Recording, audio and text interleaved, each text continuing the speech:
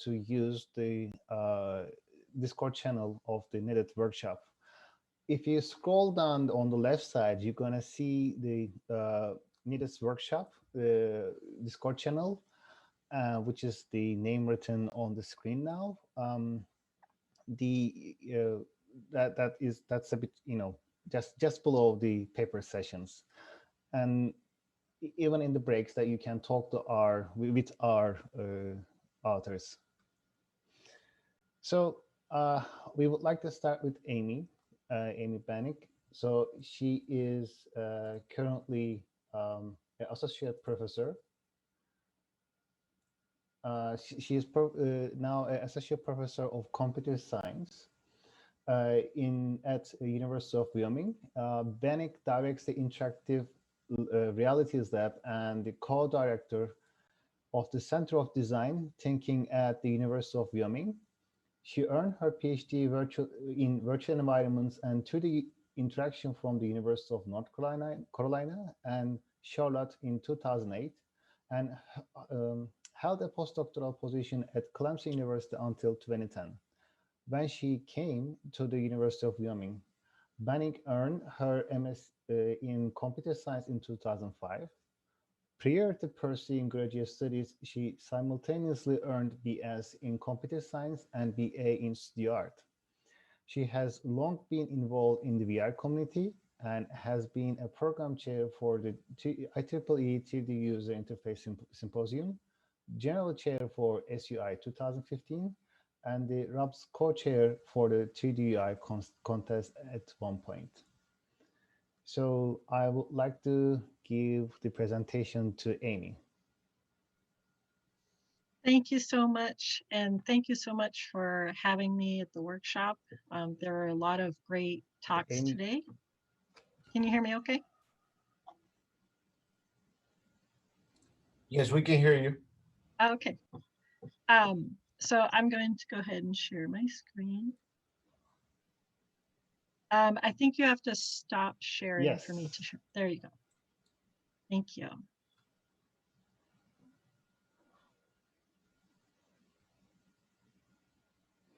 Okay. So yes, thank you for the warm introduction.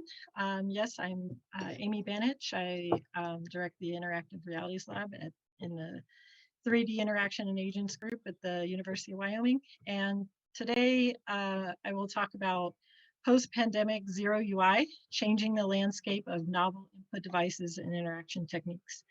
So this talk is meant to kind of introduce some provocative ideas and some things to spark discussion among the community, and also talk about some of the things we're working on as well.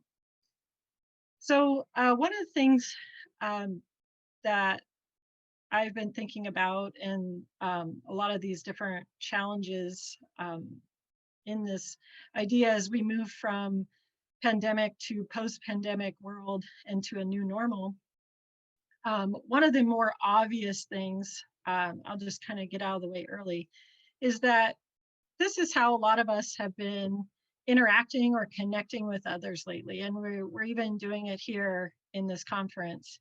And so the interesting thing with that is, we're only seeing portions of our bodies. We're seeing facial information, but we're not seeing a lot of nonverbal gestures and body information. It gets even worse when we have something like this, where not everyone turns on their video.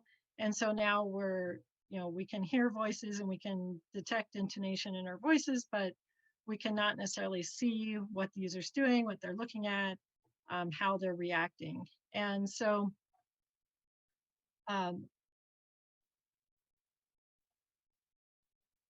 even more so, if we want to kind of communicate, if we want to communicate gestures and nonverbal behaviors across to that information, if we have our video on, we can somewhat communicate these things, but if we don't, we can't really do that. And so one of the challenges I might suggest is looking at how we can take some of that 2D communication those 2D communication methods and augment it with 3D user interfaces. So one would be to increase co-presence across non-immersive platforms. And there's another number of people doing this already, but also looking at more off-the-shelf 3D solutions to more easily integrate home and work usage.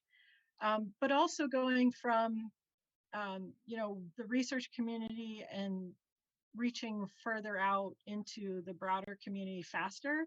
So whether that's looking at posting your solutions on GitHub or making them more readily available. So oftentimes researchers will develop something and then it'll just kind of sit in their research lab and not be as disseminated for world, so widely used. And the other might be to kind of work on methods which translate some of that physical nonverbal communication and actions to the 2D conventions.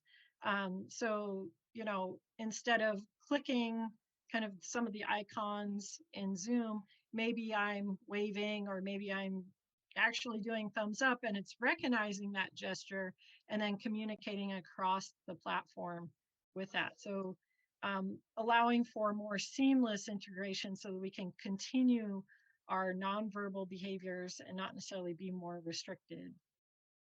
Okay. So with the more obvious thing out of the way, I kind of want to play a little game with you in the sense of I'm going to show you an image and you tell me if at this moment you feel comfortable or not comfortable with it. And so since we're on Zoom and since we're all muted, you can scream at the top of your lungs if you want to, or you can just kind of think quietly in your head. I won't hear you either way. So just think about this, which of these things you're more comfortable with. So the first one being, okay, you have your personal mobile device and you're interacting with it and you can do various tasks on the mobile device. It's your device. Okay. So that one you're probably a little more comfortable with because it's your device. Moving on. So what do you think about this? If we're trying to perform a purchase transaction, we're using a device that someone else has used and multiple people have used. And so, is this comfortable or not? And so maybe prior to the pandemic, this was fine for you, but maybe after, maybe you're feeling a little uneasy about sharing that device with others.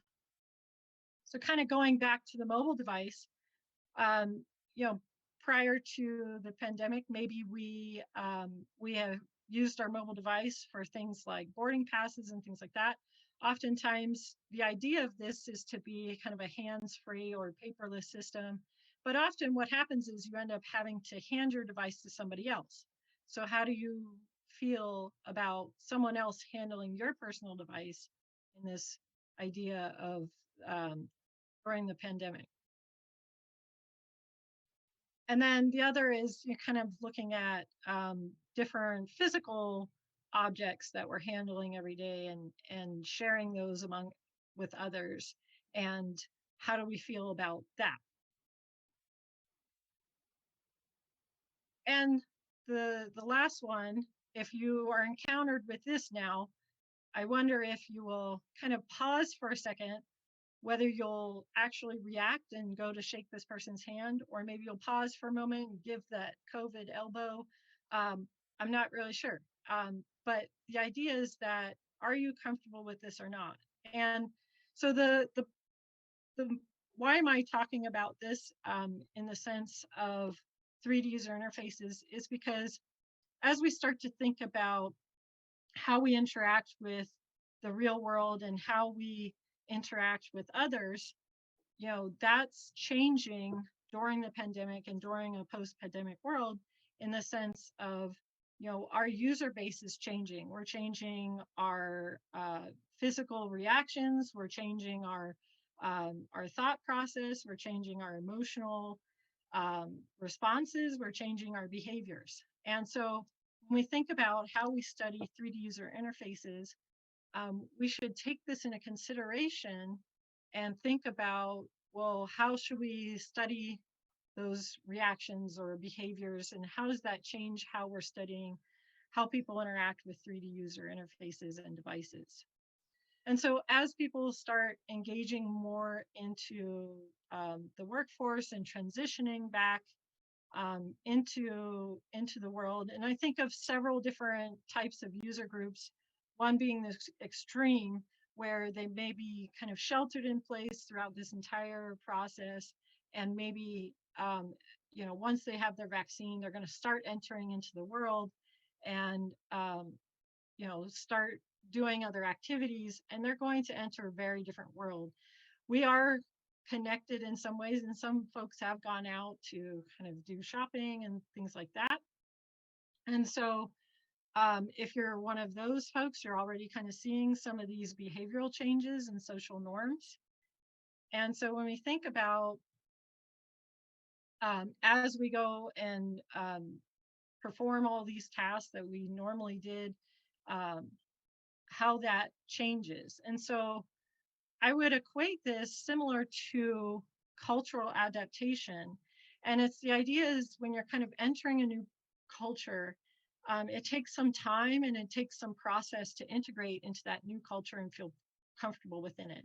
And so as folks kind of get back into the real world, get back into what they're doing, I think that a lot of people might be going through some of these stages similar to this cultural adaptation, through the honeymoon stage, culture shock, recovery, and adjustment. And if we even look at the psychology of culture shock, some of these feelings might be those which folks are experiencing due to this, and whether that's feelings of hopelessness, disorientation, hyperirritability, extreme concerns over sanitation and safety, loss of focus or ability to complete tasks.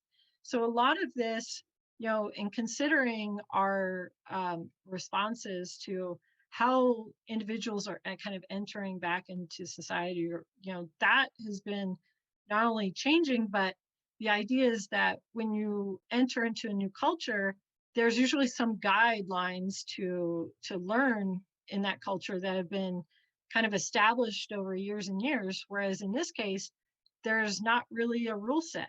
And so you might get into the concept of where some folks are, kind of not sure what to do. And maybe they're kind of prescribing one thing or another, and they're, um, having confrontations and things like that. And so one of the things that we've done in VR, and this is just a subset of some of the applications where we use VR to kind of teach language and culture. So the idea I'm proposing is how might we be able to do this to assimilate folks back into this post-pandemic culture? So the idea is that, can we use this to train people for a new normal, or facilitate at least a transition from our current environment to a new normal, so that we can avoid some of those emotional experiences of cultural shock, so we can kind of reduce some of these after effects or emotional stages. And then also, how can we investigate user experiences from this new perspective? So as I mentioned, our user base is kind of changing, and of course humans in general are resilient, so we might kind of go back to some of the things that we did before and how we did them and those behaviors. However, it, kind of keeping this in mind, and as we evaluate new interface devices and interaction techniques. And then how can we design interfaces to facilitate user behaviors or new social norms as well? Okay.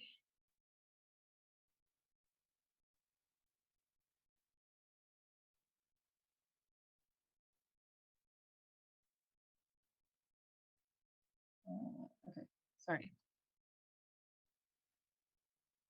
All right, so the next thing I want to talk about is this concept of zero UI. It was first coined by Andy Goodman, but it's just kind of an emerging paradigm that which describes the idea of kind of getting away from screen usage or the idea of having a screen and the idea of touch-based displays. So as I mentioned earlier, so if you're working with a device that you may not be comfortable with, that's someone else's device or a device that's used across multiple people, perhaps you would be more comfortable with something that doesn't use touch and so gets away from that problem of exchanging germs and things like that. Excuse me. And so the idea is that to look at more voice-based technology or gesture-based technology, um, interaction with ambient displays and across multiple platforms. And so the idea is, for example, you might go into your home and you have your virtual assistant that kind of controls the climate for you, and you maybe use that virtual assistant to do some tasks, and then maybe you're going for a flight that day, and you leave the house and your ticket's already with you, and you kind of enter the airport and everything's all set up and you know where to go. It's giving you guidance of where to go. um, that's sort of the idea with zero UI, that the display becomes more seamless. And so one of the things that I'd like to suggest is that zero UI is potentially a 3D UI subset, in the sense that a lot of these things we've been investigating for some years in 3D UI. And so, that's similar to what we do with augmented reality. Those who investigate gestures and other mid-air interactions, body-based interaction, those that explore haptic feedback and wearable feedback displays, ambient and pervasive displays, and even more immersive. So the idea of going beyond visual and having more auditory feedback, olfactory, and even taste, that we can kind of look at how do we go beyond touch-based displays. And so as this zero paradigm kind of becomes more predominant, or the zero UI paradigm, how can we kind of apply the already existing 3D principles of interaction to this paradigm shift?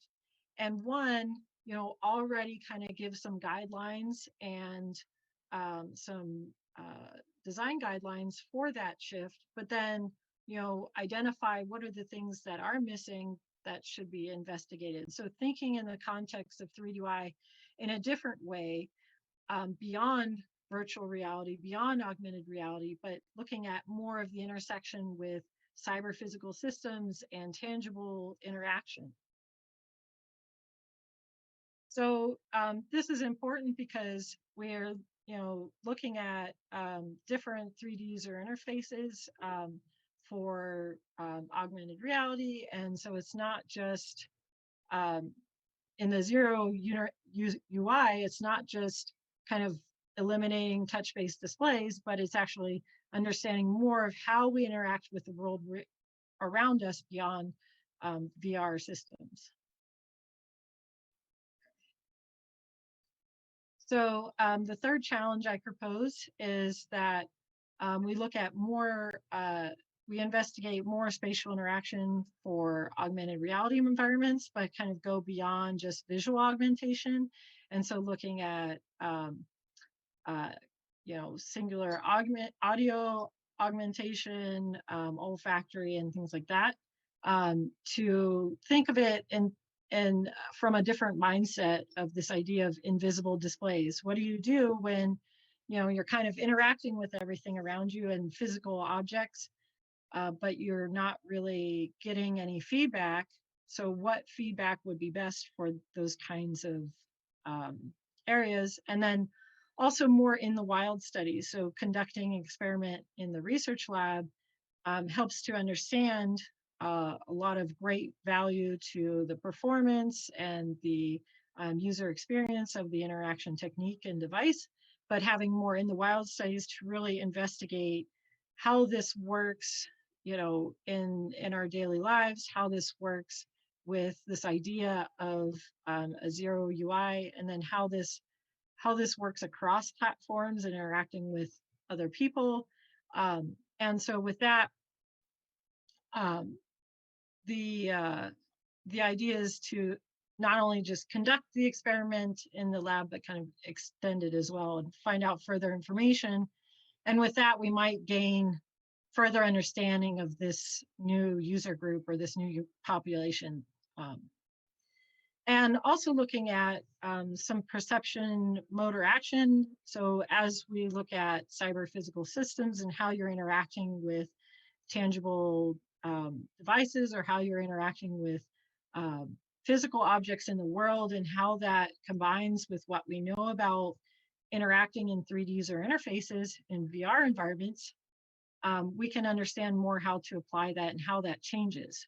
So one example from our work, if we're looking at how we might physically interact with tangible objects, and so we have uh, this idea of planning, and then this planning process and motor control, and then this action process and motor control. So as we're kind of working through that planning process and action process, it's even more important that if the virtual information disappears or reappears during the course of that action, how that changes our physical behavior and our accuracy performance as it relates to real world objects that could even cause safety issues.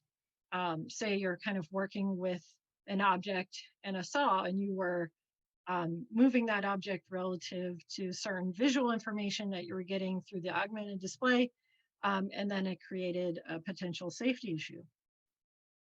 So one of the works, I won't talk about it too much because my student Russell Todd will present this paper on Thursday in the conference, is the idea of using the Ebbinghaus solution to understand how that affects our planning and action phases in a reach to grasp task. And the idea is that as these virtual information dynamically appear or disappear, it actually affects that planning and action control process. And so that's a little teaser for Thursday.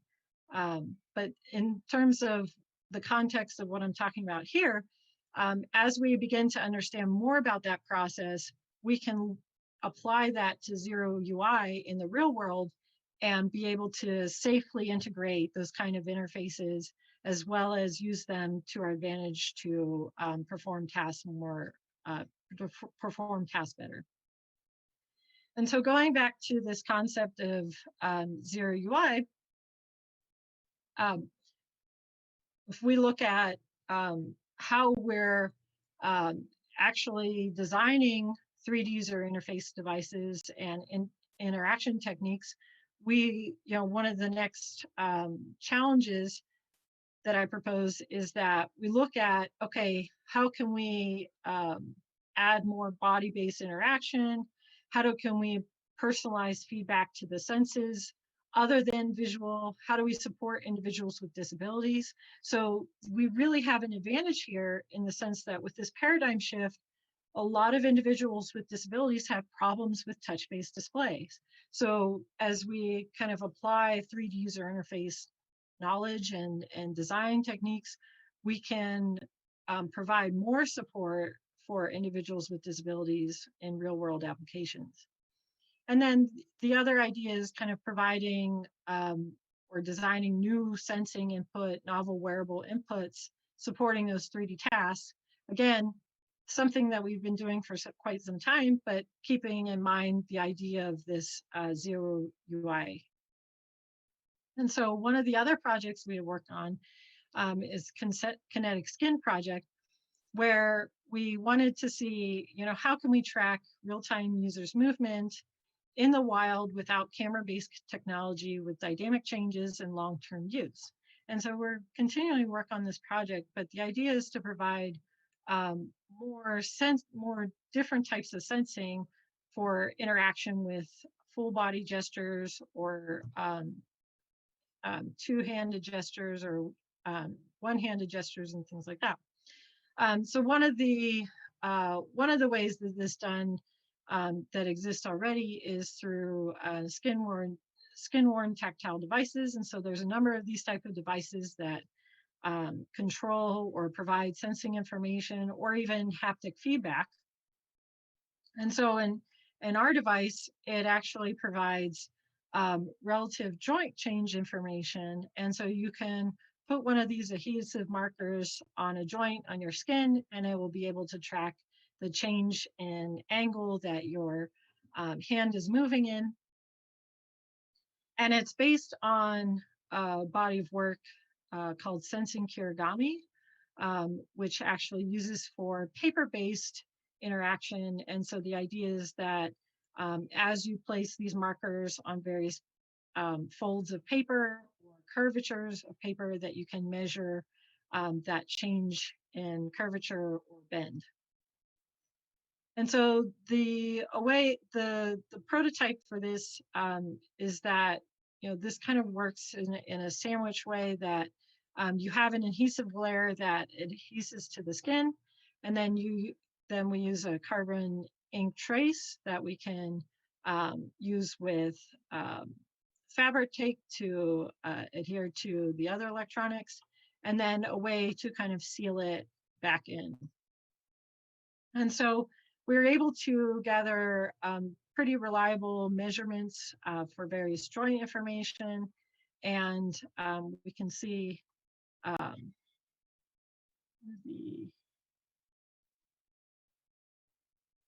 so as the joint hand is moved, the measurement reports that value not just as a singular on-off, but actually gives that relative information.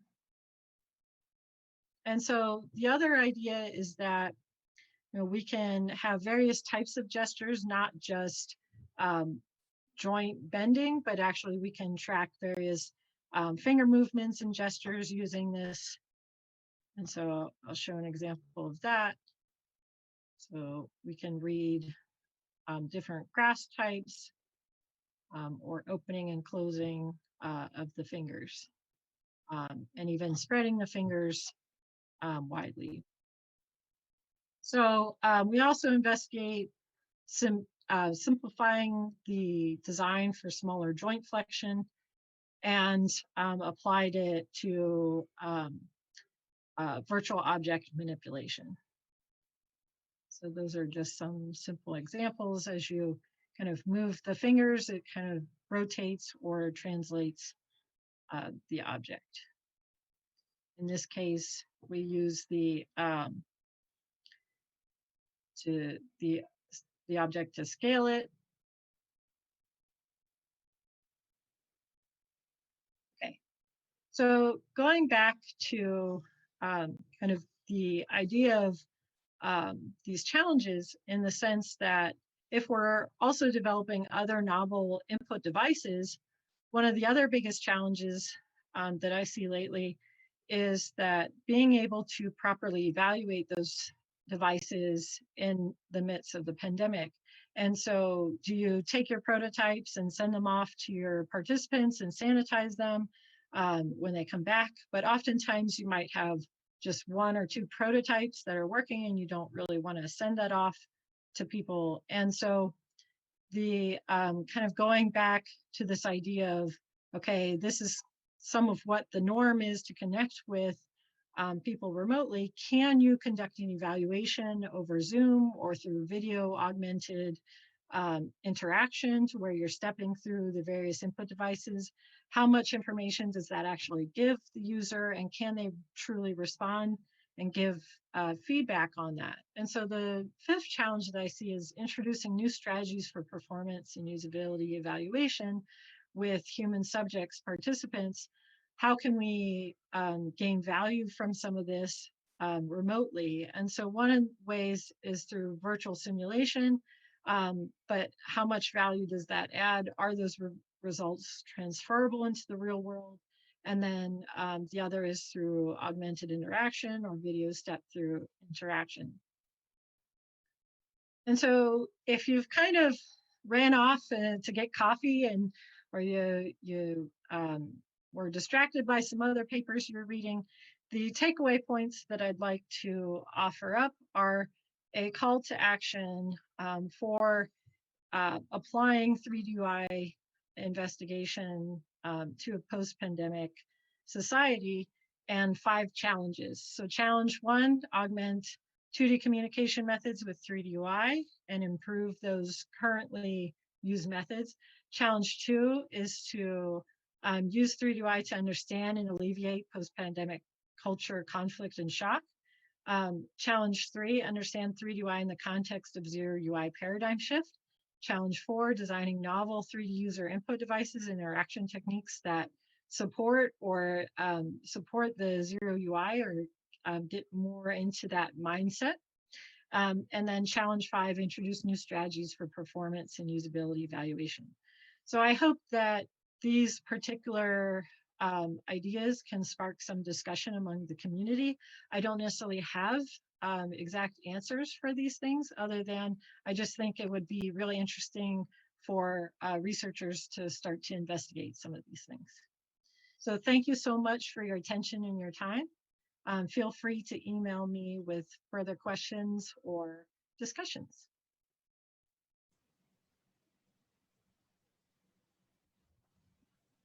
Okay, thank you, Amy.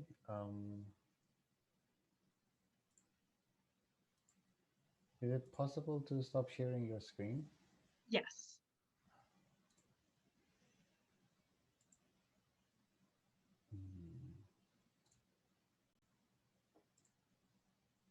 Yes. So thank you, Amy, for her presentation. Now I would like to ask a few questions. So one of the first questions asked in Discord channel was about actually the VR headsets and the sharing VR headsets. What do you think about it? That's a challenge that we're also currently having. There are a number of hoods that you can use to kind of disinfect the headsets. I know our center, our UW Shell Visualization Center has a few of those that you can just kind of disinfect headsets all at once. The other is kind of getting reusable foam pads and things like that for changing that usage. But yes, that's a very interesting concern. The other aspect of that is, you know, one of the recommendations I think out there is that the viruses don't live on the surfaces longer than I think it was half an hour, or but the idea is that if you can disinfect those and then kind of get the follow the other provided precautions in terms of, you know, not letting people use it if they have fever or if they have signs or symptoms of a virus, or if there's any testing procedures done in your organization. So, but yes, that is a big challenge, and one way to that causes reduced usage. But the other is maybe we can start to think about VR headsets as being a personal device. And so as the form factor might become closer to that of glasses, then maybe you kind of pull those out of your pocket and use them as a personal device, like your personal phone. I'm thinking of even, you know, Nreal's augmented reality device, which is augmented reality glasses that you kind of put on, and they're much lighter weight. But so those are just a few of my thoughts. Again, it is a challenge, I think, that we have currently. Okay, thank you. The next question is Actually, that we have two more questions. You said that you think that the zero UI would help people with disabilities because many have issues with touch, but wouldn't more body-based interactions actually made it worse? Well, so in some cases, yes, in some cases, no. So in the case of looking at individuals with disabilities, in particular, one group that I think of, those with Parkinson's disease, they have a very difficult time with touch devices and being able to accurately um, uh, interact a, with the screen. And so having something that can help stabilize um, their hand better or to be able to interact better. And the other is tailoring it to their own body movements. So if you have some body movements that kind of have patterns over time, maybe you can use some of that to kind of calibrate the system to be able to get that more average value across how you're interacting. And there's some researchers working on that as well, where they're actually taking average movement and being able to stabilize the input that way. The other is, looking at touch-based devices. If you're missing maybe a single hand and maybe you have um, just a limb to interact with, and so you can tailor your interaction to your body type rather than having to more accurately kind of press in smaller places onto the display. And so you can tailor your gesture. Maybe it's not using a finger-based gesture, but maybe it's your arm, or maybe it's your shoulder, or maybe it's a tweak with your body. And so some of that will actually open up rather than forcing the user kind of conform to a touch-based device or a keyboard display or keyboard input device, in that you can tailor it to the different individualized um, uh, potential that each user has and tailor it to their needs. But yes, in some cases where body interaction is not a possibility at all, maybe we're looking at more brain-computer interfaces or something like that to extend that interaction. Okay, there is also a follow-up about this.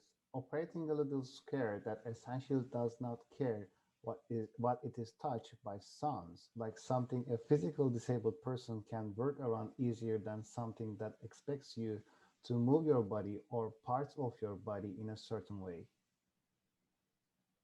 Uh, I apologize. Can you repeat the question, please? Yes. That actually belonged to the first part. You already answered that. Thank you. Oh, okay, perfect then. Okay, thank you. Uh, is there any other questions?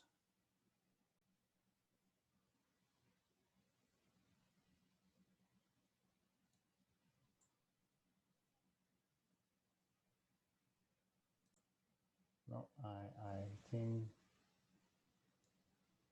these are the Probably questions. I would have one, Yeah. Amy, for you. I was wondering in how far the zero UI paradigm is related to the ubiquitous computing from the 80s. So this idea by Mark Weiser, who was actually thinking about like this disappearing compute in the environment, and I think there are many parallels. But I would be very interested in how you think this relation looks like actually.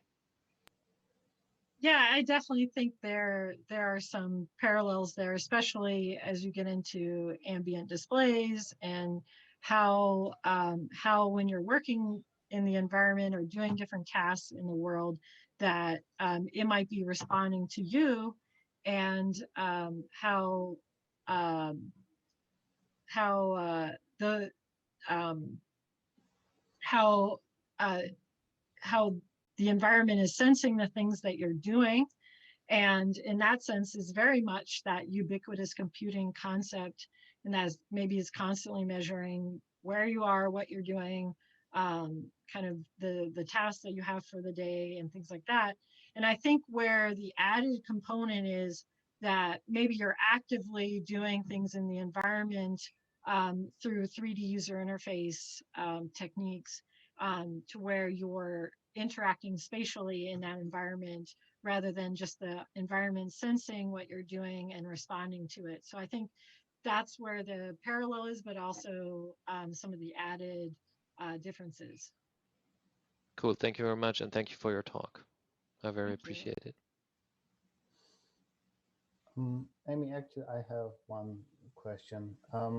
So you talk about different methods, for example, the human-brain interaction or the touchless interaction. These were a part of the already interaction studies. The question is that at the end of the day, a user still might need to use a VR controller or something they need to touch or something they need to haptically interact with. So in this case, isn't also a responsibility of the researchers to conduct research on this, still continue to conduct research on these topics? Yes, I would agree so. Because again, controllers can be viewed as more of a personal device. And, even as you're kind of using VR at home or in your workplace, you might use those controllers and be the only one using those. Or you might have even smaller controllers you can fit in your pocket and take on the go. And so the idea is, how thinking in those contexts of how you're investigating those controllers, but then investigate them more in the wild. So yes, understanding how we use controllers and interact with VR environments, interact with augmented reality environments, but then what does it mean to take those on the go? I don't think I'm going to take my entire Vive headset and my controllers and everything and pack them up and take them on a bus. So the idea is that, how do we transition from in the lab studies to more in the wild studies where we can understand how people might be using some of these, how can we use some of these 3DI devices on the go or doing daily tasks or in different environments or different locations, and maybe even more speculative, can it be a personal device to be mobile and be on the go and be able to interact with spatial objects and physical objects around them as you're doing these daily tasks. So if you think about, in the, you kind of take a train or you go shopping, how would you use that personal device controller to interact with that world around you?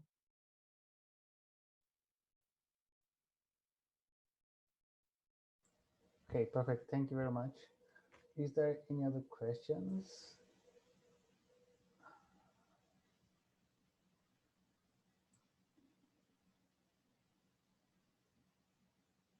And so to maybe add to all that is that, as we look at the zero UI interface or the user zero UI paradigm, maybe, for a number of years, researchers have talked about the magic of VR and the magic of augmented reality. How can we incorporate those concepts into interacting with the world around us? Okay. Thank you, Amy. Thank you for your talk. And thanks for answering questions and the discussion.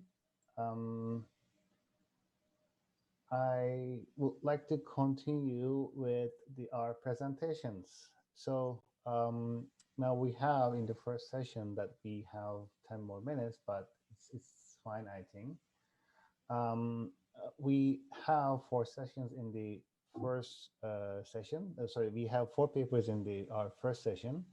And our first presenter is Brooke Bowers.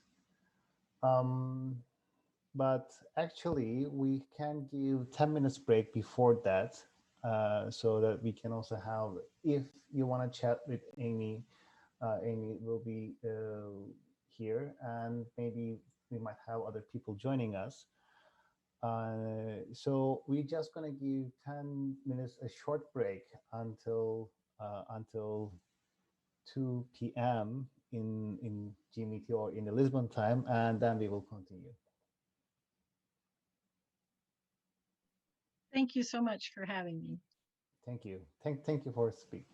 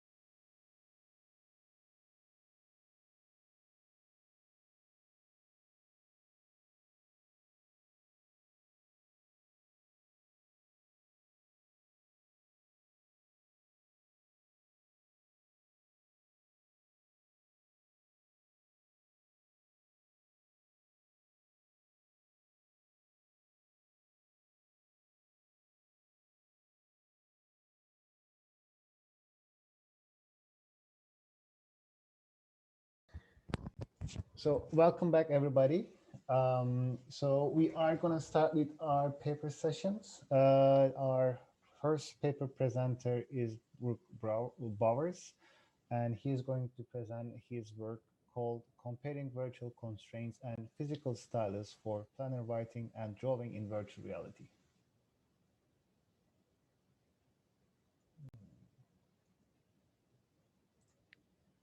I think I'll need you to stop sharing for a moment so that I can share my Yes, screen. perfect. Thank you.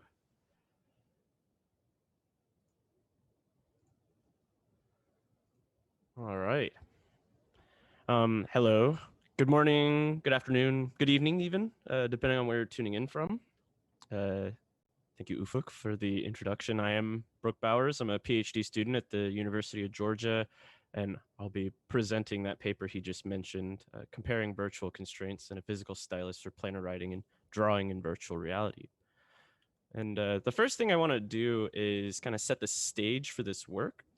I want to take you back to your youth, where in school you were learning to write or draw in order to do a number of things, right? You completing assignments, you had to write sentences, hello, the dog does run.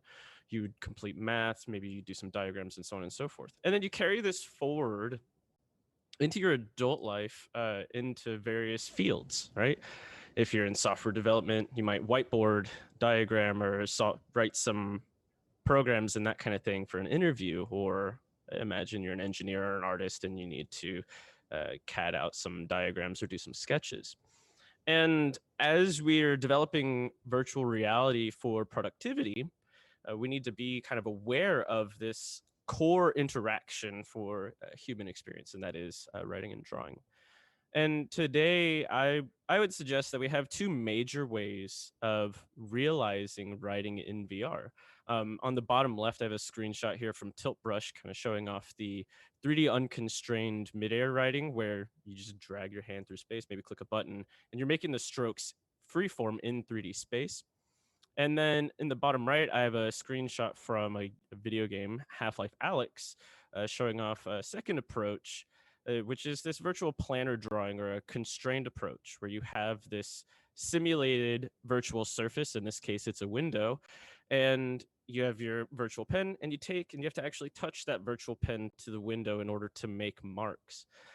And for us, I would say that the second one is intensely relevant with respect to productivity, because our workforce is currently trained on writing on 2D surfaces. They're not necessarily trained in writing in 3D. Hello and welcome And to our so presentation for the improving more we can 3D interaction understand with one of writing on virtual surfaces in VR, the better we can make it for people as they come into VR to be immediately productive for just day-to-day tasks that they might otherwise be doing. And so for our work, last year we presented here at Knit It, this VR pen implementation. It's a wireless stylus attachment, goes right on the controller. It doesn't really get in the way. And it had a pressure sensitive nib to it so that you could actually detect when you touch surfaces. And this is neat because we think that it gives a hybrid interaction. You can either take advantage of surfaces in your environment, or you can just write in midair. But an interesting question to us anyways that came out of this was, if you're writing in midair on these virtual surfaces, what are you giving up by not having a passive haptic surface? And so we ran a user study before the pandemic, comparing the use of a passive haptic surface versus the disuse of a passive haptic surface. And so we had two conditions. Here on the top right is surface drawing, where the participant would write on the table. And then the bottom right was the air drawing condition, where they would be writing in midair without the use of the table. And I just want to briefly talk a little bit more about our virtual planner drawing implementation, where we went with the if you haven't experienced Half-Life Alyx, you won't know exactly how it behaves. But we went with the approach where you intersect the pen with the surface, this virtual surface. But as you collide with the surface, you don't actually pass through it. And this causes a disconnect between where your hand is in reality and where it is virtually. and that's illustrated by the diagram on the left here. And then otherwise, we tried to include as many affordances, maybe a little bit strong of a word, but indications of that you would use in virtual reality that you would have in physical reality. So things like we had lighting so that you had depth cues from shadows, and we gave a vibrotactile feedback when you were actually writing on the surface to kind of emulate, that physical contact as well. Now, for the study itself, we had 2 tasks that we had participants go through. The first task was a handwriting task where we asked them to write the sentence, "The quick brown fox jumps over the lazy dog." And this is kind of a classic typesetting sentence to give because it gives all the letters in one sentence, and it's kind of a cute little sentence, right?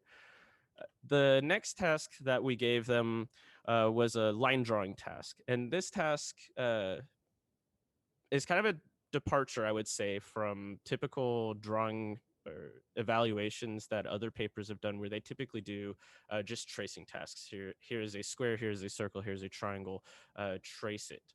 Instead, we were interested in a modified Fitts law task for a handful of reasons. Fitts law task kind of captures a number of metrics. You've got speed, you've got accuracy, you've got error rate, and then this nice throughput calculation that really wraps all those up and summarizes them in a one-dimensional scalar value. Now, in our modified Fitts law task, instead of having them tap between the different points, and I'm sorry if you're not immediately familiar with the Fitts law task, but in a Fitts law task, normally you have them tapping between these different points. Instead, what we had them do was we had them draw a line between the 2 points, and we had them go all the way around the circle. So we had them do 20 strokes. So it was like tapping 40 times. For our user study, we had 19 participants. And again, I will remind that this was pre-pandemic. So I don't have advice on how to run a study like this during the pandemic. We had 19 participants, 4 were female and 15 were male, with an average age of about 20 years, and 1 participant was left-handed. We used a within subjects repeated measures design with 2 repetitions of each condition in an alternating order between the conditions. And between subjects, the order would differ in that they would start with a different condition. That is, some subjects would start air and then go to surface, then air, then surface, and then others would go surface, air, surface, air. Within each task block, we had a static task order. We had a reset or calibration task that was us moving the table in and out of the scene. And then they did the handwriting task. We had them do a line drawing task with short strokes and a line drawing task with long strokes. And so I'll go ahead and jump right into the results. From each participant, we gathered 4 handwriting samples, 2 per condition.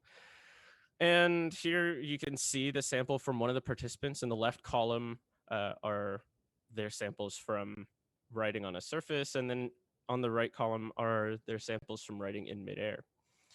We then gathered these per participant, took the batches of 4 and handed these to a panel of 6 occupational therapists, who then independently evaluated these batches of 4 for legibility and gave them a ranked order.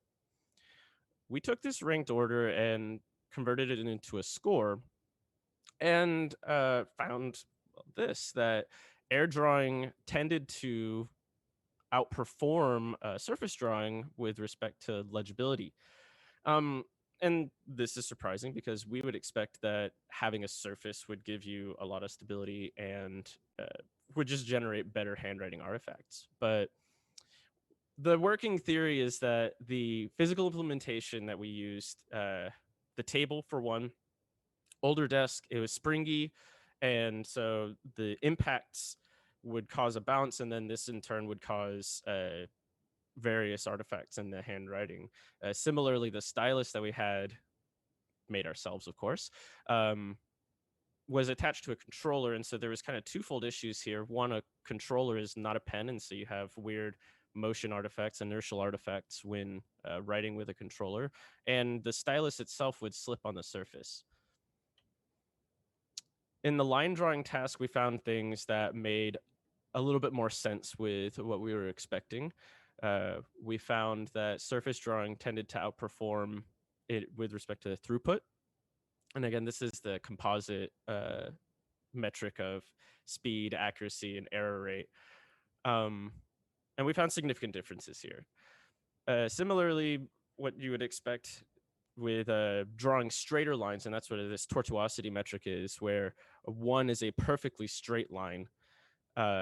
We found that surface drawing significantly yielded straighter lines. And this is what we would expect.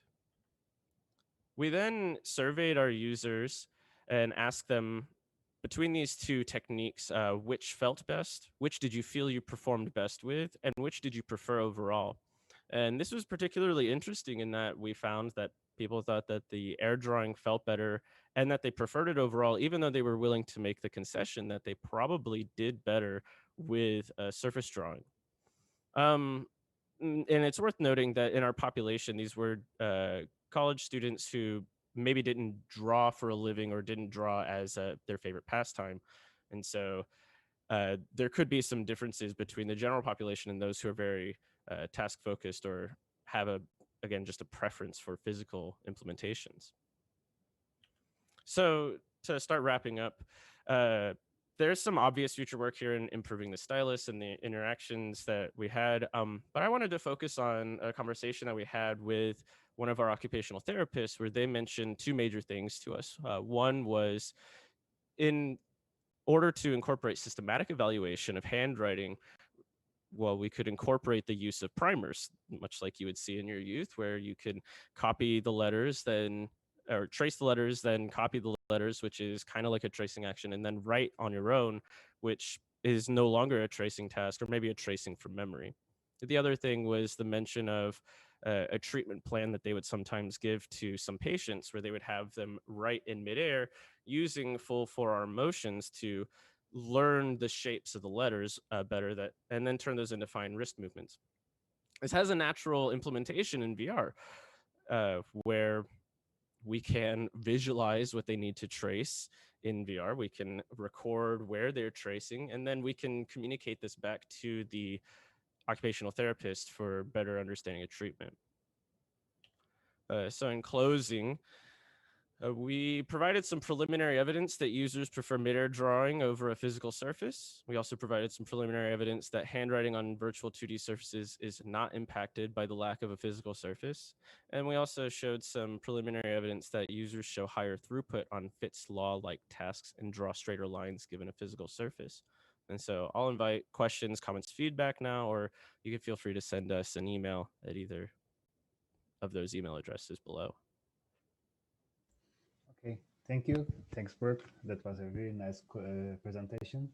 We have a few questions. One of them is from Rob Lindemann.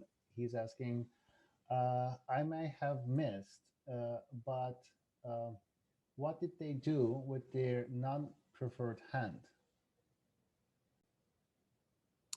We had them only use their preferred hand. So if they wanted to use left hand, they use left hand. If they wanted to use right hand, they use right hand. Otherwise, the left hand was just wherever they wanted it to be. Okay, so he added, bimanual writing has been shown to be much more better than unimanual writing. And he adds, I mean, could they use it as a reference frame?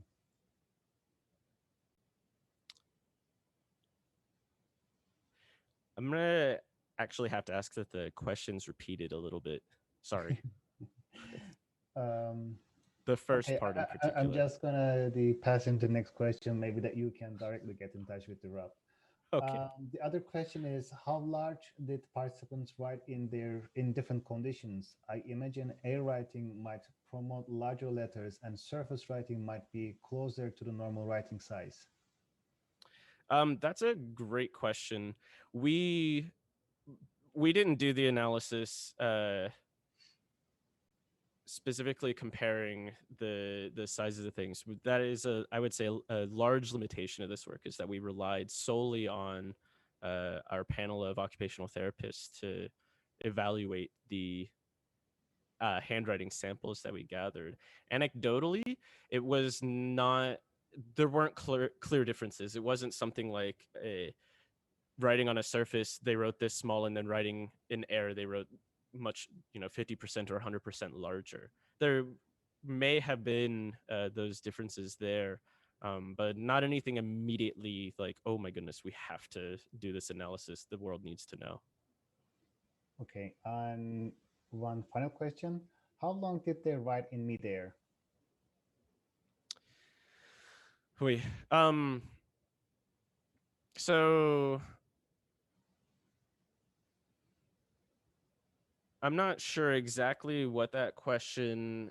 So, sorry. I don't know if they're at. It's edited. How long time did they write in the midair? After some time, midair always feel fatigue. Yes. And that's a great point. That isn't something that we reported in the paper because we had not that in particular. We had one participant mention audibly that they were feeling fatigue from writing in midair without the use of the surface. But that was in the pilot study, and we didn't hear about it again. So as far as how long did they, for this study, how long were they writing in midair? It took about 40 minutes to go through the study end to end. And so they spent roughly half their time in midair and half their time on the surface. And again, it was alternating air to surface, air to surface. And so we might have alleviated some of this fatigue by, again, not forcing them to write in midair for 20 minutes at a time, but instead maybe 5-10 minutes and then 5-10 on a surface. But it's a good question to consider as well. Okay. Okay. Thanks, Brooke. Thank you very much. And the next speaker is me. And I'm not going to present myself, but I am just going to share my screen.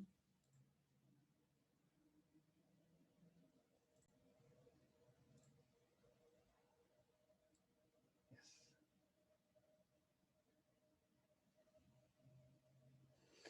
So, hello, everyone. Continue with the after the Brooks presentation. I am going to present my presentation called Effects of Different Auditory Feedback Frequencies in Virtual Reality 3D Point-in Tasks. So before starting my presentation, I would like to warn you about the different sounds you're going to hear in this presentation. Some of them might be irritating, or some of them might make you uncomfortable. So first of all, please check your computer's volume and it's not 100%. If it's possible, try to set it in the 40% and wear a headset or a headphone.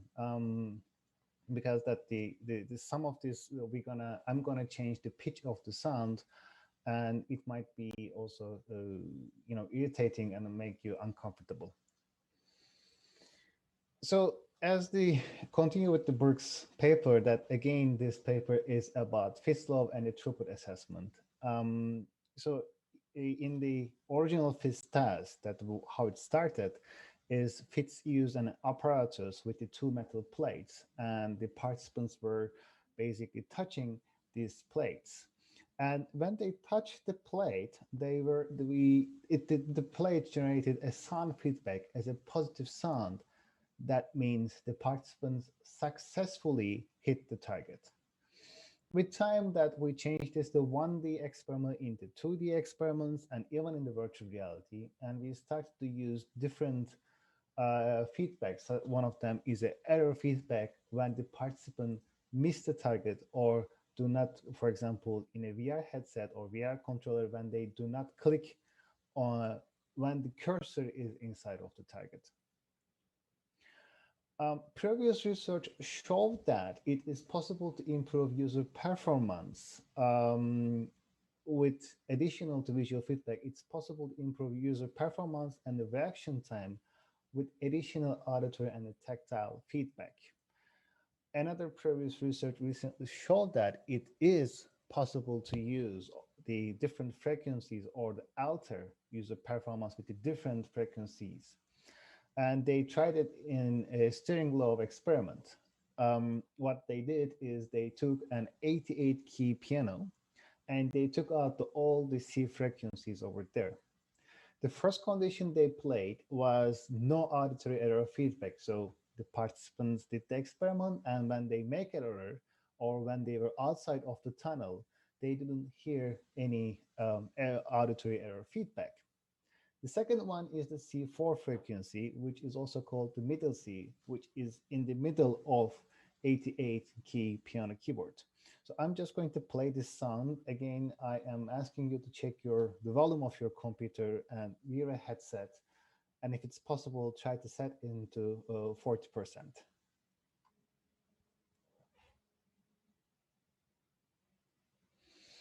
So after the C4, the next frequency was the C8. C8 frequency is the highest frequency that is available on an 88 keyboard, and this sounds like this.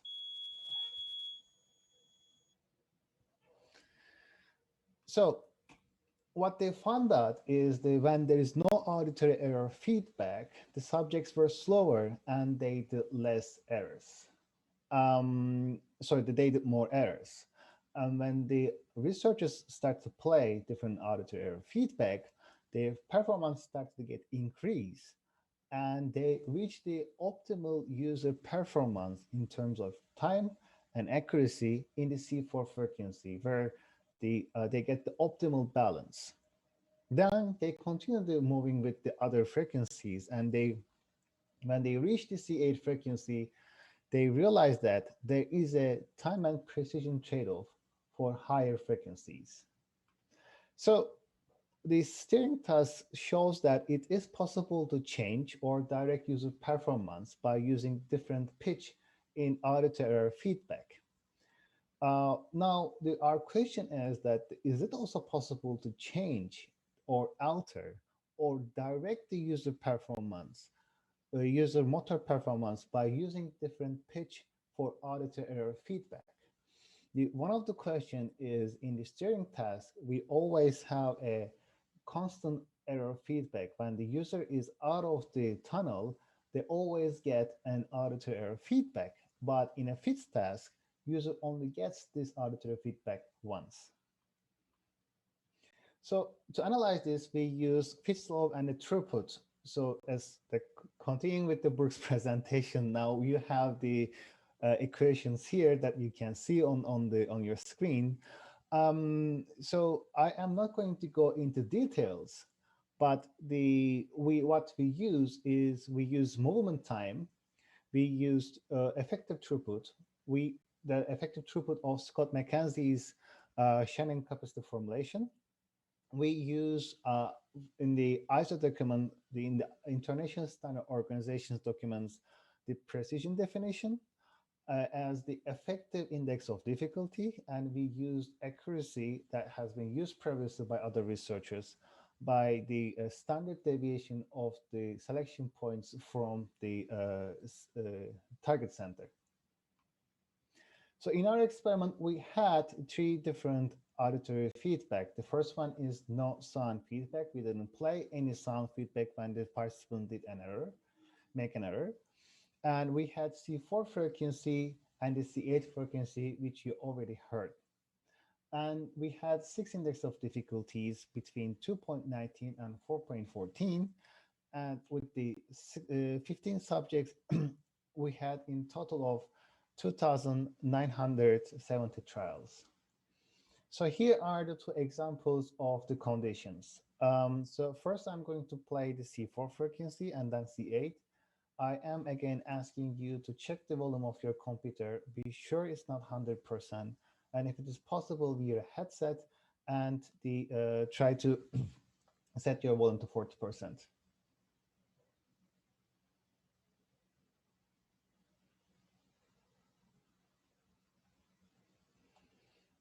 And the next one is the C8 frequency.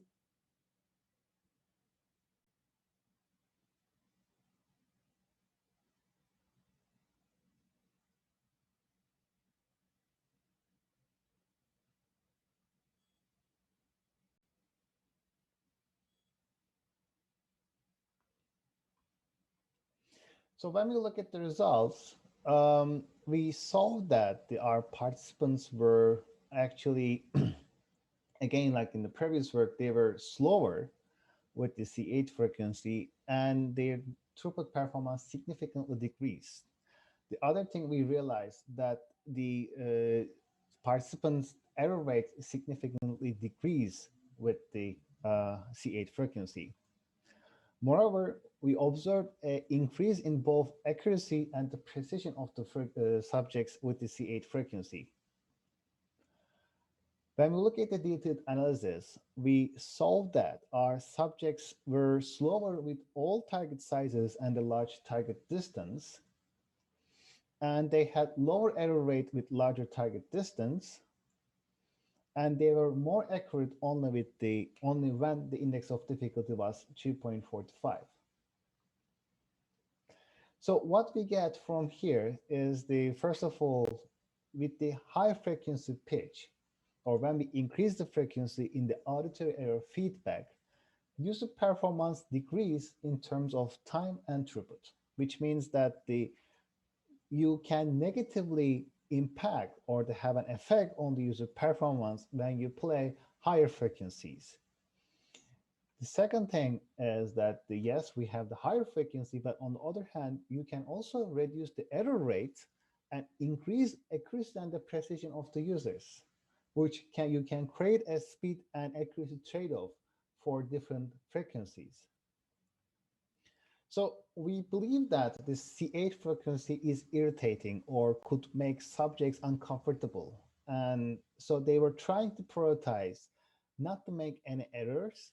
So they were focused more about being slower, not to make errors. And then this created a speed and precision, speed and accuracy trade-off. However, another thing that we observed is that there was no speed and accuracy trade-off for wide targets, for large targets. This means that for the smaller objects or the smaller targets, we saw significant difference for time and error rate. Subjects were slower and their error rate significantly decreased. So we have this, but when we make the objects wider, the user performance, the user error rate did not decrease further, but it was taking more time to do the experiment. And we believe that because the subjects were still trying to be careful with their experiment, they were not trying to do any mistakes, any errors. So that created, again, a difference for their performance. So in conclusion, higher pitch for auditory error feedback reduces error rates, increases execution time, precision and accuracy, and decreases user throughput. And you can also, it's possible to use speed and accuracy trade-off. And we also suggest using the middle frequency, C4 frequency, for 3D pointing task as an auditory error feedback. So thank you very much for your listening. I will be happy to answer your questions.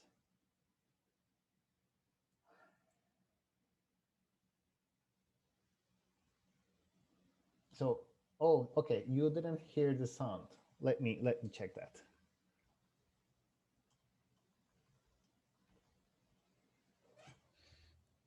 Okay, I'm just gonna turn on the volume a little bit. Maybe now you can hear that. So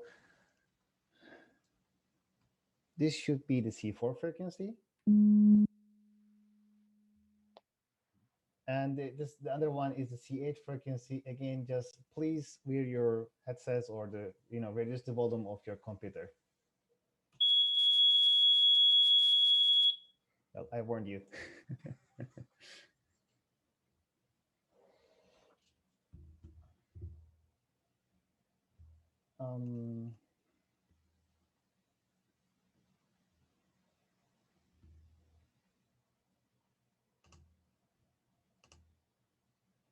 So I'm looking at the questions. Only somewhat relevant to what you showed us today, but do you have an idea why people performance changes with different frequencies? So that the sound heard, the sound you just heard probably is used for the different purposes. That, for example, to attract people's attention, that is usually when you are going to when you hear an ambulance or a fire truck, they have a higher pitch, that is they're also loud, so it can attract your attention. And in the human nature, it's also the if you think about the storms, the thunders and the loud noises, it's usually people are scared with this kind of sounds.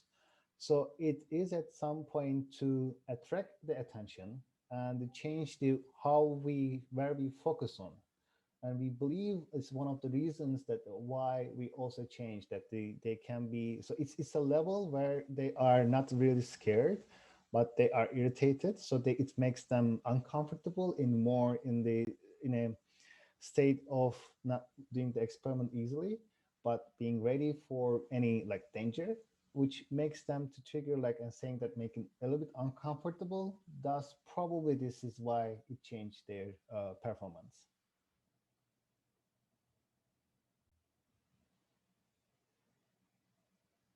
Um, Question, any thoughts on exact higher and lower bound of the pitch?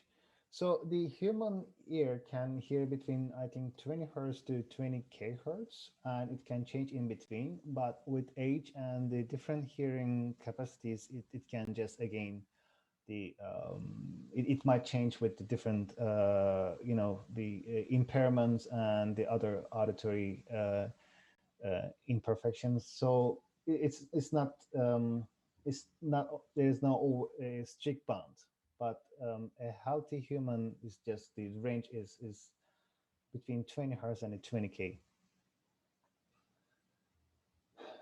Okay, yes, yeah, the next video. So thank you very much for listening. I'm just gonna stop sharing and I am going to ask Caroline to present her video.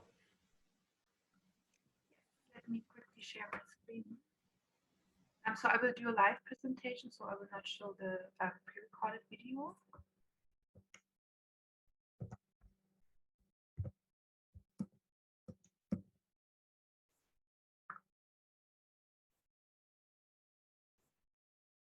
Okay, so can you see my slide now?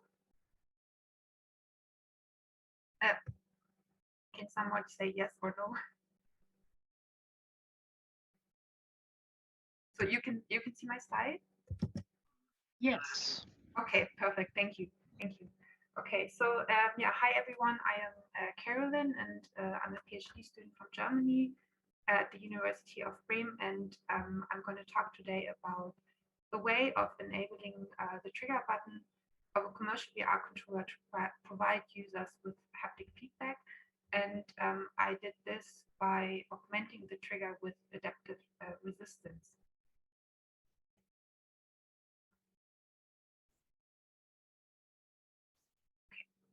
Okay, so when we look at commercial VR controllers, you can see on the left side on the slide, there are many different types of input components that register user input, and they all allow different techniques for users to interact with the virtual environment.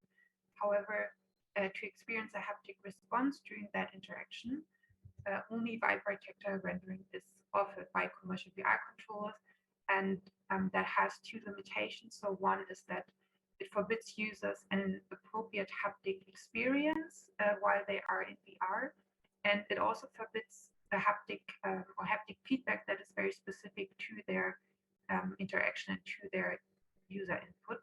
So, for example, when you're grabbing the trigger, when you're putting the trigger button to grab a virtual object, you don't feel the weight, so they all feel identical. So the perception of the virtual weight is missing here. And weight is something that is particularly challenging to simulate with mobile VR devices because you can't really generate external forces that would create this pull of the gravity. So other works have investigated different techniques and mechanics to provide haptic sensation of weight. And for example, by using asymmetric vibrations or movable plates, and both create skin deformation at the user finger pad. Another approach was to change the weight distribution of the mobile VR device, or it was also done to change the actual weight of the device by changing or by shifting fluids. And these devices, they can be specific to a use case, or they need to be adjustable to different hand sizes. And we wanted to find a solution that is more versatile and that is more accessible to VR users in the commercial domain. So our solution is that we augmented the trigger with adaptive resistance. And to test that, we built the working prototype, which we call trigger muscle. And trigger muscle adapts the resistance of the trigger according to the weight of the grab virtual object in VR. And the concept is based on how we as humans perceive weight in real life. So when we lift an object, we modulate our grip forces accordingly to that weight. And this is what trigger muscle simulates through the adaptive resistance. And since you cannot try the controller, what you could do at home is you could lift two objects of different weights and then focus on the force that you apply with your fingers, and also focus on the pressure you feel at your fingertips, and then feel how that is different between the two different weights. And that is basically what we are aiming to achieve with the adaptive trigger resistance. So to change actually the resistance, we built a mechanism that uses an extension spring. You can see it's the yellow spring in the illustration. And the extension spring is connected to the trigger button on the left end, and on the right end, it is basically connected to the servo motor. So the servo motor can pull or release the spring, and that changes then the spring tension, and that changes the adaptive, or it changes the resistance. And this process happens dynamically and on a continuous range. And with the spring model that we use, we can render a resistance between around 4 newtons up to 16 newtons. So we built trigger muscle and used an empty casing of an HTC Vive controller. And we built the mechanism right into their casing. And for that, we used inexpensive hardware. And because we're using the principle of redirecting force, the mechanism could be tailored to different form factors. So you can see in the top left picture, the servo motor is basically attached to the original trackpad of the Vive casing. And I drew a hole into it so the motor is actually peeking through. And then at the bottom, you can see it's a pink wheel or a pulley, and that is attached to the rotator, to the motor. And the reason why I use the pulley is the motor is connected to the spring with a wire rope. So when the motor rotates, the pulley winds that wire rope, and then the spring gets pulled or releases. In the bottom left picture, you can see how we connected the wire rope to the original trigger, and we basically created a small anchor or like a hook that sits in the original trigger component. And you cannot see this in this picture, but right under the outside the frame, there would be the extension spring. In the bottom right picture, you see that the trigger muscle, so the whole controller basically exists of 3 different components. So the left one, that's the bottom shell, where the trigger button also sits in, and the right component is the kind of the lid, where we have the servo motor, and in the middle, that's the original circuit board. And we utilize this as well. You can see it in the top right pictures. So there's another pulley, and that kind of guides the wire rope from the motor down to the extension spring. And in the bottom center picture, you see the battery and the microcontroller unit that run the servo motor, and the microcontroller sorry, the microcontroller unit also registers when the trigger is pulled, and that signal gets communicated to Unity via Bluetooth, and it also receives the angles from Unity for the servo to set a certain resistance. And the battery and the microcontroller unit are both connected to the bottom of the controller via cable, and they are carried in a small bag so the user can move around freely. Since we removed all working components, we didn't have any tracking, so we attached the original 5 tracker on top of the prototype. Okay, so I want to show a small demo of how trigger muscle would simulate 3 different fruits. And let me quickly pause the video. So since we can't look into the controller while it is running, I illustrated what is happening inside the controller in the top right, and in the left you can see what's in the virtual environment, and in the bottom right you see the controller and the user basically pulling the trigger. So now it's the lowest resistance set for the virtual strawberry, and I will start the video. Yeah, so now the trigger is pulled lightly, and then the resistance changes by pulling the spring. So pulling the trigger now feels a bit more heavy. And then the next fruit is the pineapple, which is of course quite heavy. We have set the highest resistance, and pulling the trigger feels now very heavy. And here you can see again the bag where we have the battery and the microcontroller unit.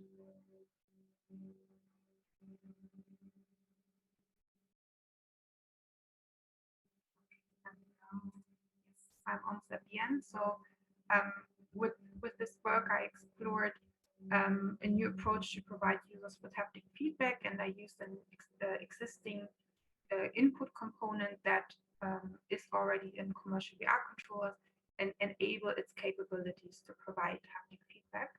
And as an outlook into the future, I imagine that integrating the different input components that already exist in the controllers that we have could be a solution to provide haptic feedback that is more specific to a particular interaction technique, and that could also help to shift the perspective from just VR input devices, but more towards VR input-output devices to integrate more haptic feedback into the VR experience. Yeah, thank you for listening, and I'm happy now to answer your questions. Okay, thanks, Caroline. Let me check. Yes, there is a question. What was the user's main reaction to the trigger force? So we did a user study, but we haven't published it yet. What I would say now is they were different, the reactions. So some were very excited about it, and understood it as the weight, and some other participants had some not struggles, but they didn't quite feel the change in the resistance. Okay. There are people again writing their questions. In the meantime, that maybe I can ask another question. That is this is more about the how do you see that is it possible to apply also? So you use the VR controller over there. Is it possible to apply such hardware into other controllers or other systems like the pen-like devices, or because the weight is going to change, also there's going to be the distribution and design is going to change. What do you think about that? So the mechanism that we used, it is adjustable or adaptable to different shapes. So from that perspective, I would say you could integrate it in other devices, but this is of course a prototype. So the Vive controller didn't work as it would in the original state. But I think if you have a trigger button in a controller, no matter what type of controller it is, you could have the adaptive resistance there, if that would add some value to the experience. Maybe you've heard of it, game controllers from Xbox and PlayStation, they also started to use an adaptive trigger. So that is not used in VR, but for game, sorry, the sun is coming. And they use it for games in a very different kind of controller. So I would see possibilities to integrate it in different devices. Another question, did you consider the idea of testing it with a variable weight? I mean, for example, emptying a bag or a recipient? Yes. Did you consider using variable weight? So far not, but we were also talking about it, and I think it's something that I would definitely like to investigate in the future. Especially so far, what we did is change the resistance and then user pull the trigger. But it might be interesting to change the resistance while user are still pulling the trigger, if that would introduce some kind of variable haptic feedback that could simulate variable weight. Yeah. Mm-hmm. Impressive idea. Thank you for the interesting talk. Do you have any concrete applications in mind?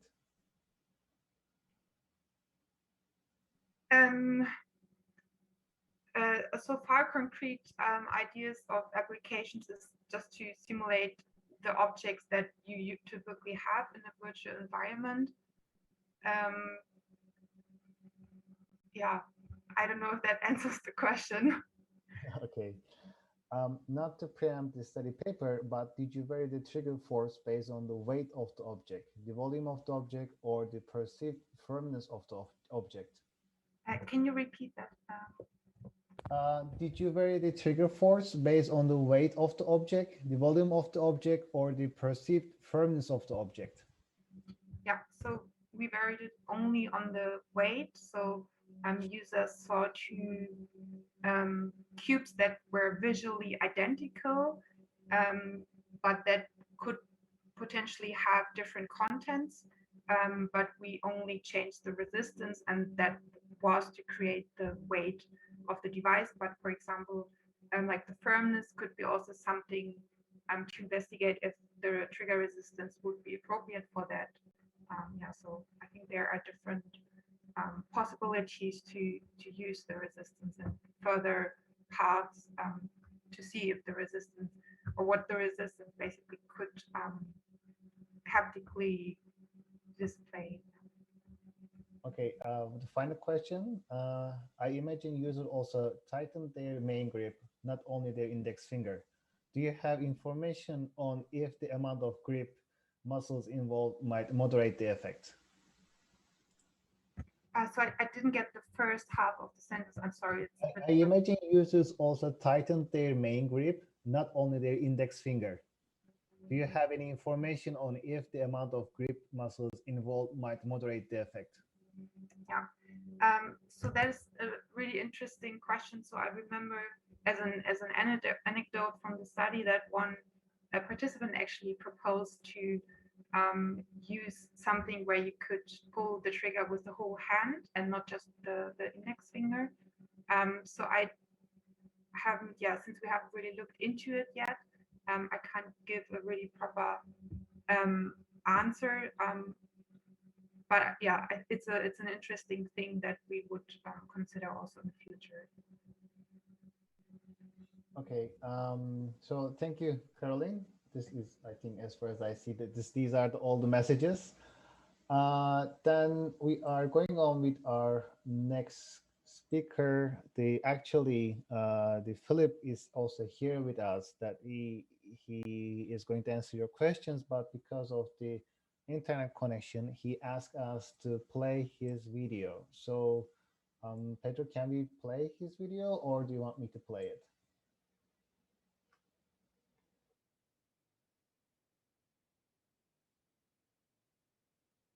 Okay.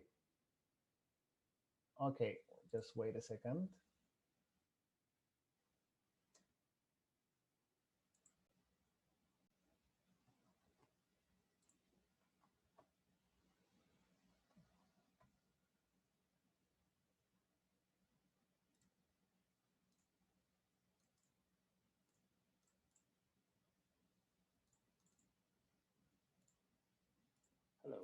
welcome to our presentation for improving 3D interaction with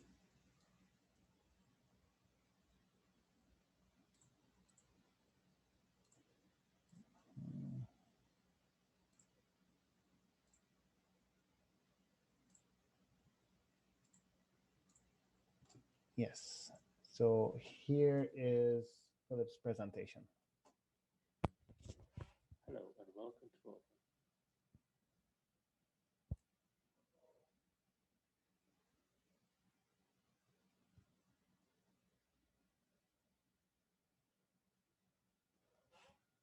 problem and the goal we provide.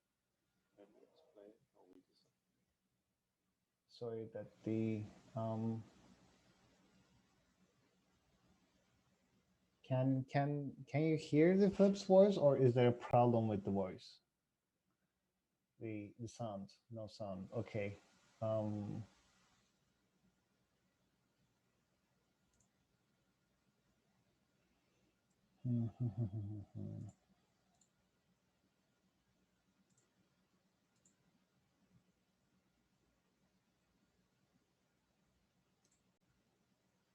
yes, thank you.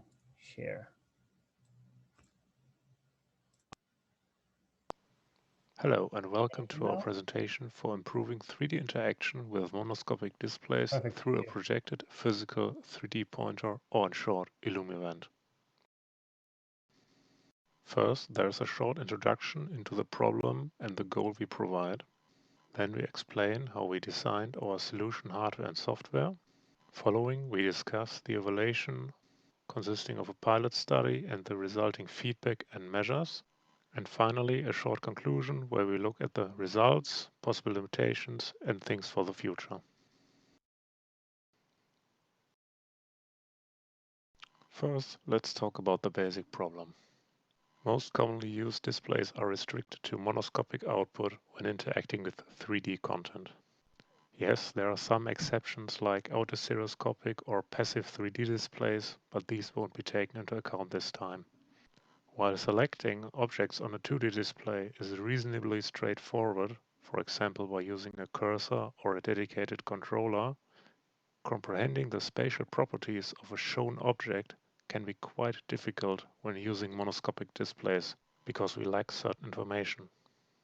Our goal was to provide an implementation and a study of a hybrid 2D-3D system which can help the user to obtain these spatial informations of 3D objects. The system consists of a passive pointer, which is a handheld device combined with a projection. The pointing device is an acrylic rod with a projector foil on top, a handle, and a tracking target. We opted for a passive pointer to keep the pointing device technically simpler. A tracking setup is used to track the user's head and the pointing device, and a 47-inch 2D display is used to show the object. The whole setup is mounted on an aluminum construction. The two wood rods seen on the picture are later used for measurements in the pilot study. The main application runs in Unity version 2018. Unity handles the projection on top of the rod and the rendering of the perspective correct image on the LCD screen. In software, the representation of the rod from the pointing device is divided into colliders, which are essentially big square boxes. This is done instead of a pixel-perfect projection to achieve better visibility of collisions. The segments of the rod have three states. Green means the part of the rod is visible and no collision is happening. Red is a collision happening with an object. And transparent, which means the rod is currently not visible to the user because it's occluded by an object. As shown on the schematic picture, the user can now locate the object shown on the display with the help of the Illumivent. Additionally, the acrylic rod can be removed from the handle for use as a complete virtual pointer, which is needed later in the pilot study.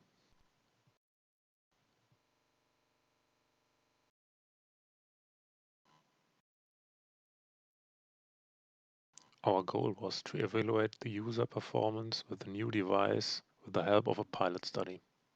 We wanted to know if the device does improve spatial judgment in relation with virtual objects a user interacted with. We created a test application for the pilot study. Test scenes consisted of cubes of varying sizes in different positions. The test subject's task was to estimate the size and the location of the cube with the help of the Illumnivand. The wood rods mentioned before function as a scale the user can use for measurements. Time needed to complete the task was logged as well. For comparison, we made two types of tests, one with the normal projected pointer and one with the before mentioned virtual pointer. After a finished test run, test subjects were asked regarding the handling, usability, long-term use, and which type of device they preferred.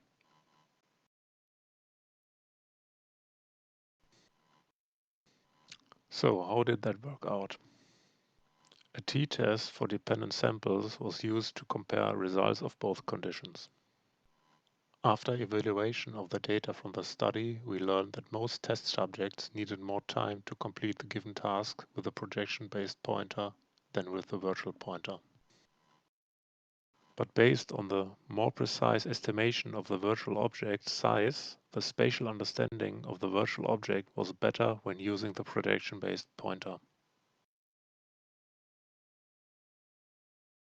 Most test subjects considered the handling of both methods uncomfortable, but they praised the visual feedback regarding the object's shape and size when using the projection pointer. It made them feel like the object was really there and not just shown on the display.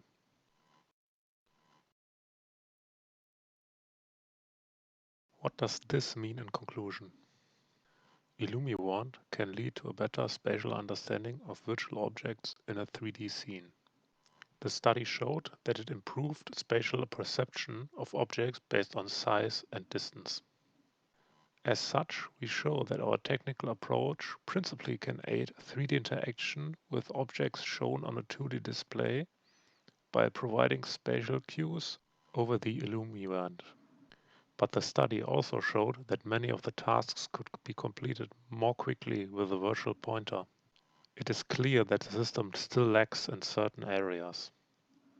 The feedback of the test subjects showed that the handling of the device should be improved as well as the general use of the whole system.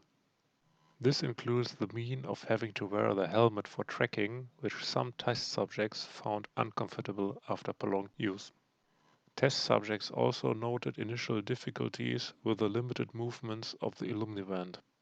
It is not possible to turn the Illumnivand upside down or do certain rotations where the test subject's body would block too many tracking markers. This is partly because of the confined space due to the projection as well as certain limitations in the tracking system. What is planned for the future?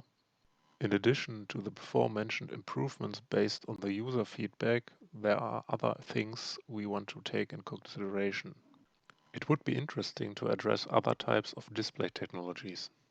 These could be used for displaying the object, for example a big tiled display or a LED wall, to improve the visible space, or the usage of a miniature semi-transparent display for the interaction device itself instead of the projection. Additionally, the interface could be extended with 3D object manipulation functionality like selecting and rotation or repositioning via an on-screen display selectable by the IllumiWand.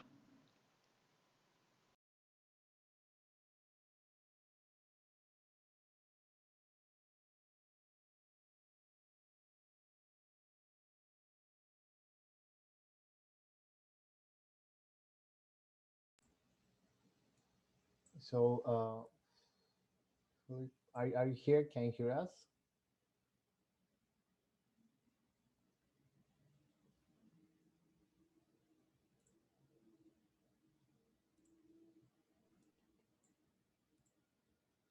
Philip? Yes, I was muted. Yeah, no worries. Okay, perfect. So thank you for this presentation.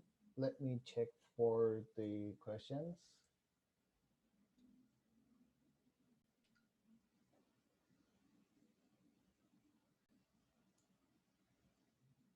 Okay, so there is no questions at the moment, but I can ask one of mine. Um, how do you see as a application? Is there any applications possible with this Illumivant one? Sorry. That's actually a pretty interesting question, because that was something I asked me myself when I did the whole setup and program the scene. It's quite difficult. If you can use it to as a kind of how do I describe it the best? As a kind of to first of all to find objects, or in a gamification sense, to find object in a certain space, or to guess what an object is if it's not seen on the screen. It's pretty difficult, to put it simpler. But one thing I did while I was programming the test scenes is I programmed a little parkour with a ball I could guide with the Illumivant, and it was not really what I intended for it, but that worked also. So I could I don't know if you all know these labyrinth table where you have the ball and the ball needs to go into a certain hole, and the same thing with the Illumivant and all the projection. Okay, thank you very much. Are there any other questions? Let me check again. It seems no. Okay, perfect. Thank you. Thanks for the presentation, Philip. So let me share my screen.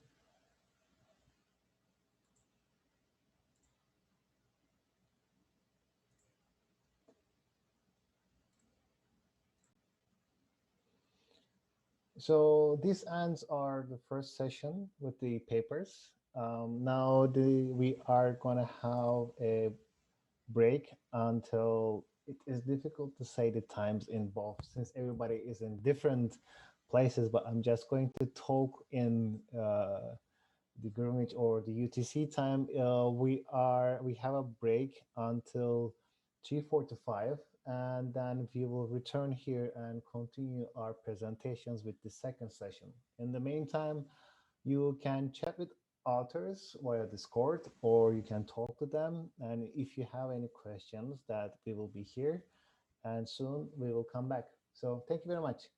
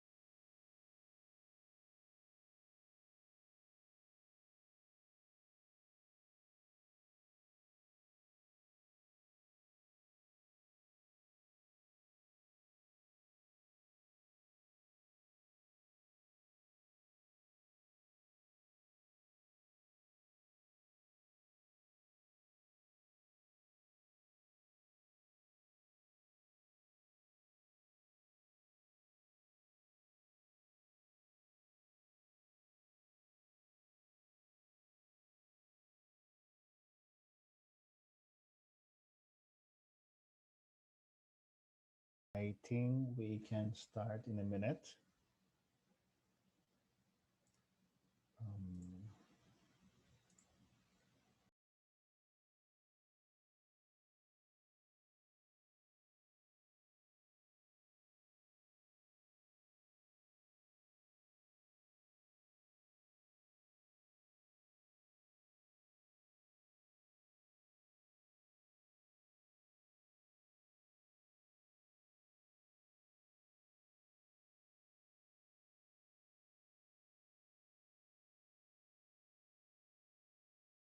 Um, Perfect.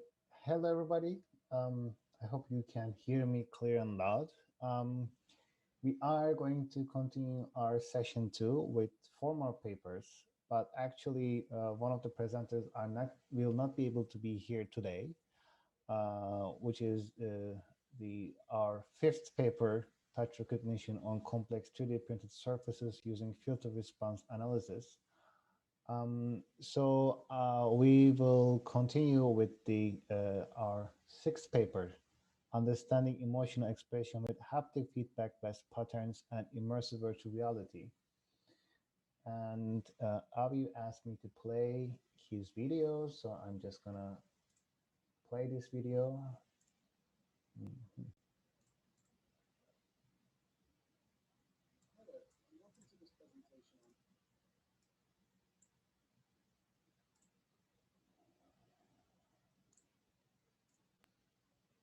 I hope you can hear that. Let me know if you cannot hear the presentation. Hi there, and welcome to this presentation on understanding emotional expression with haptic feedback vests and immersive virtual reality. It's a pleasure to be here today presenting to you virtually at the IEEE VR 2021 Novel Input Devices and Interaction Techniques Workshop. During this talk today, I'll be giving a brief introduction about myself. We'll be diving into some of the related works on haptic feedback and emotional expression, and then we'll be talking about the 2 studies that we explored. One in which we're seeing how haptic feedback vests can be used as input devices for authoring a variety of patterns that relate to emotional expression, and then seeing how these vests can be used as output devices for increasing emotional engagement within immersive virtual experiences. To introduce myself, hi, I am Avivi Lohr. I'm a second-year PhD student at the UC Santa Cruz Computational Media Department, and so my research really focuses on the intersection of human-computer interaction and immersive media for a variety of serious applications. I work at the ASSIST Labs, or the Assistive Socio-Technical Solutions for Individuals with Special Needs via Technology Lab.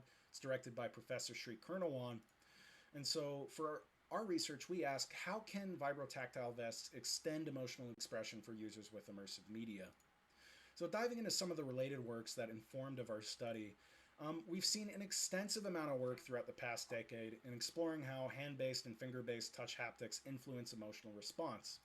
But more recently, these off-the-shelf consumer haptic feedback vests, they're becoming a lot more mainstream, they're becoming a lot more accessible, and so there's been a couple studies that have found that these vests, they can increase our arousal and presence and embodiment when interacting with virtual avatars, such as Krogmeyer's study in this case, in which users walk through a hallway or across the street, and the authors were exploring how the interaction and use of these haptic feedback vests influenced these sort of experiences.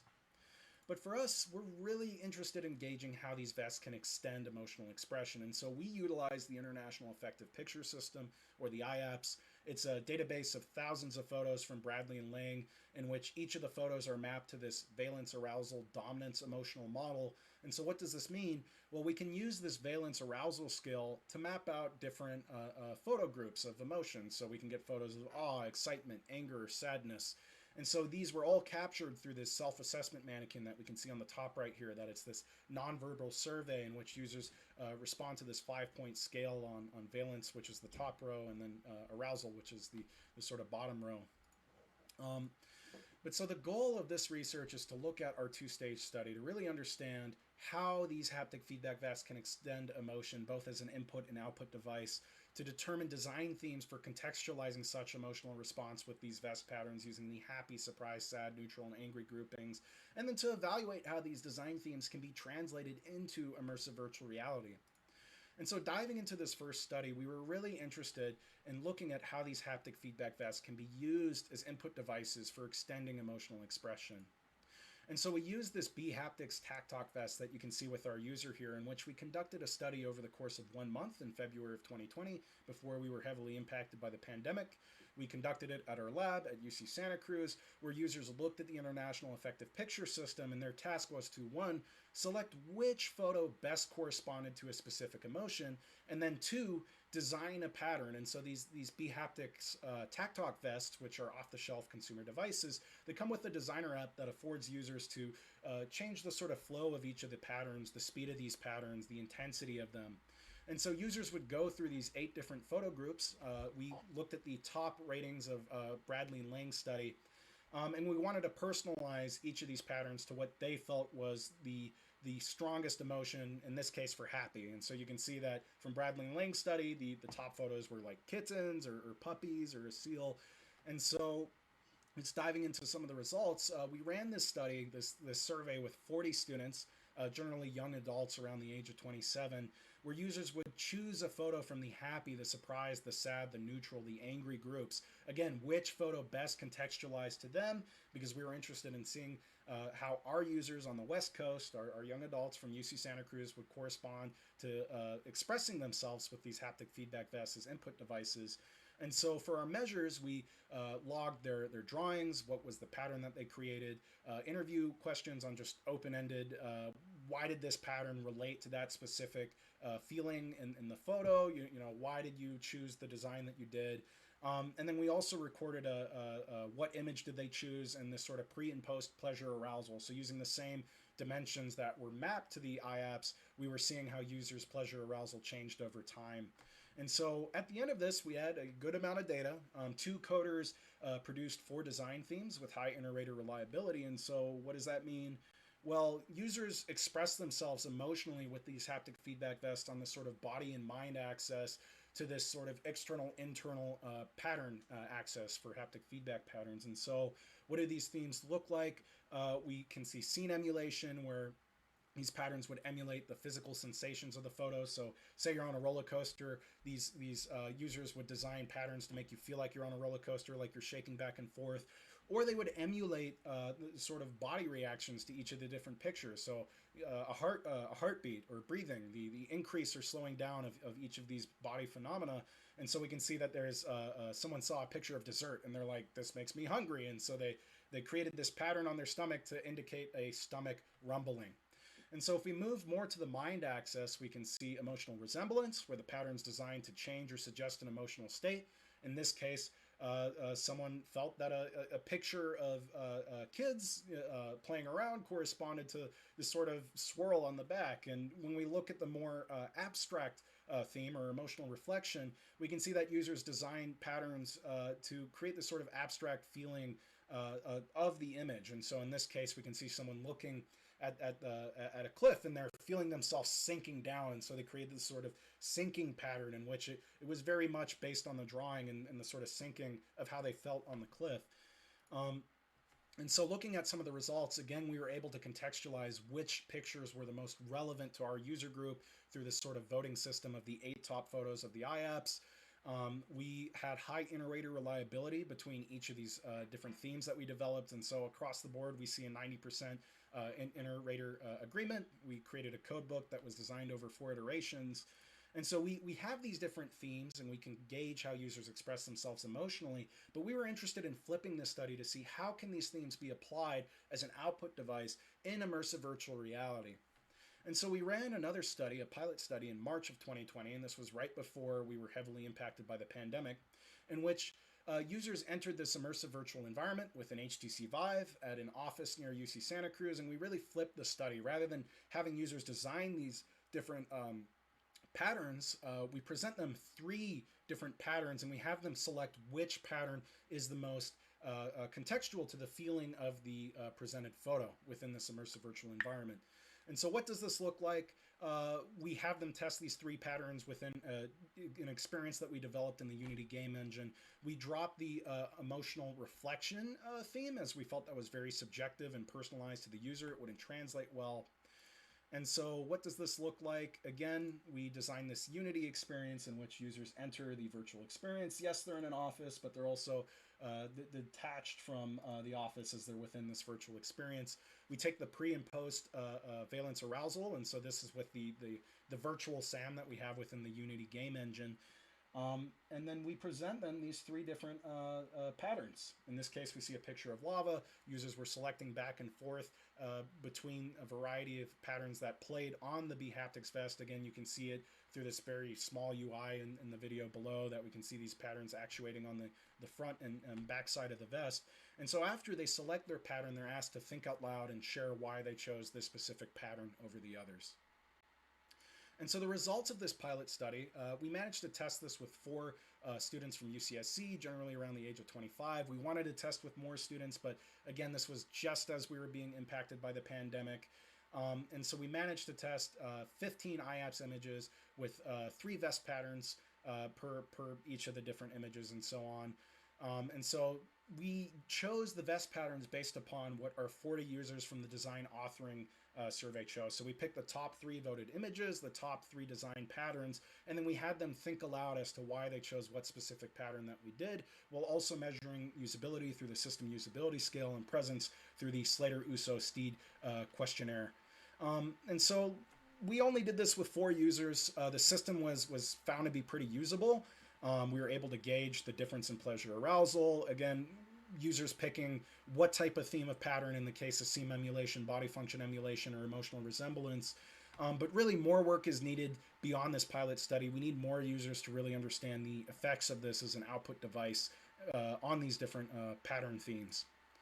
And so, as I mentioned before, the limitations of this work, looking at it at an output device, we need a greater sample size. We were impacted heavily by the pandemic, and we're hoping to return to this once we can get back to in-person testing. And then also looking at a greater diversity of media and realism. You know, we're in immersive virtual reality. How can we extend this to 3D models, or even look at multimodal stimuli? You know, how does visual, sound, and full body haptics interact with each other? And perhaps even how does olfactory stimulation come into play for emotional expression? And so just wrapping up this presentation, haptic feedback vests, they are engulfing the consumer market, and they provide a unique opportunity to explore emotional engagement, both as an input and output device. These vest patterns, they extend emotional expression through scene emulation, body function emulation, emotional resemblance, and emotional reflection. But really more work is needed to understand how these haptic vest patterns can best be utilized for emotional engagement. Again, moving on the 2D photos, looking at more immersive media. And so we're hoping to continue this work to do a systematic validation of user experience and vest patterns, varying the stimuli, moving beyond images to 3D objects, seeing if there's a difference between the media presented. And with that being said, I'd like to thank you for listening. A big thank you to my many colleagues at Assist Labs and the many users that participated in this study. And I'm very excited to hear y'all's feedback. And if you have any questions, if you're listening to this video offline, you know, feel free to email me or message me. A lot of this research can be found at that website in the middle of the screen. And yeah, that concludes my presentation, and I am happy to answer questions now. Thank you for listening.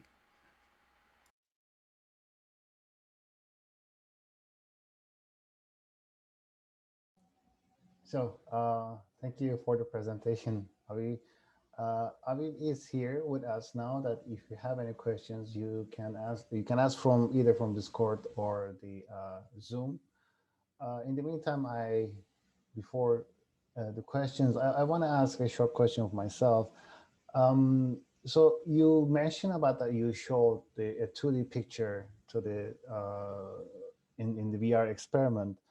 How do you think it's gonna have an impact when the environment is 3D? Definitely. So I think the more immersive we make our media, the greater levels of presence we can create with the stimuli that we're presenting. So if I had to guess, we'd see a greater level of emotional response when we do that translation to 3D. And then, I mean, part of the reason why we chose the IAPS in particular is because this is a validated database of at least visual stimuli that we could use at the time. I'm very curious to know if anyone out there has heard of any 3D databases that have been validated with any sort of emotional models, but Yeah. Okay, thank you very much. Again, I have another question in my mind. So the you you did the first experiment again with the 2D images, and that you show the different the you showed these images, and you basically assess participants in the 2D environment. Why did you decided to choose a way, like why didn't you start with the directly from 3D, and why did you, or like the you know, because that's a 2D image and it's not immersive. Is it, did you use it as a control condition, or was there any other purpose behind that? Yeah, so the original purpose of using the IAPS is, I mean, it's a validated database that has been looked at by a lot of other studies. So part of the reason why we did this initial design authoring survey is we wanted to develop themes that we could test in seeing how people express themselves emotionally with these haptic feedback vests. Moving on to the second study, we were really interested in diving into immersive media and 3D objects. But we were kind of impacted by the pandemic. And so we have an experience in Unity in which we're able to present a variety of stimuli. It doesn't have to be the IAPS images. We utilized them because we had a lot of this pilot data from that first study. But our hope is to take this existing Unity experience and extend it to 3D objects, looking at animations, looking at a variety of visual, audio, and haptic feedback, and ideally olfactory at one point. So it's definitely in our mind for future work. Perfect. Thank you very much. Thanks. And is there any possible, you know, when do you expect to run this study, the future studies? Is there any timeline? Ideally, we're hoping to get back to this in fall. So more work to come soon. Perfect. Okay. Thank you very much. Thanks. So, yes. So our next presenter is Adam Williams, and he is going to present his work using a 6 degrees of freedom virtual reality input device with an augmented reality headset in a collaborative environment. So I'm just going to stop sharing, and I will ask Adam to unmute and share his screen.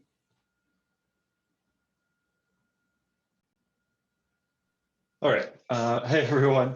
I'm Adam Williams. I'm presenting my work on using virtual reality inputs with augmented reality headsets. They can be extended into collaborative environments. This work was done by myself and Francisco Ortega at Colorado State University. There we go. So our primary goal is to try to use augmented reality headsets that are consumer available, but we needed to use slightly more precise inputs. Augmented reality headsets are becoming increasingly prevalent, and as they are, the use cases for these headsets are growing. So we're seeing more use cases in maybe medicine with surgical training applications, immersive analytics where you're interacting with three-dimensional data structures, and assembly or manufacturing training tasks. And for some of these use cases, the default inputs, which are typically gesture and speech, won't work very well. They aren't exactly as precise as you might want them to be, or maybe you need a scenario where the input's going to be used while the user's not looking at their hand, like maybe a writing task. So there are a few options to get around this. The first one is the Magic Leap 1 ships with the controller, but not all of the augmented reality headsets out right now do. You could also use image targets, but image targets would need to be visible to the device at all times, or most times, and fiducial markers, but we're trying to generate a solution that can be set up with mostly consumer available technology, and the fiducial markers seems like it would venture more into specialized equipment. So in contrast to augmented reality, most virtual reality headsets already come with 6 degrees of freedom tracked inputs that are tracked using base stations, at least in the case of the Vive, and even the Logitech pen that is a mid-air pen that just came out. So our goal is to use both of these inputs together. And this brings up two issues. The first issue is the spatial coordinates don't really line up between the two different devices, and the tracking technologies used are pretty different. To go over the differences in tracking, the Vive virtual reality headset uses infrared tracking, kind of shown on the bottom right is the inside of one of the base stations. These track the controllers in the headset. The controllers then communicate via Bluetooth to the headset, which is wired to the PC. There's an option to use a Bluetooth dongle that HTC provides to remove the need for the headset, but you still have the controllers, the need for Steam VR, and a need for the base stations. The HoloLens 2 and most augmented reality headsets that do sort of world mapping are tracked using computer vision, visible light, and raycasts from the headset to generate a mesh of the environment, and then uses that mesh to track its position. This doesn't really include controllers, and it doesn't access Steam VR. So to set this all up, we are using a handful of physical and software components. On the physical side, we have the HoloLens 2, the Vive Pro, and then we're using the VR pen as the input that we're focusing on, and image targets. On the software side, we need to set up Unity, the mixed reality toolkit, which is a AR development toolkit provided by Microsoft, also for mixed reality, which is why it can be used with the Vive Pro. Vuforia is an image recognition package for Unity that can track image targets, and then Photon is a networking solution that's for Unity multiplayer games that can be used to sort of connect the HoloLens and the Vive Pro. So the first step throughout this process is to install Unity.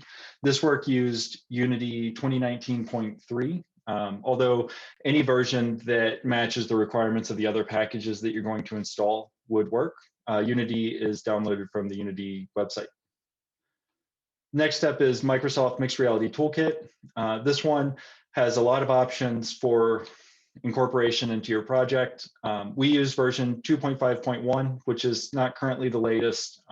Again, you can adjust this to the most compatible version for Unity and the other packages. To add it, you can go through Unity's built-in package manager. Microsoft just added a mixed reality feature tool where you can download it and put in your path file to your Unity project. And then kind of, it has an interface where you can click on the packages from the MRTK that you want to add, and it'll add them. The last one, which is shown on the right here, is just to add the lines into your manifest file. So you would just add the sort of application path and version that you want, and Unity will automatically incorporate it into your dependencies. After those are set up, Photon needs to be added. Photon is a free asset available in Unity's asset store, which can be gotten to by going Window and then Asset Store. In the Asset Store, you'll search for Photon 2 free. There's a paid version. The only difference between the two is the number of concurrent users. The free version has 20 concurrent users, which has been plenty for any of the research that we're looking at doing. After you add Unity to your project, you'll have to go to Photon's website. And within Photon's website, you'll need to generate a free user account. And within that user account, start an application. The application will give you an ID, and that's what you hook into your Unity application to get all the clients using that same ID into the same rooms. Vuforia for image tracking needs to be added if this is being used with an augmented reality headset. Vuforia can be added again through the package manager or the manifest file, and in older versions of Unity 2019 or earlier, it's under the player settings. There's a checkbox where you can click on it and it'll just incorporate it. It can't be added to universal, or it can't be added to Windows standalone builds, but it can be added to universal Windows platform builds, which the HoloLens would need. So to set up the networking, there's two great tutorials. The one from Photon is a little bit more in depth in how to network using their system because they developed it. Mixed Reality Toolkit kind of glosses over that, but does have some better information on how to synchronize HoloLens 2 headsets with each other. When we're testing this on residential Wi-Fi, we're getting 78 milliseconds of latency, which isn't phenomenal. We're hoping that when we transfer to using a locally hosted Photon server, which is one of the free options they provide, that we can reduce this. We haven't tested that yet.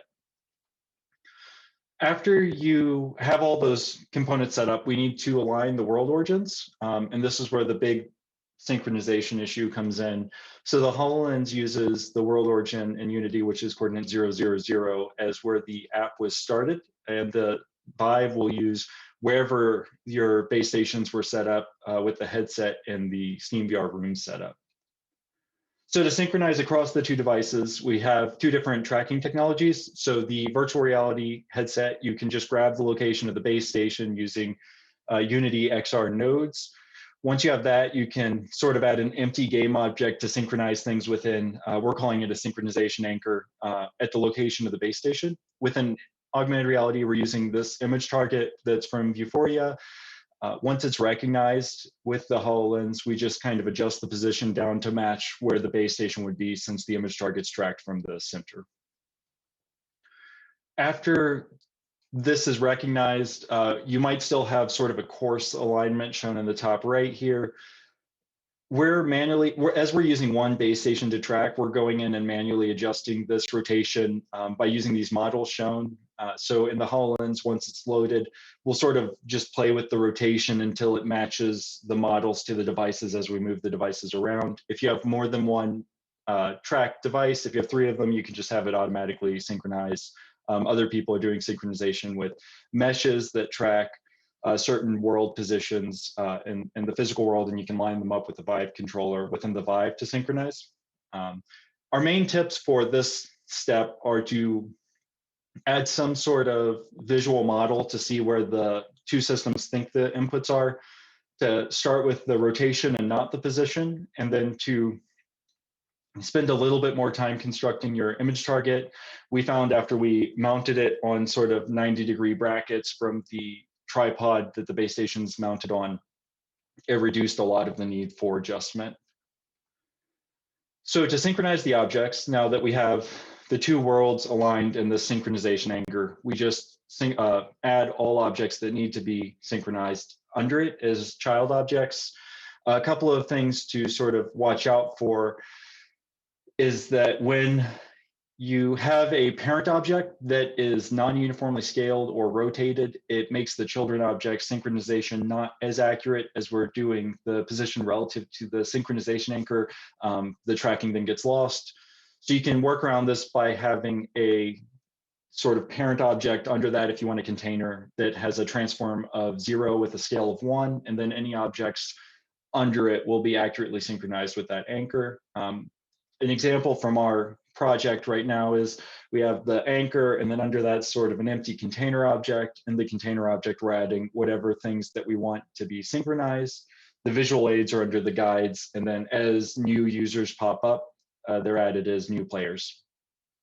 And at this point, the two headsets will see the same real world space, or be, the HoloLens will have the same coordinates as the Vive. To send these local position updates relative to the anchor, Photon provides 3 options. These are pun RPCs, pun observables, and custom events. The RPCs are the first option that they provide. It's buffered, which is sort of the pro and the con. It just means that any clients that enter the room after this has been used will receive all calls on entering, which if you need an environment where all of these calls have to happen in the same order, this is beneficial. The downside is if there are too many, it'll crash new clients just because it'll have to update too many times. A slightly more flexible option is pun observable, which Microsoft recommends in their tutorial. This is great for player trackers or headset trackers where the only person moving the object is going to be the owner of the object, the local client. But if you start trying to adjust from other users, it won't let you because the updates are only sent from the local client. So it'll just overwrite with the local client's information. To get over that, the most flexible solution is custom events. With the custom events interface, you can sort of designate an event code, and then any object that's registered with Photon to be tracked through their networking will receive the call, and then you just filter based on the code and maybe the object type that you're looking at, and it will send an object array that you can fill with your position information or whatever you want updated across clients. Another benefit for this is that there are 2 ways to add objects in Photon to be networked, and that's player instantiation, which only lasts the lifetime that that client is in the room. And with most of our research use cases, we need objects to stay regardless of who's in the room. So you can do a room instantiation that stays the lifetime of the room. So when all users are logged off of the system, then it's deleted. And with that, the events are the best way to go through that, because the pun observable will only work with the player instantiated. So that was it. And I get this was more of a walkthrough on how to set this up than a research talk. But if anyone has any questions on the best way to set this up, I'd be glad to answer them. I'm going to stop screen sharing. Perfect. Thank you, Adam. Okay. So there is a question. Thank you for the interesting talk. Could multiple input devices be used simultaneously by one user? For example, holding a virtual book with the Vive controller in the left hand and writing on it with the pen with the right hand. Yeah, definitely. That's one of the things we've set up. So since the HoloLens is in the same position as the Vive, the controllers are technically still owned by the Vive, but you can use the pen plus the one Vive controller that's free, or the two Vive controllers and the pen if you're using a dongle at the same time. And since the worlds are aligned, the HoloLens user can pick up the physical devices and it will be the same as them being connected to the HoloLens minus the latency induced with the networking. Okay, thank you. I have another question. So that you merged the HTC Vive, the tracking system, with the HoloLens 2. What would be the difference if we use an external tracking system, like an OptiTrack or with the markers and other things? Would it be also possible to use the similar system, or what would be the advantages or disadvantages compared to your work? Yeah, I think, so I haven't worked with those systems directly. The only thing that became specific with using the Vive is that it uses the Windows standalone build, which doesn't have access to, the HoloLens build version doesn't have access to the base station information, which is the networking provides that access, because now we can use the Vive with that information. And once the worlds are synchronized, it doesn't matter as much. So the networking all connects. I think if we're using different tracked systems, if they can be built directly into the universal Windows platform, it might be better, because then you wouldn't need to use the networking and they could be immediately used by the HoloLens. But if they still require something specific that can't be used within the HoloLens currently, you'd have to do a similar process where you just synchronize the world space that that device is being recognized in with whatever the HoloLens is perceiving, and then you could use them probably without issue.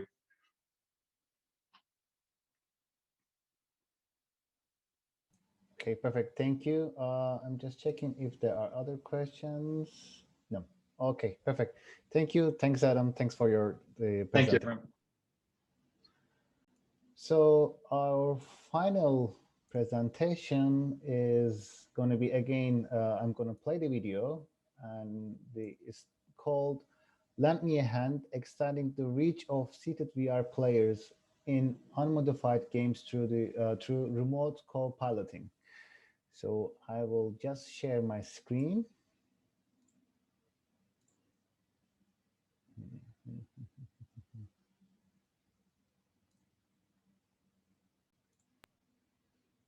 Again, please let me know if you cannot hear the presentation.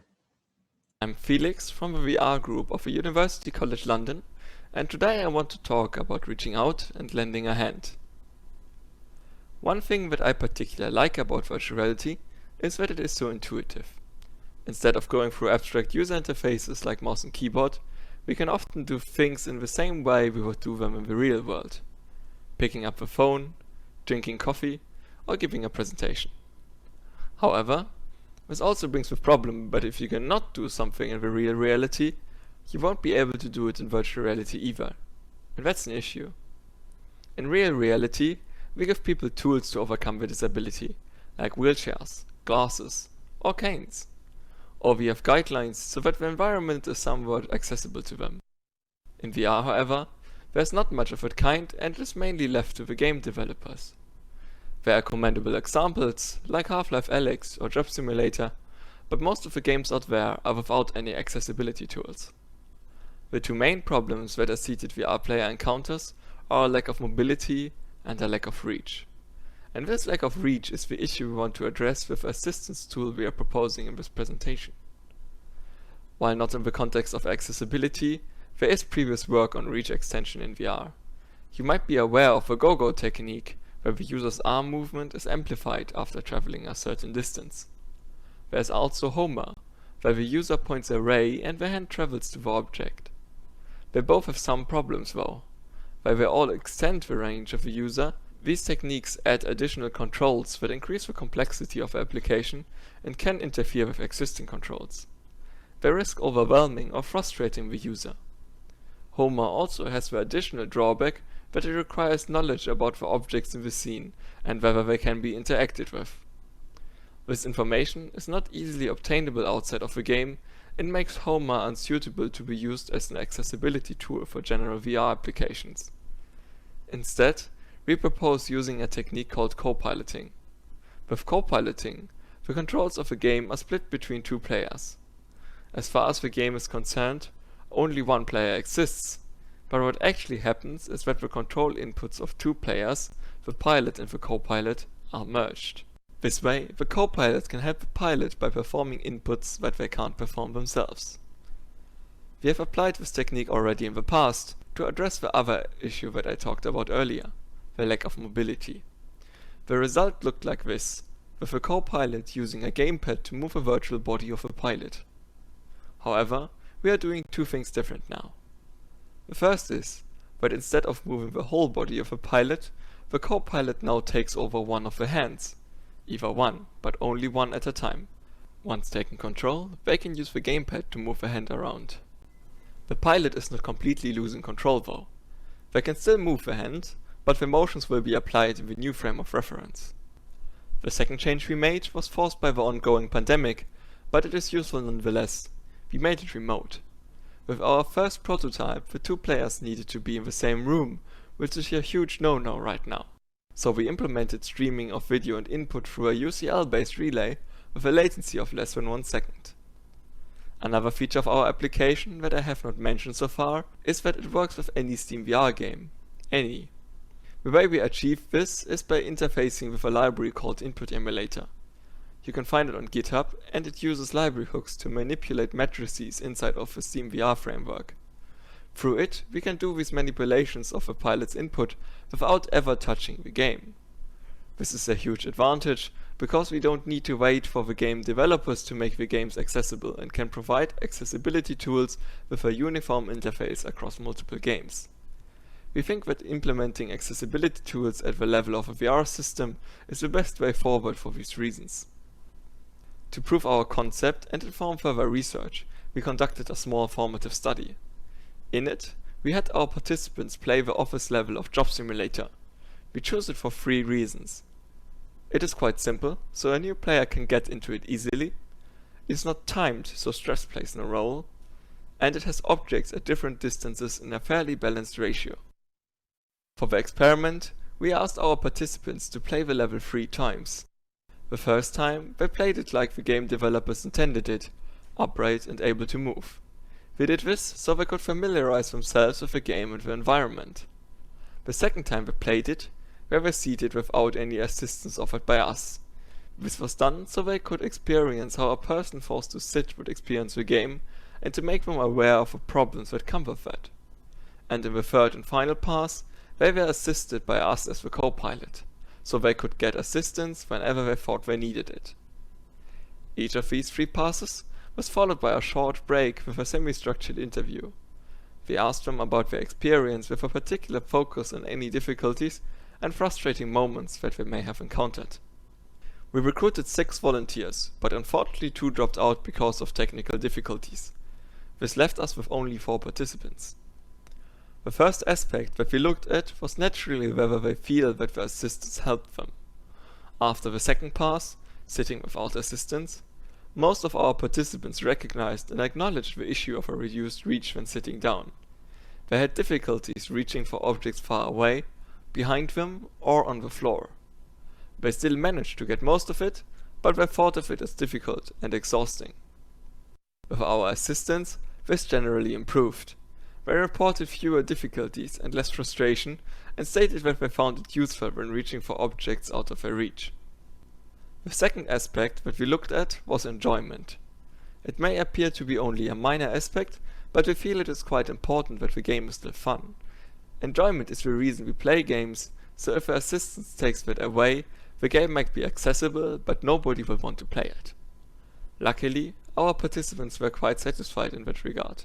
They reported that with the assistance, the game was similarly enjoyable as it was when we first played it standing. This was also reflected in their actions. Instead of just progressing through the game quickly, they stopped to pursue activities that were not part of the game, like photocopying a wall clock 30 times. They also involved us into their shenanigans, for example by asking us to help them place a coffee cup on the head of their virtual boss. While this needs to be confirmed with a larger study, it appears that the assistance did not have a negative effect on the game. Obviously, we would have preferred to do this as a proper study. 4 participants are hardly enough to inform any proper conclusion, but because of COVID, we could not run it in our lab. So we had to ask people to set up the experiment on their personal machine. This was quite complex and time-consuming, so not many volunteered for that. Most of our participants were either fellow VR researchers or friends of one, and they were all totally capable of playing the game the way it was intended to be played. Consequently, our next step is to perform another study this summer with participants that are actually reliant on assistance tools like the one we propose. For that, we are working with a living lab here in London, and we hope we can give you something more reliable next year. Thank you.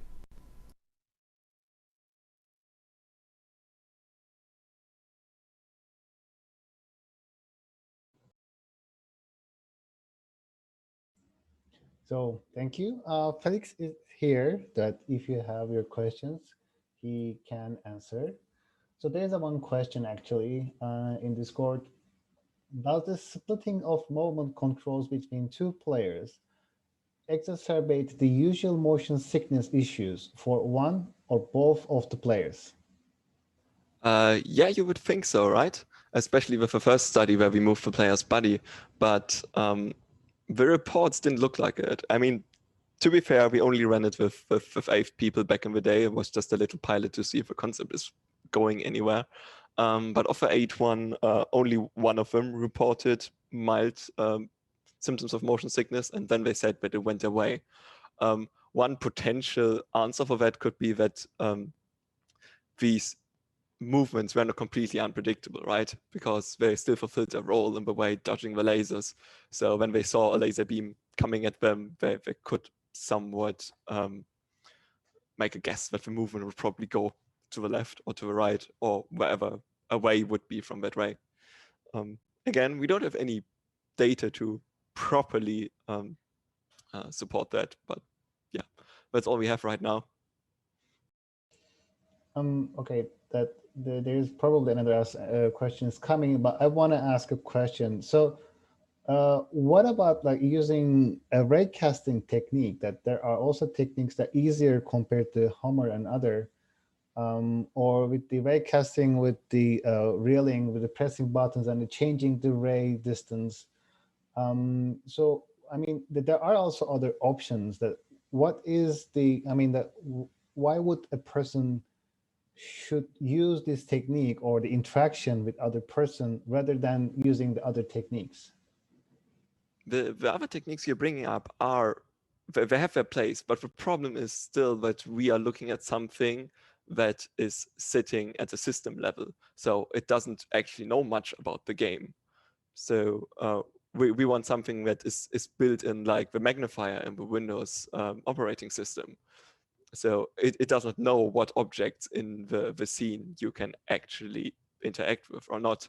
And casting array means that you need to render something interject something in the rendering pipeline at some point. So co-piloting in this place is, and as you said, yeah, you can have another button to reel in, but this is adding another level of controls. And the game might already have controls on this with buttons that you want to use, and then you get conflicts there. And you're adding the complexity for people who are already struggling with the controls of a game. So we are coming just from a different angle here, where we're trying to build something that does not up the the strain that you put on the user. It does not make the controls more complex, and something that you can generally use with any application that you want to use it with. Okay, thank you. One more question. Playing a game is giving the ability to interact with a non-real world. With the idea to make it accessible, don't you think that you are taking out part of the interaction and giving to another person? Yeah, we're taking away some kind of interaction, but you also need to see that this is done so people can actually experience VR who couldn't do it before. So in a way, you would give them interaction by taking away some of the interaction. So if you can't play the game at all without co-piloting, you can't play it. You're not getting any of the game's interaction. So you might get less interaction than an abled user who can actually walk around or get up and walk over there and grab the object. But you're still getting more interaction than you would have before without it. Okay, perfect. Thank you very much. Thanks, Felix. You're very welcome.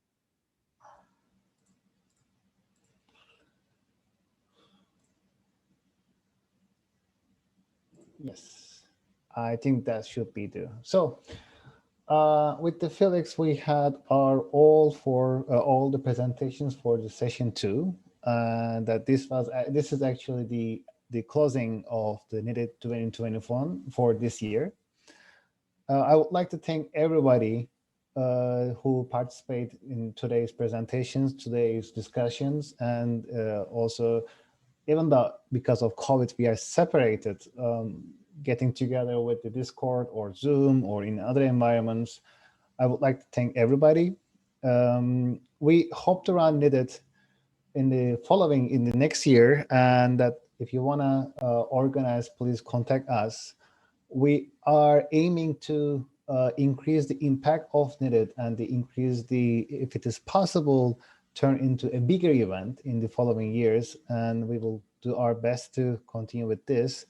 But please watch for the call for papers and submit your papers, and we will be here to answer your questions. And if you want to contact also that you have the videos, please, if you have any questions, you can contact with the other researchers. So thank you very much. And I hope you will enjoy this year's the virtual IEEE VR, even if it is not in person. We hope to see you next year in person. Thank you very much.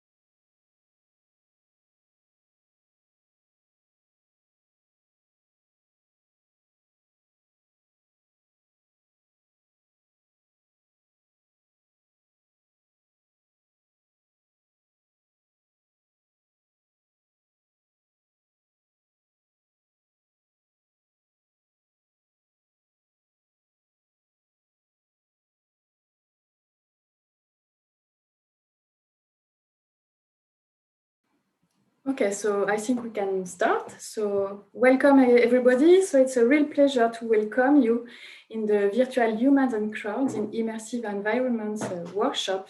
So as a really short introduction, we will introduce briefly the organizing team, and then we will go through the workshop. So I may start. So I'm Anne-Hélène Olivier. I'm assistant professor in France in the University of Rennes. And my main research topic are virtual humans, non-verbal interactions, and interactions during locomotion. So with main applications in crowd. And my co-organizer this year is Katia. So maybe Katia, I can meet you.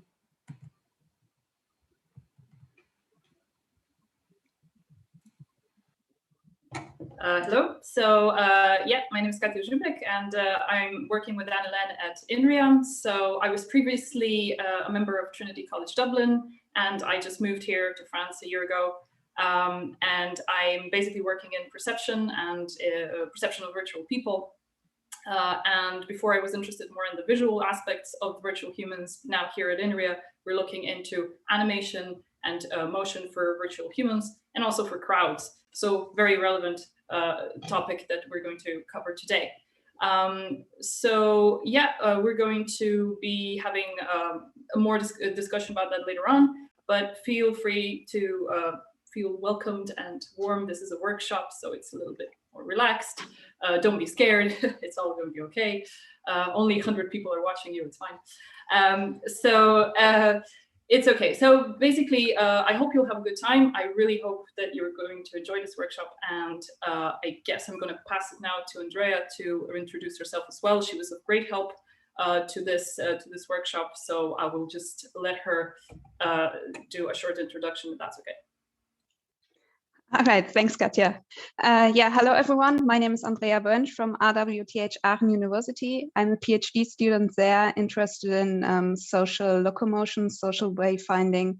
So how can a user cross a virtual environment together with virtual agents? And I will be a session chair in the first part of the paper presentations today. So good.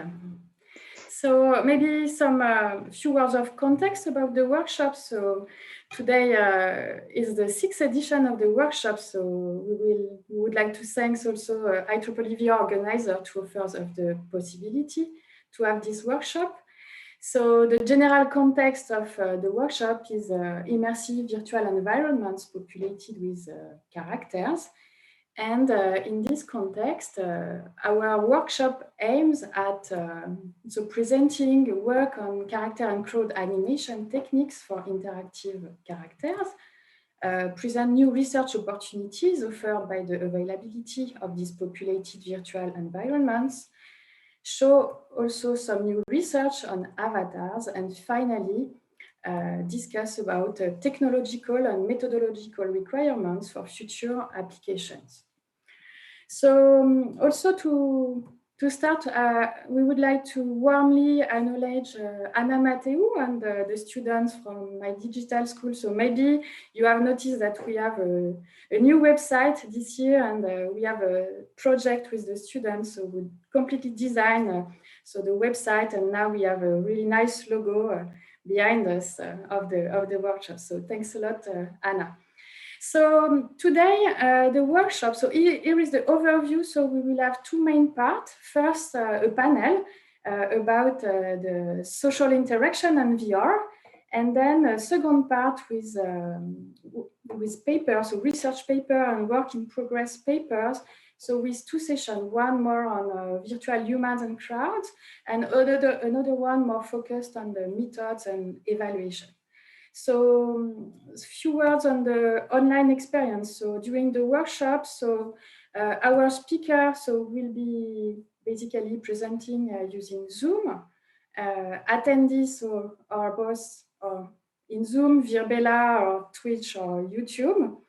And please, so as Katia said, so the workshop is made for exchanging and discussion. So please interact with our speaker. So in Zoom, please raise your hand so that we can allow you asking the question. And also we have an eye on the Discord channel. So please also use this channel to ask the question. So for this first part of the workshop, so we will start with a panel.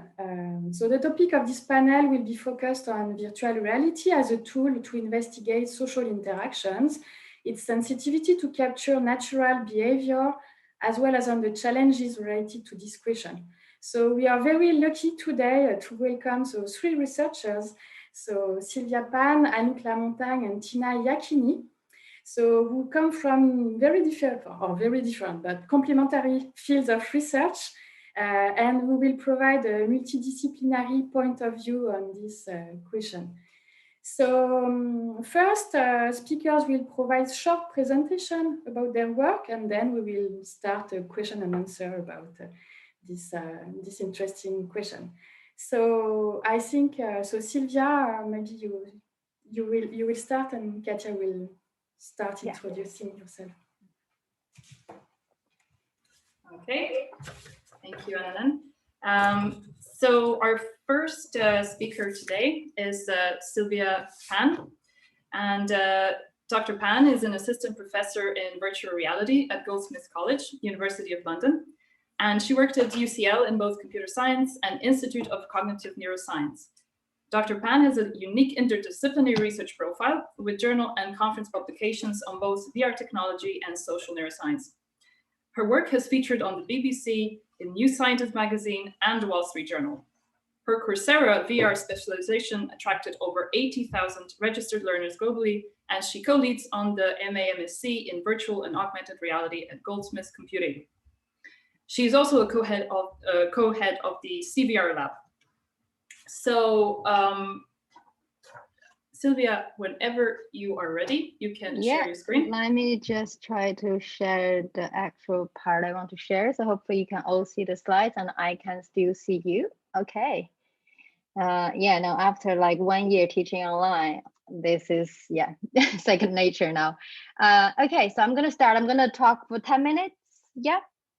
Is that, okay, cool. Just to make sure I keep an eye on time. So hello everyone, and thanks a lot, Kate and Helena to inviting me to this workshop, and thanks everyone for attending this. I know it's a Saturday, and you're taking your time either in the afternoon or in the morning or in the evening, depends on where you are. To actually join us for this discussion. And I am physically in London, but virtually by the sea in Lisbon with everyone together.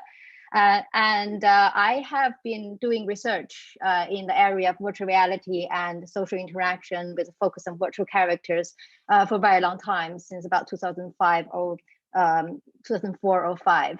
And I think we'll agree that in the past about 10 years, VR really have changed a lot, but my research topic has actually more or less stayed the same. So my PhD thesis was on psychotherapy for social anxiety, and I worked with neuroscientists using VR to understand neurological disorders such as autism. I have been also working with medical doctors on using VR to train medical doctors for their communication skills. And more recently, I've worked with game companies on developing AR characters for immersive narrative games. So Kate told us to start today's conversation with the topic, why do we use VR to study social interaction? So I came up with 3 points which I think are particularly relevant for today's discussion. And the first one I want to mention, which I think everyone would agree, is very much about VR. VR is immersive, it's very engaging, and it really takes you somewhere else. And this somewhere else is digitally generated, so we have full control over it. For experimental studies in social interaction, this means that we have both ecological validity as well as experimental control. And then when users are in VR, they're really reacting towards this digitally generated stimuli as if it were real. So that's kind of one of the good reasons why we use VR for social interaction. And the second one is more about the social interaction side. because I think, we all miss face-to-face interaction. And if you remember how face-to-face interaction works, we typically constantly exchange both verbal and non-verbal social signals, for instance, gesture, facial expressions, tone of voice, and everything. And we often actually sync with the person we talk to in a face-to-face setting. And we kind of copy each other's verbal and non-verbal cues automatically. And a large part of it actually happens at a subconscious level, which means that it's actually hard for any one of us to write down explicit rules of how we actually sort of behave in a social interaction context, face-to-face especially. And I think here I want to really emphasize that VR is not only a great tool for display, for generating immersive displays, but actually it is a tool to for real-time user input, high-dimensional user input as well. And it's very much about user tracking. So the current VR consumer devices, we can already easily track body movement. But with next generation consumer devices, we already see in the market, I think we'll see a lot more as well. We'll have more tracking on in terms of eye gaze, facial expressions, and physiological data as well. And the third point I want to mention today is that virtual social interaction applications are inevitable. So companies are already using virtual characters in VR and selling them in the market. And for instance, there's this great application by a company called Tailspin in the US, where they are created virtual characters where you can fire over and over again to practice your soft skills. I mean, this is great, but at the same time a bit worrying. I hope we all agree that we need to understand really better how this kind of sessions in VR actually does to our psychology, because there's clear risk of desensitization with great ethical implications as well. So I think for the VR research community, it's really our responsibility to understand how social interaction works in VR. And I think actually on this journey, it's important that we work together with companies in these areas, because we need the kind of believable virtual characters these companies are also working on, so that we can use them to make our ecological validity better in our experimental studies as well. And so that's kind of how I think why we should be using VR to study social interactions. And for the next 5 minutes, I want to spend on talking about how do we use VR to study social interaction. In particular, what data do you collect in experimental studies in VR? And I'm going to try some interactive tools. I don't know if it's going to work. So if you can point your mobile phone at this QR code, and hopefully you will then go to this web page, and then you can type, what data do you collect during experimental studies in VR? I already typed one questionnaire. You can type the same, and then it will generate a word cloud, so you can see words are more frequently quoted will become bigger. So at the end of the session, we can kind of come back to see. So I encourage you to try, but nobody tries, that's fine. I will also just go through my slides. But anyways, talking about what data you could collect, I think we'll go back to the word cloud and see what people put there. But I want to use two examples to give you an examples of what we have been doing in this area, and hopefully will trigger some discussion afterwards as well. So I want to use two examples in the space of GP communication. So we've done two pieces of work so far. The first one was about unreasonable patient demand for antibiotics. Just a little bit of background. So talking to sort of medical doctors in this area is kind of flagged up that very often they have to deal with patients who came in and they're fixed with the idea that they need antibiotics. And sometimes they just have a very small viral infection and they really don't need antibiotics. But then medical doctors find it really difficult to say no to them. But at the same time, they have the responsibility to actually safeguard antibiotics prescription, because the overuse of antibiotics is actually contributing towards something called superbugs, which is antibiotic resistant bugs, which could potentially kill something like 10 million people per year by 2050 if we don't do anything. So here we want to see if we can create a sort of VR training scenario to help medical doctors to practice how to say no in a situation like that. In order to really validate our method, because when we were doing it, there was nobody else doing it in immersive VR. So we need to first test our hypothesis, which is we think more experienced doctors who are better at saying no with patients in real life should be able to also say no in VR. And the measurement we use is basically their actual performance, as in, did they actually prescribe antibiotics or not? And so here's a video which I'm not going to play. I'm just going to have it play and not with sound, but just kind of talk over it. So basically, the scenario we developed is we had a daughter come in with her elderly mother. The mother has a cough, who doesn't really need antibiotics, but the daughter just argues over and over again saying, hey, you need to give my mother antibiotics. So I'm going on holiday tomorrow and I don't want to having to, be worried about my mother. And all the medical doctors, he said, no, you can't have antibiotics. But then as the doctor argues over and over again, some of the doctors gave in. And we had a total of 12 medical doctors plus 9 trainee doctors. So the medical doctors are more experienced, the trainee doctors are a bit less. And before I show you the result, I just want to emphasize that this is a situation where, there is no medical needs for antibiotics. And all the medical doctors know they are virtual characters, they're not real patients. And they know that they are being videotaped for their performance, right? But we think, this when we were in an experiment, we think we'll be lucky if we have a small percentage of the doctor who kind of will give in. I think the majority of them will be able to say no.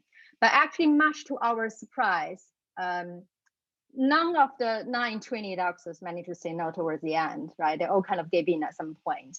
And 4 out of the 12 experienced GPs managed to say no. So I think this is a really interesting and encouraging result we have. We've definitely validated our approach in using virtual characters to kind of, because medical doctors definitely find it really difficult to say no in this situation. I'm aware that I'm slightly running out of time, so I'm just going to move on to another very quick study.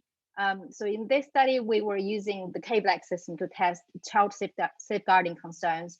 We have a father came in with a 6-year-old child, and it's actually a consultation session for the father who has some really complicated medical situation, and the daughter has to kind of discuss with the father for the next step for the treatment. But actually, what we're trying to test is that we put some clear child abuse signs between the father and the son, and any medical doctors should have already been trained to be able to spot this immediately and also plan actions to take. And our hypothesis is that more experienced doctors will be able to better identify child safeguarding concerns and take appropriate actions. And we also think when doctors are more stressed, they might perform a bit worse. And we also want to see the relationship between personal traits and their performance.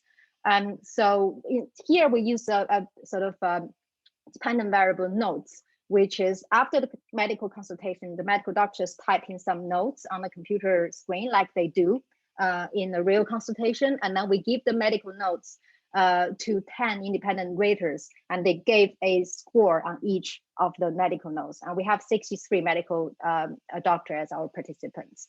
And so basically the rating they give is about the awareness of child safeguarding issues and the development of some strategies to address these concerns.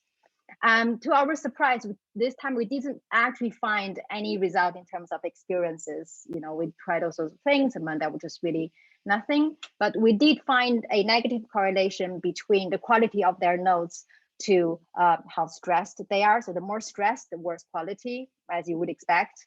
And we also found interesting sort of correlations in terms of their personalities as well, which I think is useful, for medical doctors if they want to provide trainings in this area. These are probably the kind of personal traits you probably want to prioritize medical doctors who have these personal traits than others to provide this kind of training. And I think on that note, I'm going to skip the summary. These are the collaborators of all this work I've presented today. And this is my collaborator, Michael Gillis, as well as the rest of the PhD students and postdocs I've been working with in our CBR lab. And I think that's about 11, 12 minutes.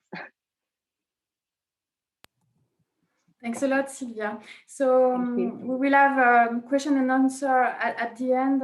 So we will continue with Anouk Lamontagne. So to provide you an overview of the research topic of our speakers. So Dr. Lamontagne is a professor in physiotherapy at McGill University, and she's the leader of the Virtual Reality and Mobility Lab at the Center for Interdisciplinary Research in Rehabilitation of Greater Montreal. Her research interests are directed toward the assessment and treatment of locomotor disorders in persons with an acquired brain injury. She's also interested in the use of VR for the assessment and training of complex locomotor tasks as required for independent community ambulation, such as obstacle avoidance and pedestrian interactions.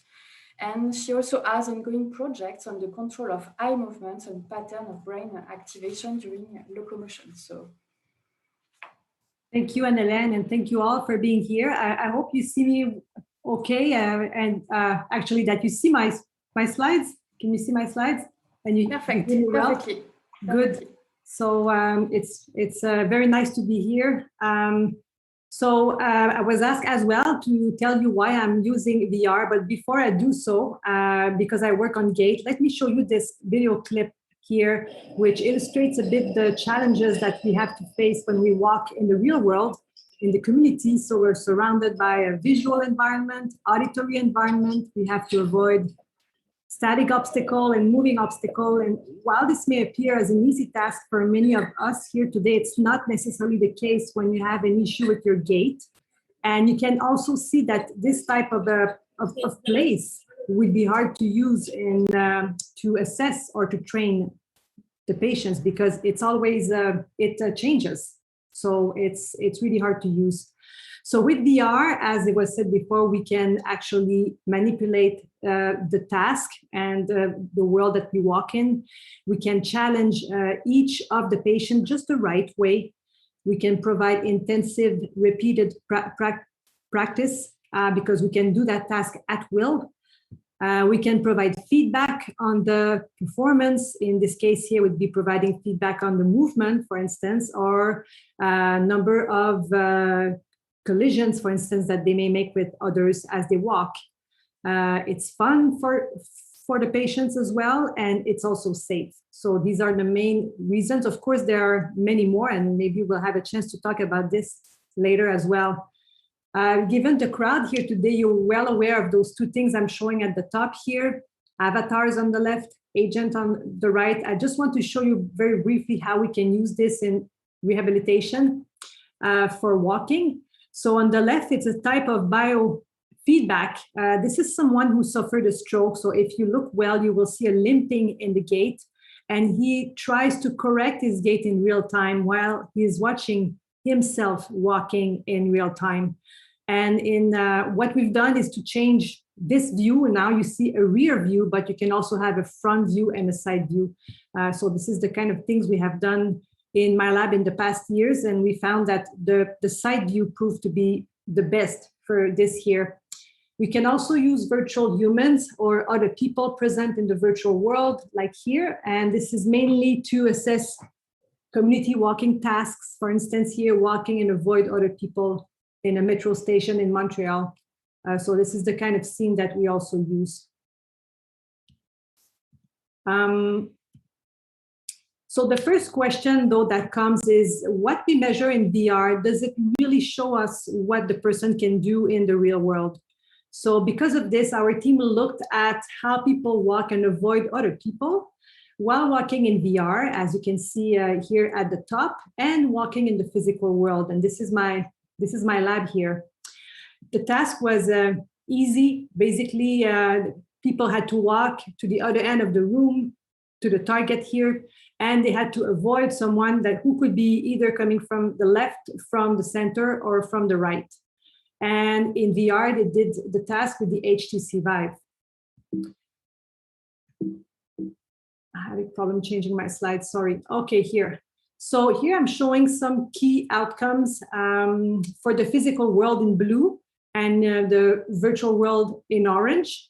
What you can see is that people in the virtual world, they adopted larger obstacle clearances, as you can see here, compared to the real world, and they also walk more slowly.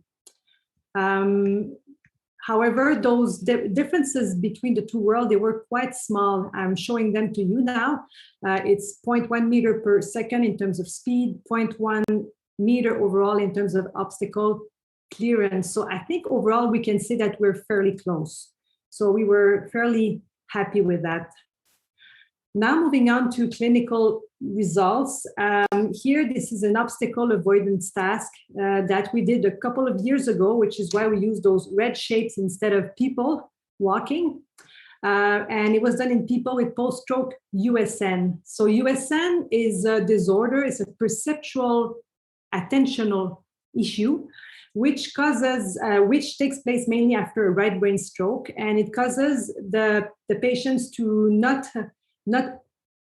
attend to the left side of space. So it's not that they don't see it, they just don't attend to it. So obviously you would expect collisions with things on the left, but until then it had not been looked at the way that we did. So what we did is that we had an obstacle coming from the left, center, and right when we compared the USN group to another group without USN.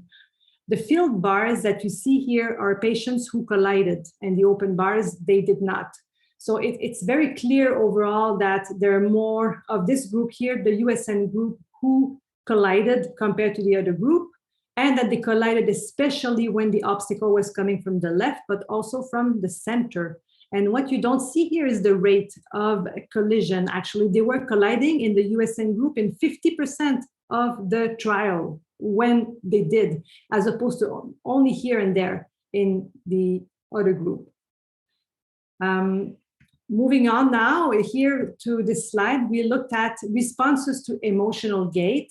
Here I'm showing preliminary data that we collected from healthy people. The goal is to compare with patient group. So what we did is that we did a perceptual task and a walking task where they were exposed to virtual humans with different emotions through their gait. So here you're seeing a sad gait. And this red cube should not be here. It was just when we filmed. And basically they had to either identify the emotion or walk and going around the person. And the person could be coming from the right, the center, or from the left, as I've shown before. So you have some results here. This is the correct response rates, and you can see it is very high in this healthy young group, a little lower for the happy gait. And in terms of the walking task, it looks like they may maintain larger obstacle clearances for the angry gait as opposed to the other types of gait. Now for the patients, unfortunately, I cannot show you yet, but I hope maybe next year I will be able to tell you what we found. Moving on now, because of the COVID outbreak, we also looked at the impact of wearing a mask. So you see here at the top. So here you see two of the many outcomes that we looked at. This is the red bars are for the mask and the blue bars without. What you can see is that the participants who were all healthy young, they tended to maintain a larger obstacle clearance, although in terms of stats, this didn't come out, but you can see this very clear trend here. And they also deviated to the side from a further distance, with respect to the person. And this time around, it did come out in the stats. So we were able to pick up the effect of wearing a mask versus no mask with VR, which I think was, well, we're really glad about this. And lastly, I want to show you a training. This is a training for community walking after stroke. We're training different aspects of gait, as you can see on the left here, and I don't have time to go through them. I'm showing you a video that pertains to dimension 4 here. So basically here, the patients have to walk and avoid other people. This is a video that was moved with a keyboard. Normally it's during gait, so I apologize in advance. It's a bit choppy, but it will give you an overall idea. Clients, start walking when you see the go sign. And you will see we provided feedback when people collide, and we can play with the distance that we give them to adjust. So the virtual human can follow the patients up to a certain point, and after they stop following them, and we can play with that zone that we give them in order to adjust. So it gives you, as I said, it's a bit choppy, but it gives you an idea. Finishing with my last slide, I won't go through all points because I know we'll have time to come back to these later. These are some pros and cons if you want for VR. It was said before that it allows us to do complex tasks here, walking tasks. So this is a big plus. Yet it's safe for the patients, and we can make it exactly the way that we want. We can also take advantage of the gamer's tool, but this is really a plus and not a plus at the same time, because those tools, they change every year. So we have to change also everything every year to use those new toys.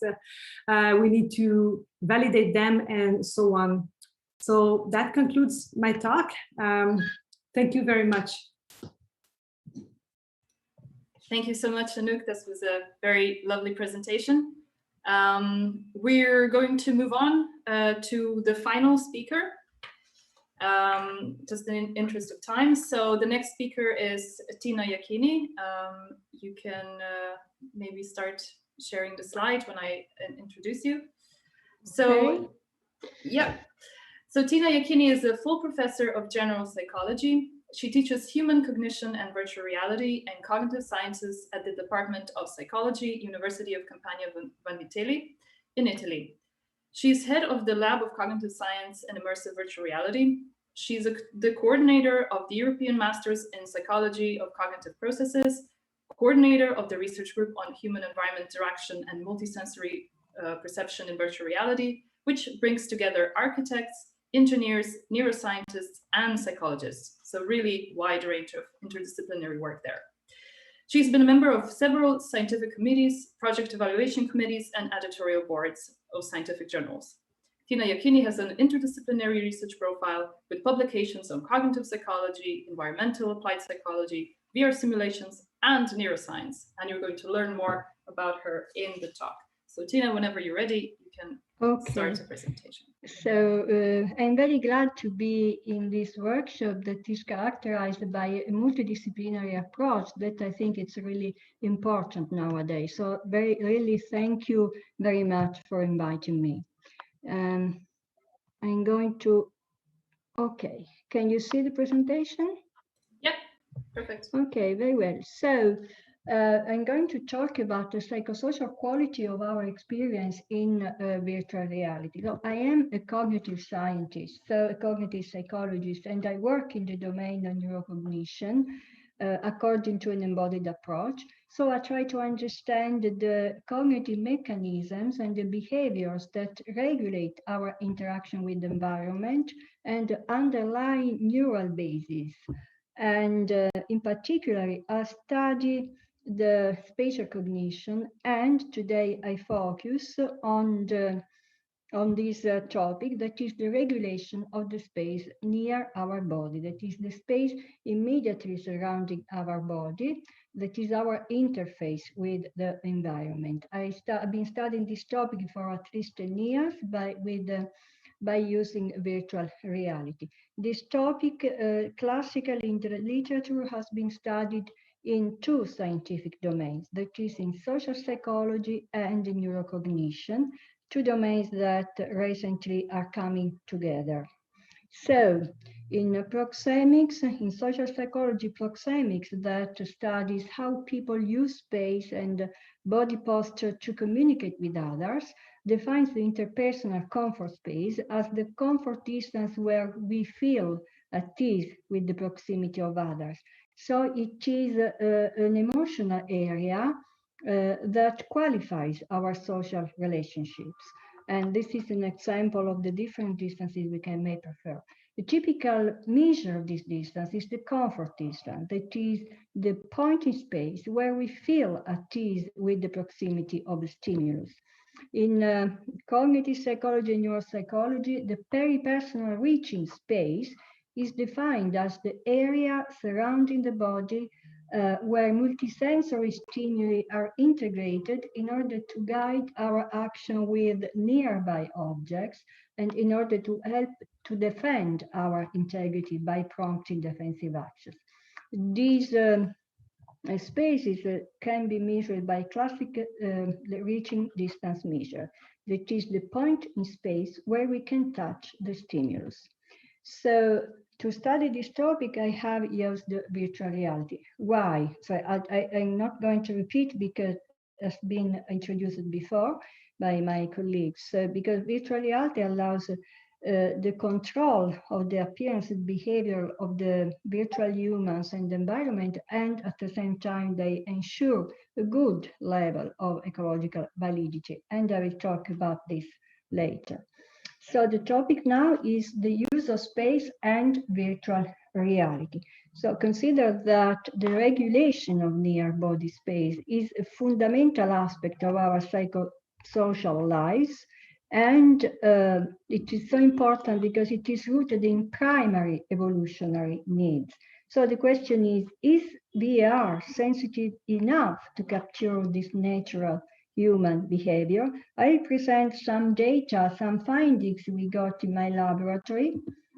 And first, a brief mention of our experimental paradigm. So in a virtual room, people had to interact with virtual stimuli and had to determine reaching and comfort distances under two conditions. That is, while participants were standing still and observed the stimuli approaching them, and they had to stop them at the point where they felt they could touch them for reaching distance, or where they felt at ease with their proximity for comfort distance, or participants walked toward the stimuli. The stimuli were humans, female, male, or non-humans, that is a robot and a cylinder as a control, because it's devoid of any social meaning.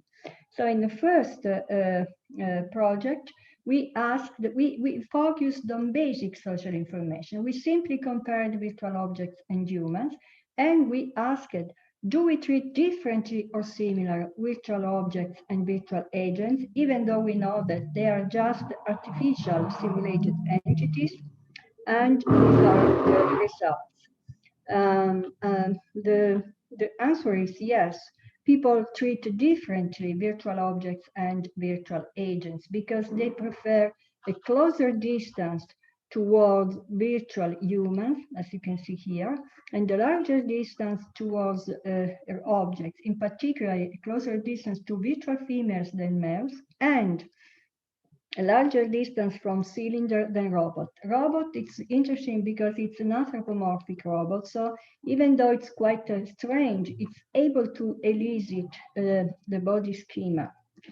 So after these initial findings, we wonder what would happen in the real world. So we compared the real world setting and a virtual setting in order to see if similar or different psychosocial effects, behavioral effects would emerge. At this point, it's important to assess the ecological validity of virtual reality.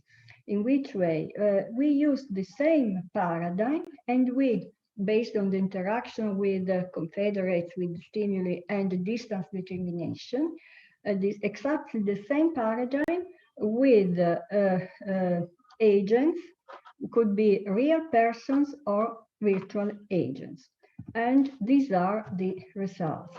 We found that similar effects emerging in the immersive virtual reality setting and the real setting, because in both settings, people preferred a larger distance in the passive condition, that is when they couldn't move but were just approached.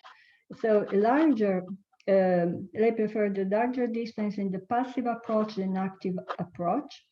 And moreover, they preferred a shorter distance from females than males, both real and virtual. However, it should be noticed that overall distance was larger in the real setting than IVR. Nevertheless, the main effects were the same. So another important component, clearly fundamental component of our social life, is our emotions. So we asked, how do we react to virtual agents showing emotions? And here we compared happy, angry, and neutral facial expressions shown by virtual agents. Well, I'm not going to show you the movie to not waste time. This is an example of an angry agent.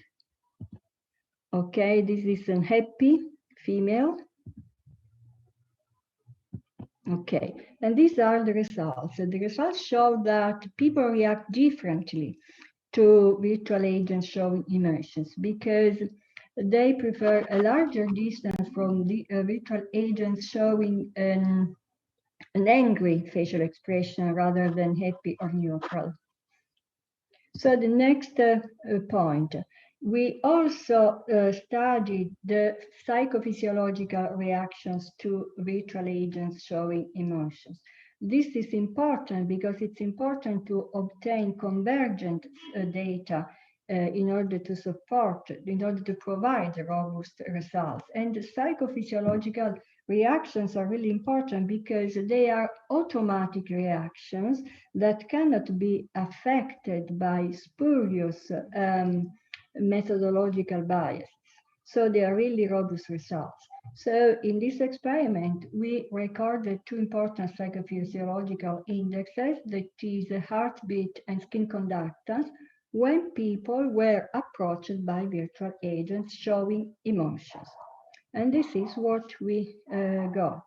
We found an increased skin conductance in the presence of virtual agents compared to happy agents and neutral agents.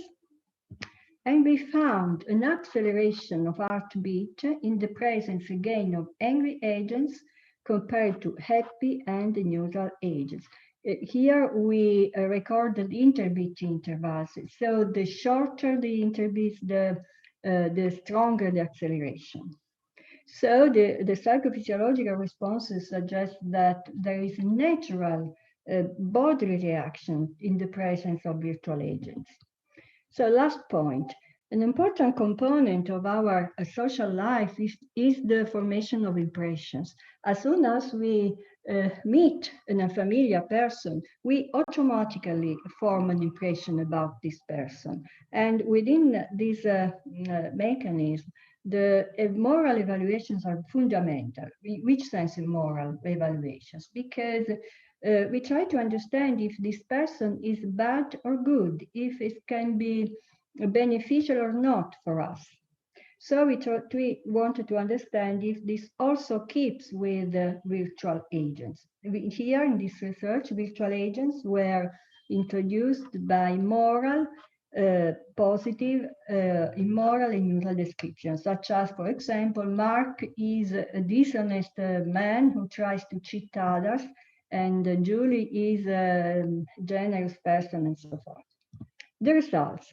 The results show that we treat differently virtual agents depending on the moral description. We prefer a larger distance from immoral virtual agents than moral and neutrally described virtual agents. So, in conclusion, in short, the findings. In short, we can say that virtual agents are treated differently from objects. The social effects we obtained are similar in real and virtual settings, and they are also in line with previous proxemics literature, adopting a variety of methodologies. So I could say that they are really robust. And focusing on the last two blocks of evidence, they have shown that virtual agents showing emotions provoke different social distances and psychophysiological reactions. Finally, we form moral impressions of virtual agents and react to these impressions by adjusting social distances. So we could say that this shows that we keep further away, and we prepare to escape from threats, such as the threat represented by an angry and immoral virtual agent. We could say, therefore, that we are able to reflect the primary need of defense. In conclusion, then, virtual agents are treated like human-like entities in virtual social interactions. Even though we know that we are in a fictitious environment, we react as if they were human. We attribute them what is often called a derivative intentionality. And virtual agents can reflect basic biological needs and reactions, and they can even be given complex social evaluations. And in comparison with the virtual reality, I would say that there are more quantitative than qualitative differences. And this is important because I think that this suggests that in the real reality can exacerbate the psychological and social mechanism due to our personality, due to the subtle anxiety when meeting someone. But VR still managed to capture the fundamental social mechanism of real life. So in conclusion, I would say that the level of sensitivity of VR as a tool to study social science is enough. So it's a good way to study social phenomena. Thank you for your attention. That's all. So thanks a lot, Tina, for this very interesting talk. So there are a lot of discussion about this intimidating avatar in Discord channel following your talk. So we plan to start with a kind of general question to the speakers, and for sure you can ask questions. We will ask them to the speakers. And in Zoom, you can maybe more at the end, just raise your hand, and then you can ask questions to the speaker. So maybe, so Anouk, you start talking about that in your presentation. So maybe to all the speakers, could you provide maybe your pro and cons about using VR? So finally, what is the positive and the negative or challenges when using VR in your research about social interactions? Shall I start? Yeah. Yeah, I think it's less of a pros and cons. I wrote down a positive. Yeah, and challenging. Yeah, no, I wrote down a positive experience and a negative experience. So I think the positive one I had was like when I really just started doing VR, we were creating this situation for psychotherapy for social anxiety. So we want to basically create a stimuli that is really pleasant, so people can really enjoy. And even you are kind of socially quite anxious, you're also able to enjoy. And I was really a pleasant experience to have, because I have participants coming, going to the cave-like system, and they have this virtual character who is really nice, who says lovely things about whatever they say, and they afterwards they're all super happy. And then the sort of third project I did for my PhD was also to test, if we can use motion capture to capture different personalities. And one of the conditions we had was an avatar that's slightly aggressive. So we kind of had the same script for one actress to perform either very anxious, very shy, or very confident. But I mean, the confident motion capture came out a bit aggressive. The way she said things is like, yeah, so what kind of attitude? And I just felt after the experiment, whoever was unfortunate enough to have that condition was like really stressed afterwards. And I felt really sorry for what happened to them. That was kind of 2008, 2009. And at the time, I don't think there's much discussion about what is the sort of consequences of VR. And I think these two examples together basically tells me that, doing experimental studies or just developing a VR applications, I think there are, a lot of sort of issues actually attached to this. It's no longer just something like a video you show to your participant. You're actually letting them experiencing something. And, like there are experimental studies showing that, for instance, children can't really tell reliably if something they have experienced in VR from something they experience in real life. So there are consequences of all these situations you're putting people through in VR. And I think that is something that needs more discussion in this space. Yeah. So maybe Tina or Anouk, you would like to organize? Tina, you can. Okay. Go on. Yeah. So I think that the main success I feel in my research is that we are able setting up virtual humans that can reflect or that can trigger low-level perceptual responses and high-level social attributions in an ecologically valid manner. And I also think that it's important, having assessed the ecological validity of these virtual humans and the paradigm we used by comparing it with the exactly the same paradigm in real reality. And this gave us the possibility to check whether virtual reality is not the same as real reality. But it's important that it is not the same because we can exploit this difference, because I think that the right question in virtual reality from an applied point of view is what is the right level of similarity between real reality and virtual reality. And this level of similarity should be driven by the purpose for which we devise our virtual environment. Another aspect I think that is good in what we did is that we were able to devise a rigorous proxemics-based procedure for assessing social phenomena and psychological phenomena in real environments.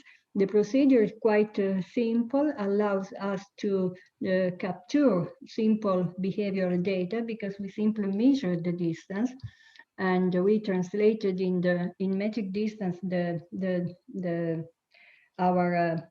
behavior of participants.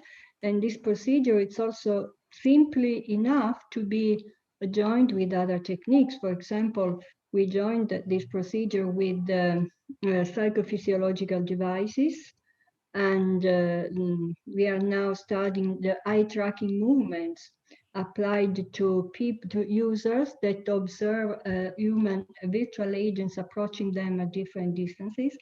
And we are realizing, for example, that depending on the proxemics, the pattern of eye movements are different. They focus on different body parts of the avatar.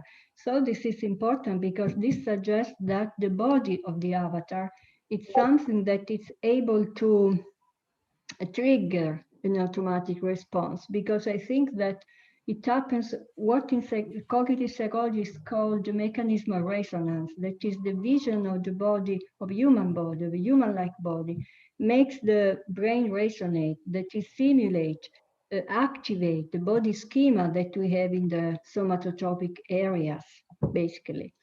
So about the failure, next or now about the failure?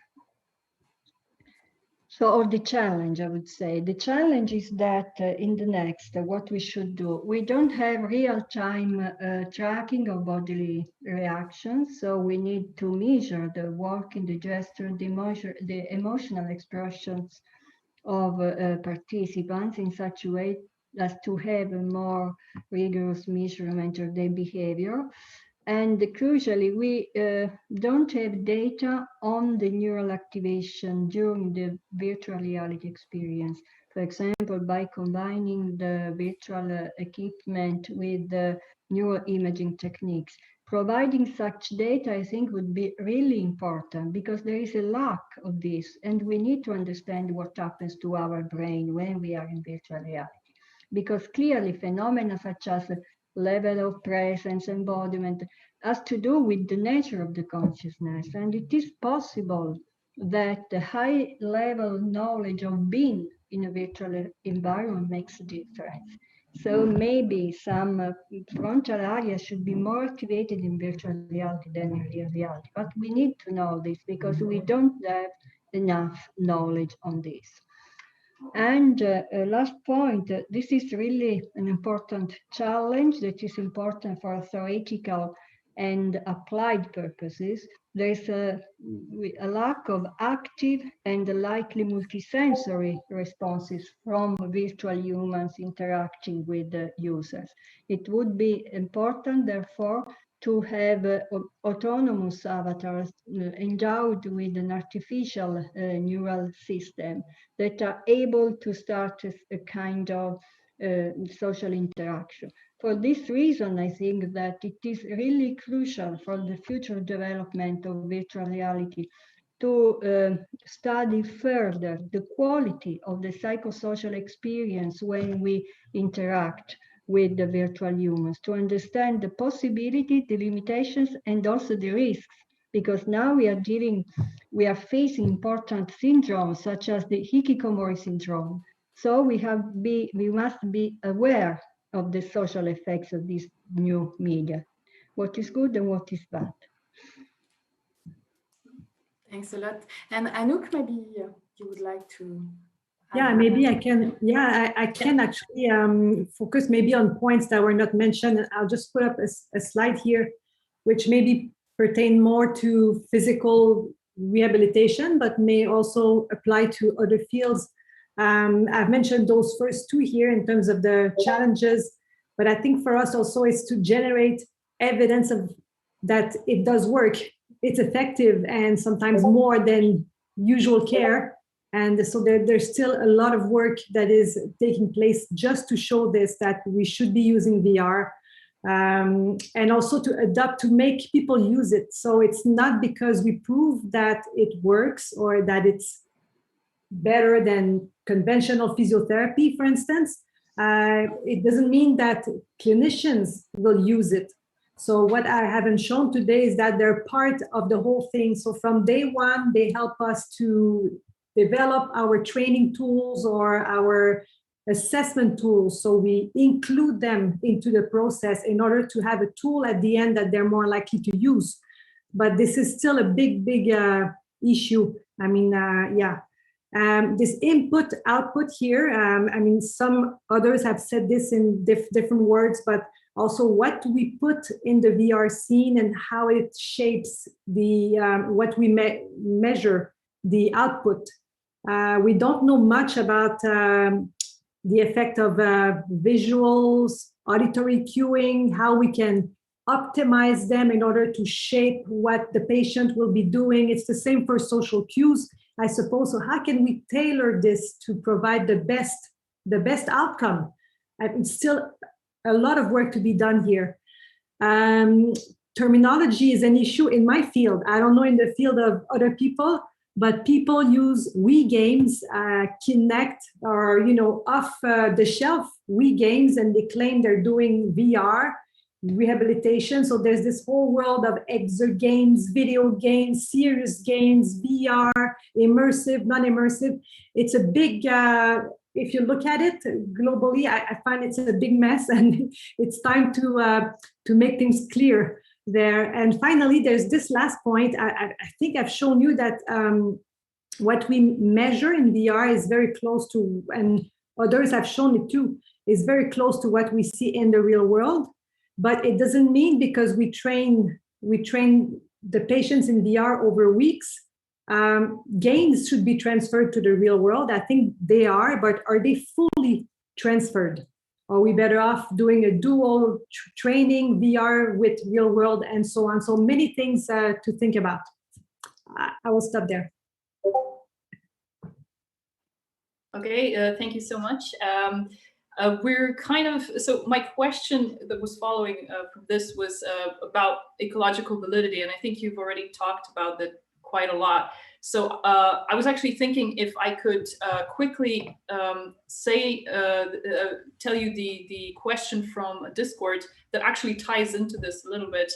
And the question is, do you know if there's a significant difference in the sense of belonging between a realistic avatar and, for example, if you have a point cloud representation? So this was posted by Eloise. And then a follow-up question on that. So what is the role of photorealism on the sense of belonging? So what kind of, what could we gain with, maybe in general, of trying to increase the photorealism in virtual characters? What kind of effect do you think this would have? Would this improve ecological validity? Do you think it would have any point at all? So kind of the question about photorealism, if anyone wants to tackle this question, you can just go ahead. What is sense of belonging? I think my question is, what is sense of belonging? Can someone explain that? Yeah. Well, I guess for the way I understood it, it's probably the kind of the social response, a kind of realistic social response. So if we, I'm not entirely sure, maybe Eloise might explain a little bit more, but just in general, maybe we could say what would be the sense of, what would be the social response or the accurate social response that's emotional, that gives the effect of warmth, and I don't know if that was the right way to understand it, But maybe just in general, what do you think the aspect of photorealism could add to the social perception? So it sounds to me like, in my sort of framework, it sounds to me belonging is like plausibility illusion. I hope that is a word that if you don't, if you're not familiar with belonging, you might be hopefully familiar with plausibility illusion. It's basically a kind of sort of cognitive, different from place illusion, which is a perceptual illusion. Plausibility illusion is a cognitive illusion, so it's more top-down than bottom-up. So it's really sort of higher level. And I think somebody else also mentioned that, you know, like when you go into VR, there is this big notion of everything is fake, how much of that is. And I think because I work with game developers and, you know, very creative people, and I think there is that I really see the point of photorealism, or actually not photorealism, but just the ability of creatively sort of, you know, create a different reality that we're willing to be sort of, we're willing to have that suspension of disbelief that is so either super real or super intriguing. And going to the very sort of hot topic of photorealism, I think I get asked this question almost every single time. And I'm going to give exactly the same answer, which I'm a bit tired of myself and trying to look for different answers. But like, for instance, for Pixar films, which is, you know, one of the most creative, fun, and expressive animations, they actually use cartoon-like characters always. They don't actually use photorealistic virtual characters. And that's because, at least, you know, up to a few years ago, when I had a friend who worked there, they don't actually use motion capture. They use artist skills to draw the keyframe and then have the rest animated automatically.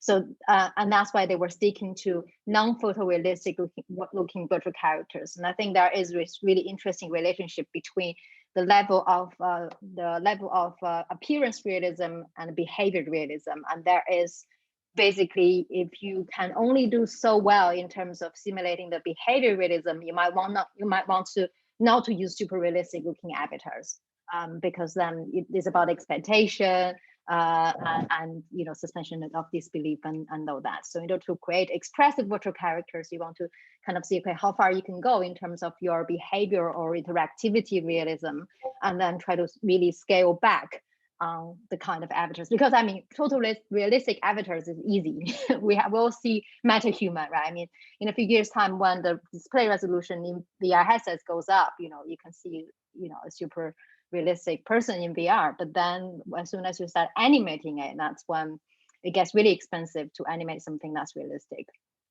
Yeah.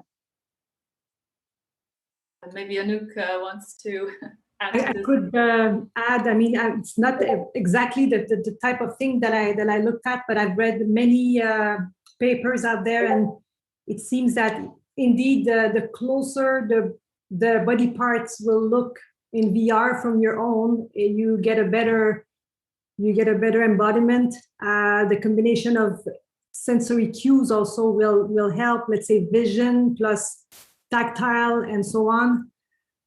First person also, if you see yourself as first person versus third person, that will have also an influence. And the real time also, real time, if it's really given to you in real time, what you're seeing, if you move and you're seeing yourself moving in real time, it will also help, as opposed to if there's a lag or if there is a delay. So there are really multiple factors there.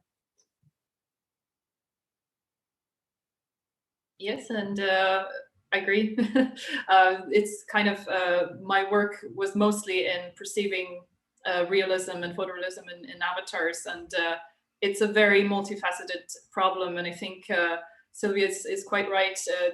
The new meta-human is coming. Probably people have seen this. It's becoming eerily realistic, and there is an open question how this is going to affect our perception. And it's an ongoing question. It really, we're not sure, and people seem to adapt as the character development progresses. So it's really interesting, and it'll be interesting to see that in the future, how our perception will adapt to that. Maybe Tina, do you have something to add? Yeah, I would like to add simply something that I think that it's important to improve the realism of the presentation by adding multisensory stimulation. For example, just adding sounds makes a difference. It's important to have a fluid movement. However, I'm wondering until to what extent must the similarity be realistic? Because on the other side, there's the so-called uncanny valley effect. So we must always remember that in virtual experience, we develop a perceptual responsiveness, low level, bottom up, but we also have a cognitive experience. So we know that we are in a virtual environment. So what would happen if we were presented with so realistic bodies that we don't know what kind of entities are there? We don't know. And this has to do with the study of high-level effects that may happen in virtual reality. That has to do with the credibility of the simulation, that has to do with our attributional processes. So I think that we should also study this. And also I think that besides perceptual effects that can be dealt by technical improvements, we should consider that for the VR, virtual reality simulation being credible, it's important to keep the expectancies of real life situation. So the script, because in everyday life, we work on the basis of scripts in long-term memory. So it's important that we can believe that what happens may happen in our life. So we need a good screen player. Thanks. So maybe we can, time is flying. So I think we can take a question also from the audience. So we have Bobby raising his hand. So maybe Katerina, you can give some right to Bobby to ask the question.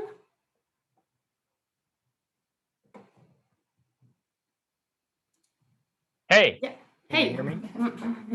Hello. Perfectly. Thanks for your great presentations. I have a couple of quick questions, or maybe they're not so quick, but for Professor Lamontagne, I'd like to ask a methodological question.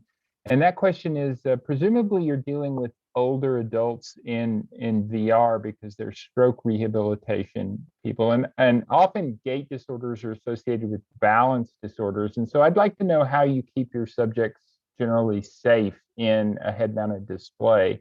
And then for Professor Iachini, I would like to know, so peripersonal space is a neurophysiological phenomenon associated with reaching, as you were pointing out, but interpersonal comfort distance presumably has cultural factors associated with it. And so how do those two influence one another? Could you just sort of summarize that for us quickly? Thank you.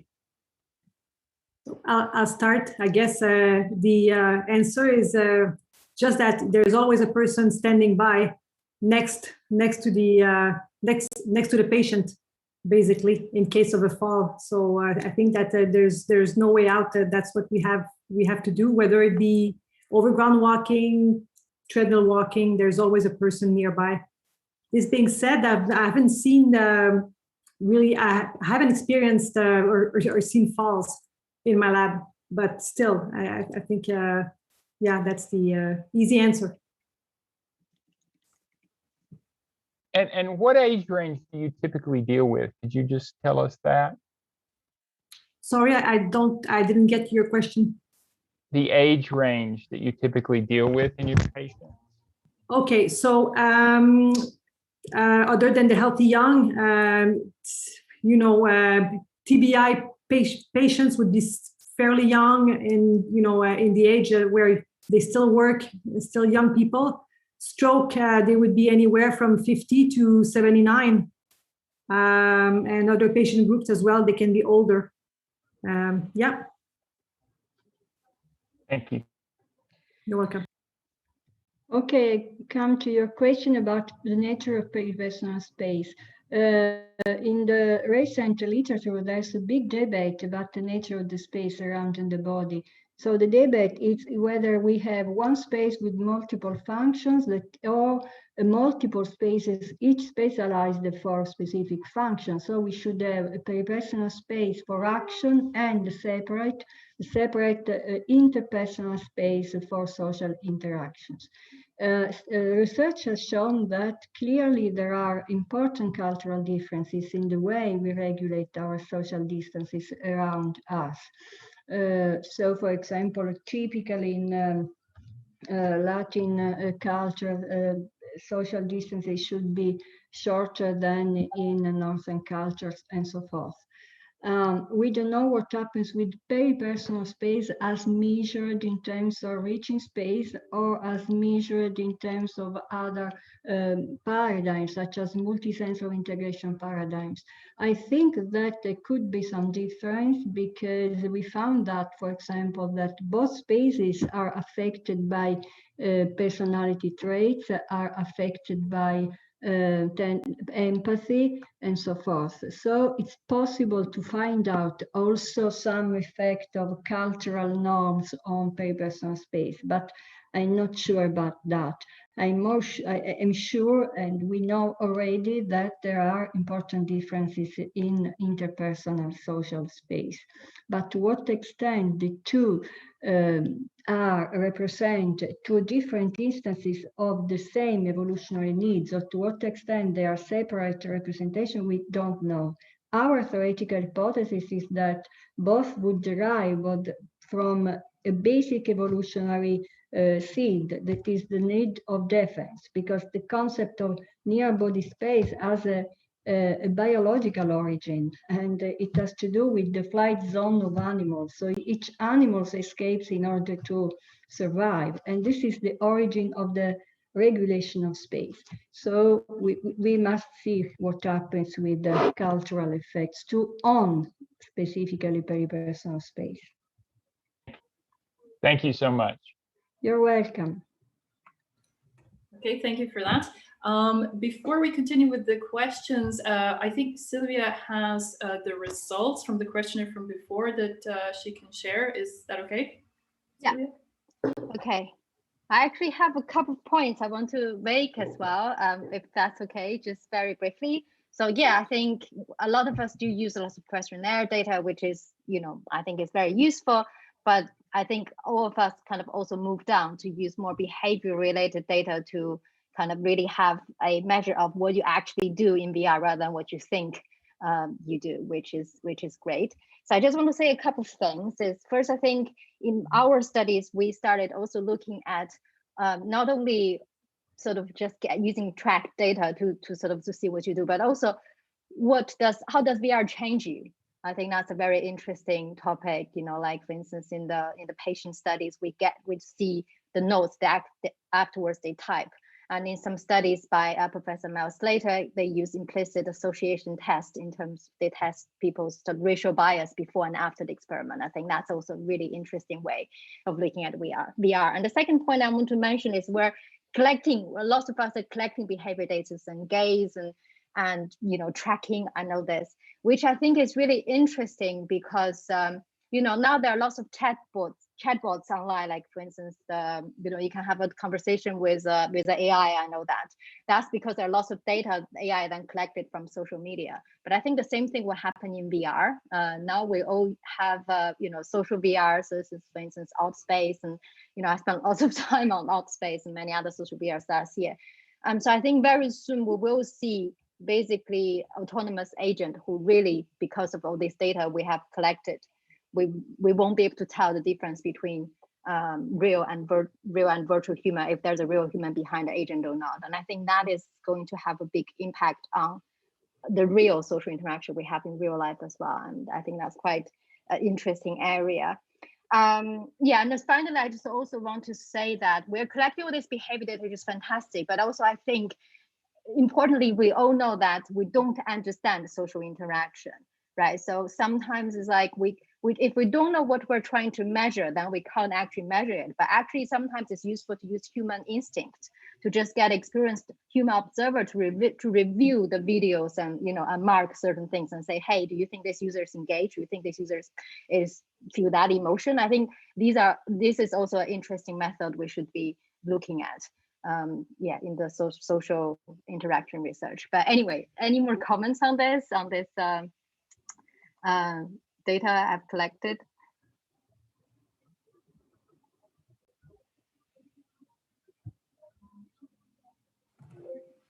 Maybe I can add a comment. I see lots of gays there, and it's nice because you know, not so long ago we were not able to do this.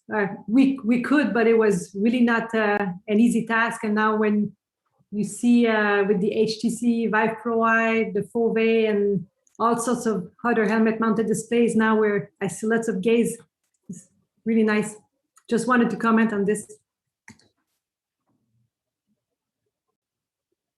Yeah, I definitely agree. That's true that also in our group there is a big focus on how is gaze the same in VR and in real? Can we use gaze to help us understanding visuomotor coordination during non-verbal interactions? And it's really promising since we can find a lot of relation between the trajectories and the person you are interacting with and the person you gaze at. So I agree that this should take more and more room in our analysis of this social interaction in relation to the behavior. Also, we maybe can guess only using gaze what is the behavior. So we are really interesting future work, I guess, related to this metrics. So really really interesting. So I think you can maybe continue answering the question maybe during the rest of the event. Maybe we can have more insight from the audience. So maybe to finish the panel. That's a pity, so the time is really flying. So if you have other questions, do not hesitate to ask in Discord. We can continue the discussion offline. So I think we all see the really good interest of multidisciplinary approach. So for you, what are the main challenges to connect social sciences and digital science? So maybe also the attendees, you can provide some feedback in the Discord channel. But yeah, so Tina, Anouk, Sylvia, what do you think? What are the main challenges? Is it the terminology? How should we communicate? So do you have any insight about that? Yeah.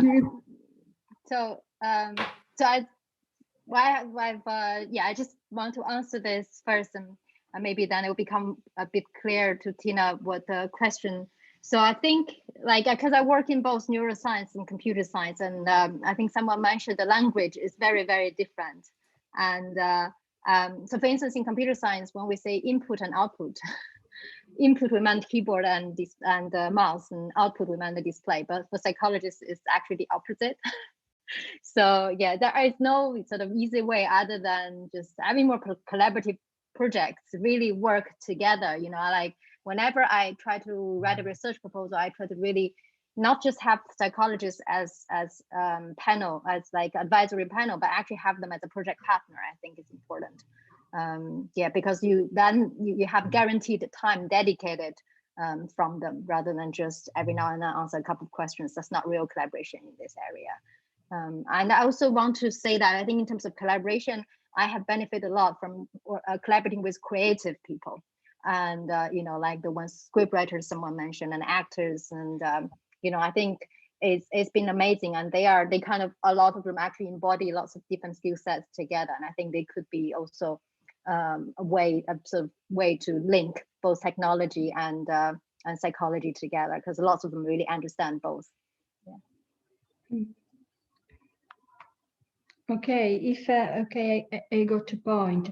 Well, I think that the main challenge to put together social science and digital science, that is really a necessary endeavor. 2 points, the technical aspects and the terminology, the language, the concepts we rely on. As regards the technical aspects, I can tell you that I started collaborating with engineers more than, 13 years ago. At the beginning, it was difficult because we use different terms. For example, they use the term validation in a way different from social science or other terms. So it was important to establish a common terminology. And this may be a trivial point, but it's really important because we need to understand each other when we talk. At the same time, it's important that psychologists have some technical knowledge. So it's important that we are able to use, for example, simple softwares to create virtual environment, and this is what we are doing in our laboratory at our university. Because having a common technical background, it's important in order to understand the others. And having said that, I think that the future of virtual reality is very much linked to social science, because technical aspects are important, but virtual simulations are aimed at users. And so we need to know which are the needs, the preferences, the perceptual processes, the cognitive processes of the end users. For this reason, there's need of a close crosstalk between informatics and the cognitive psychology and neuroscience, because we need to devise not only technically perfect virtual environments, but I think that the first point when simulating a virtual environment is to have clear the purpose. So if I think about applied purposes, I must have clear who is the end user, which are their competence, their cognitive abilities, and so forth. Once I have clear the purpose, I can develop a good virtual reality project. And I think that it is also important to take into account the old psychological concept of script. That is a concept devised to describe the long-term memory that works according to a kind of scheme around which we organize our experiences. This is important because for virtual reality being credible, it's important to have a simulation that respects the expectations of what would happen in everyday life. So we must have clear scripts of the given situation being simulated. I don't know if it's enough. Yes, for sure. So maybe Anouk, you would like to conclude on that point? You are muted. I was trying to say that I couldn't have said it in better words. I totally agree with what was said. Maybe the only point I would come back to is that if you're aiming for clinical applications for assessment or training, it's important to involve clinicians, I believe, from day one in what you are trying to do, the development of your tool, because it's likely to stay on the shelf afterward if you don't, so it's or so involved the users and clinicians in the development of your tool. I'll finish on this. Yeah, sounds really great. So I hope this workshop helps also to have this network and this communication between social science and digital science. So I propose that we can continue the discussion on the Discord channel. And so we are going to have a break before the paper session. So I would like to really thank the speakers for this really nice discussion and very constructive discussion. And so maybe we can do that. Thank you for having us. It's been a pleasure. Yeah, that's wonderful. So we come back at 6:45 for the paper session. So please come back in a few minutes just to have a coffee or a break. So see you soon. Okay, thank you for the organizing the panel. Bye. Thank you. Bye-bye.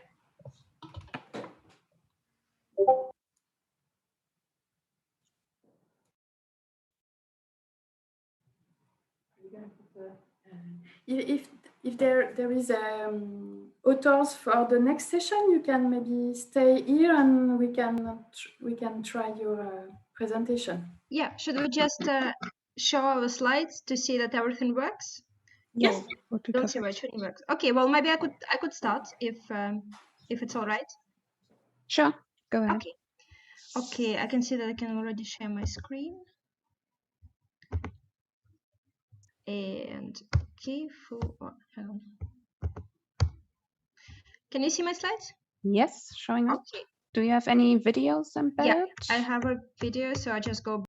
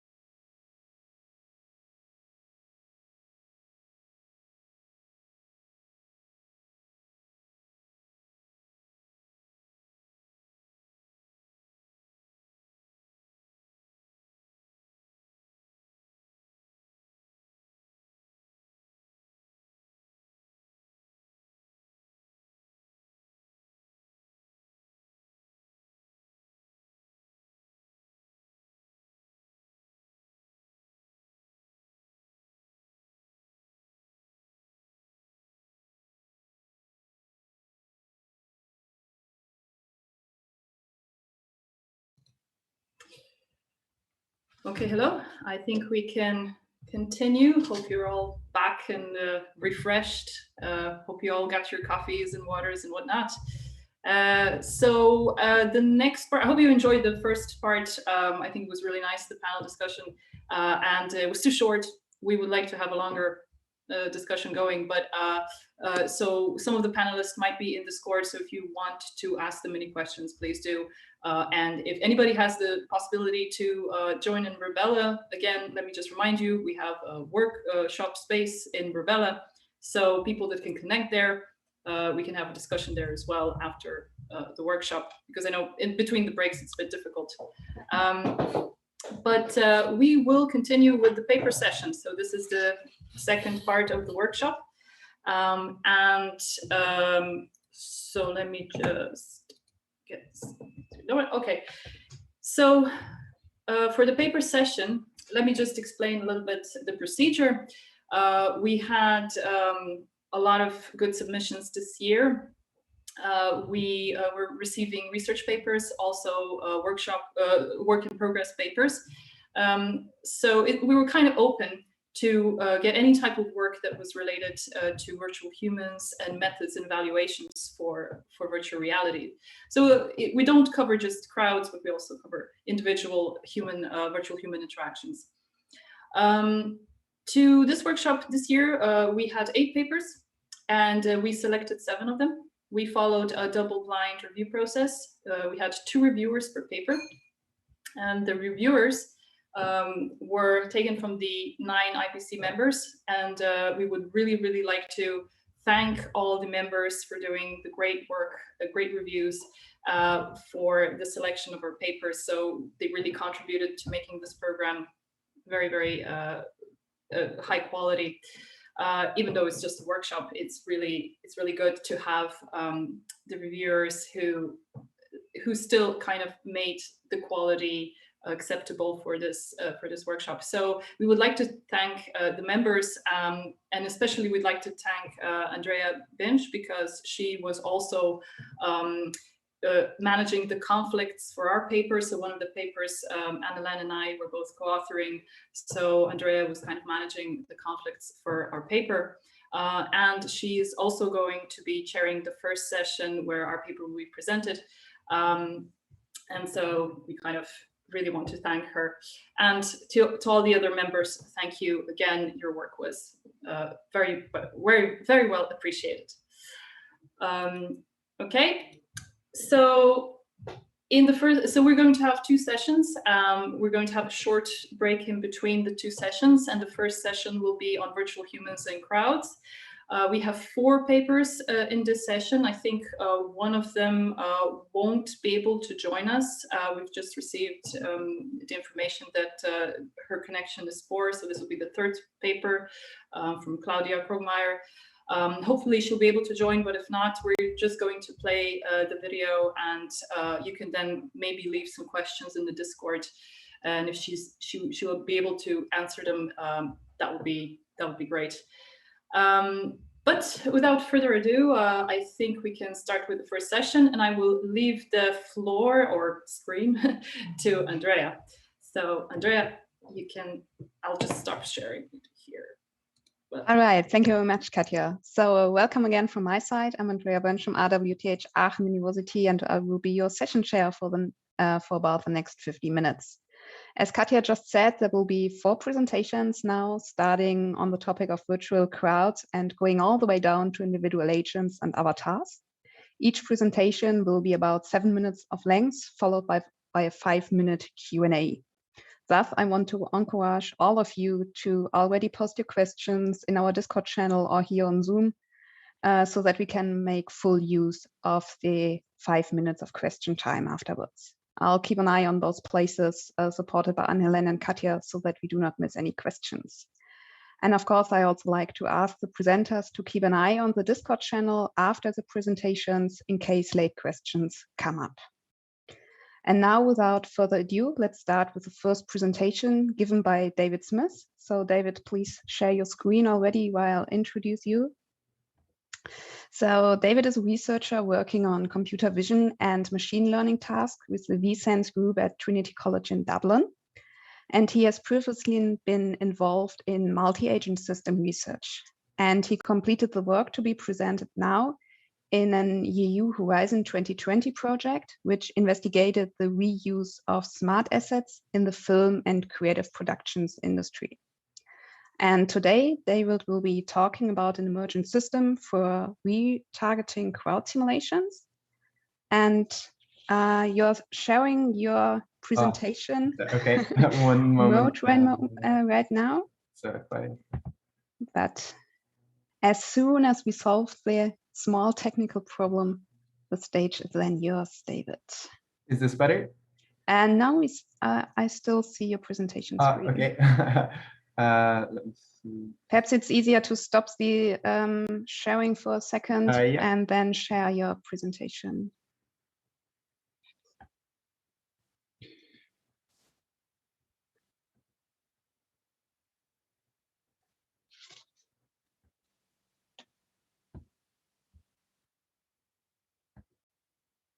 Okay. That's okay. It's just the speaker notes, but I don't really need them, so no problems. Okay, I'm happy to start then. If that's it.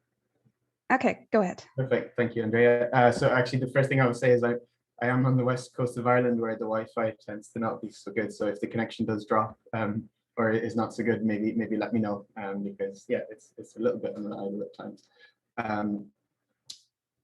Okay. Yeah. So hi everyone. My name is David Smith.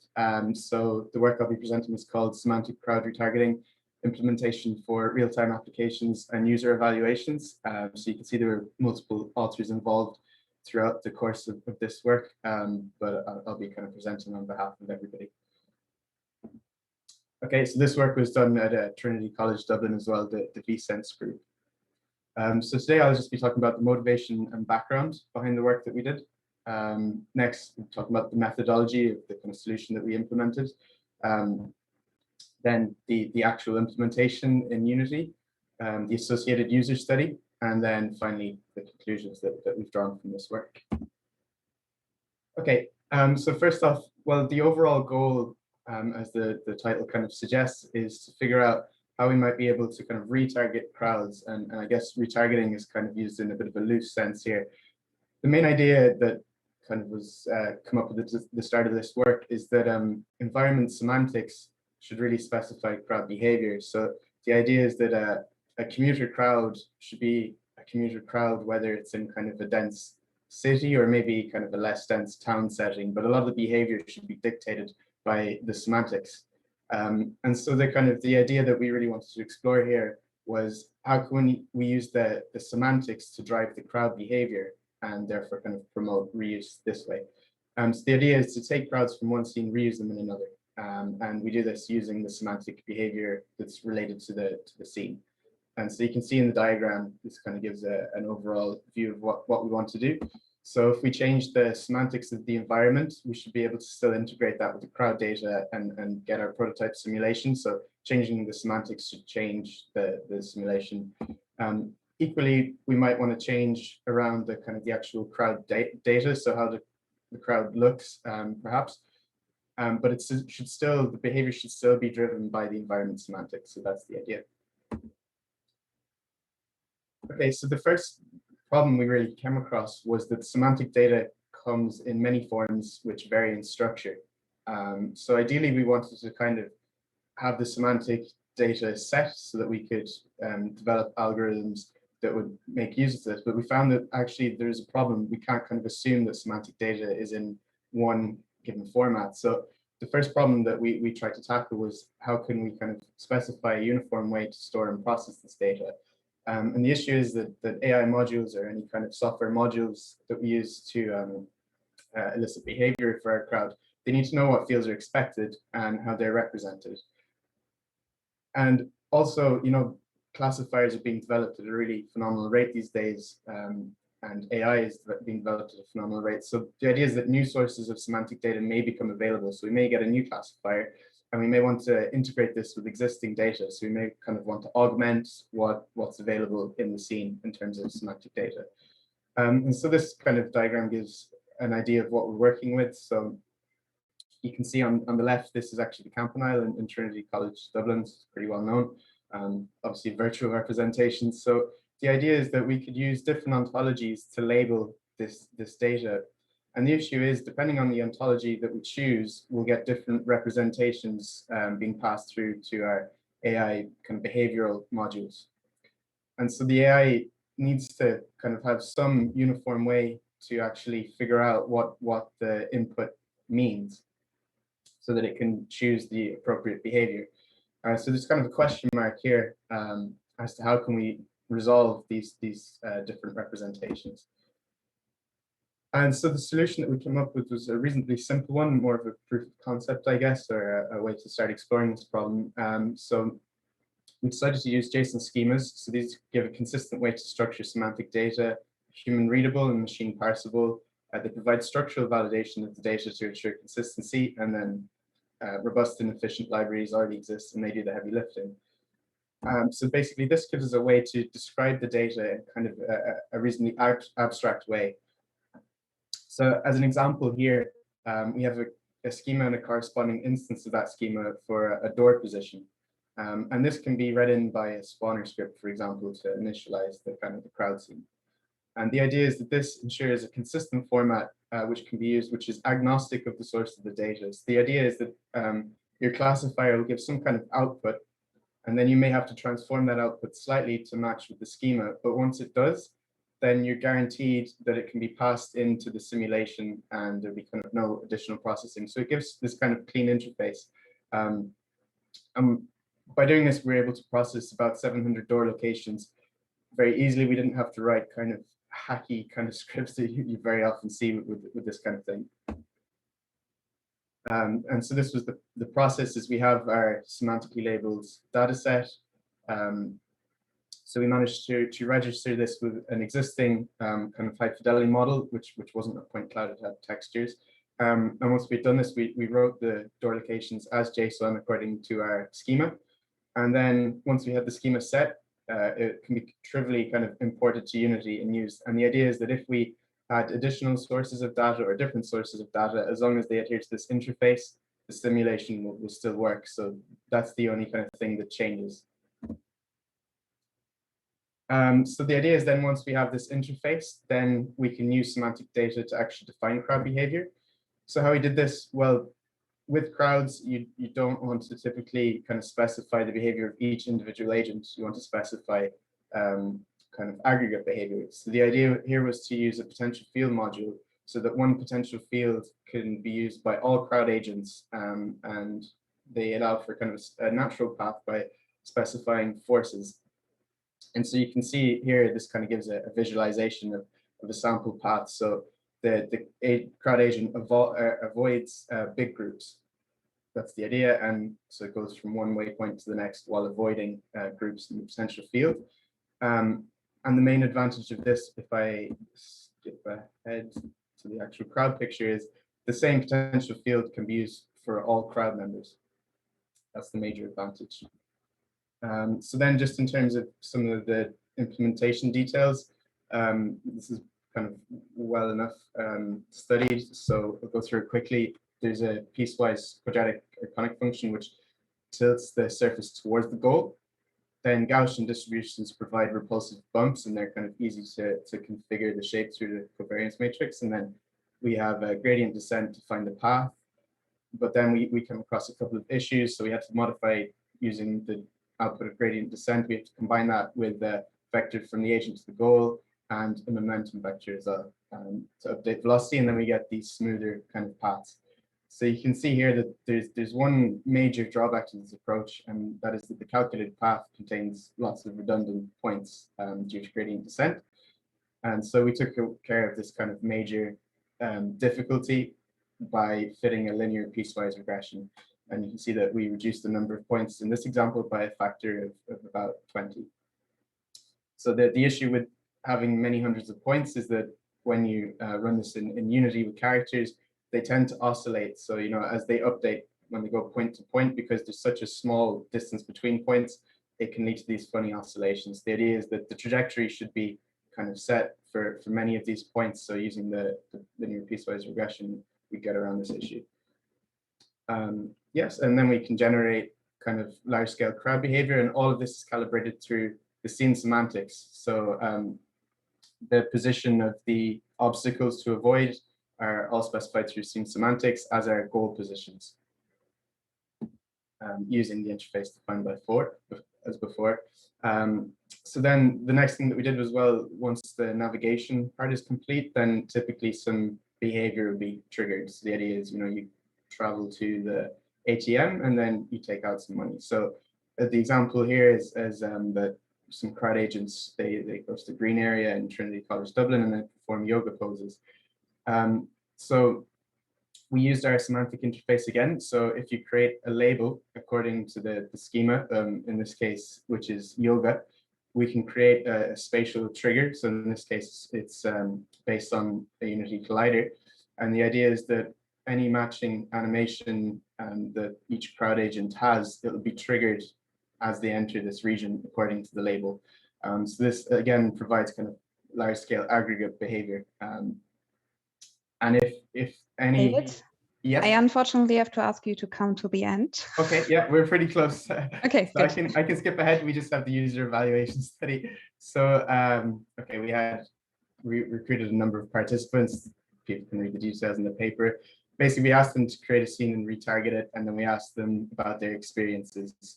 So I'll skip to the main results. They found that the tool was stimulating, but dependability was an issue. That's kind of the main summary. And so we'd anticipate that for future work, building tools that are dependable, or perhaps should be more of an emphasis than tools that are we consider kind of maybe very advanced. And then we looked at retargeting time saving as well. So the details are in the paper, but I guess I'll leave it there. I've probably already taken liberties with the time. So that's it. In summary, is we presented the tool set. There's great scope to leverage semantic information, but at the moment there's a gap between research and practical tools in terms of dependability. But the overall usability of our simulation software was considered acceptable by participants. So that's it. Thanks very much for your time. Sorry, I ran a bit over. All right, no problem. Thanks a lot, David. No problem. So we are now in the Q&A session. So in case you have any questions, please post them on Discord and on Zoom or on Zoom. Betty already said that yoga on the TDC campus is really cool. So nice idea you included some small animations like this. Yeah, to give the audience a little bit of time to come up with questions, I'll just start. So from the pictures you showed us, the crowd density right now seems to be, let's say, kind of low. How would, or is it complicated for your system to deal with higher crowd densities? No, we can manage higher crowd densities as well. Yeah. The idea is that the potential fields can be reused by crowd members. So the potential fields, the kind of underlying function that creates, that can be modified by each individual crowd member slightly. So for example, the momentum coefficient and other things can be adjusted by each crowd member. So we can create much denser crowds and they still look realistic because each crowd member, we can kind of perturb some of these things slightly so we don't get the kind of uniform behavior that can sometimes ruin the crowd effect. But yes, this will scale pretty well. That's the idea. And it can be parallelized very easily too. So they're the main advantages. All right, very good. So what exactly, as a follow-up question, what exactly has to be done when you want to enliven a new architectural scene by means of a crowd used in another scene already? So what are the exact steps? Yes, so the exact steps, well, first of all, this whole approach hinges on semantic labeling of the scene. So that's the main part, is to label the scene semantically. So everything that we designed depends on having the correct semantic labels for the scene, along with the associated schema that kind of defines how the labels should be read in. So the next thing then is for your crowd, whatever behavior you want to have, you kind of have to translate it according to the schema. So for example, if you want agents to avoid each other, you'd have to label obstacles, and also with that covariance matrix that I mentioned for the Gaussian distribution, you'd have to kind of make that quite big. And in that case, then crowd members, there's ways of kind of automating how to calculate this. So it sounds like a horrible manual process, but it's really not. So for the existing data, basically you have to kind of translate it to the specification of the schema, and then correspondingly in the algorithms, there's a few parameters that you have to calculate based on the existing crowd. And then once that's done, because everything is defined by these interfaces, it should work as normal. We're working on a GitHub repository at the moment, so it's easier to see it in the code. It's maybe slightly difficult to explain the technical details of how it's done. All right, good. Thank you very much. So I'd like to ask you, David, to have a look on Discord, because there was a new question coming in, but we need to move on to keep our schedule. So let's now welcome Jana Podkosova. So please, Jana, go ahead and share your screen. Jana is a postdoctoral researcher at the Vienna University of Technology, and she has done various research in the areas of virtual collaboration, navigation, as well as mixed co-location in virtual reality. And today she will present her work done in France on exploring user behavior towards avatars and agents in an immersive virtual collaborative working environment. Andrea, I can my sharing option says that your screen sharing is paused. Did I do it? It didn't look like this before. Can you see my no, there was just saying that your screen share starts, but we couldn't see your. Okay. So just try it again. Okay, yeah, well, I've tried twice actually. Well, let's see. Okay. Oh, now, brilliant. Yeah, now it's up. Okay. Yes, perfect. Thank you, Andrea. So I'll present an experiment in progress. So it hasn't been done yet. There's only design and some implementation.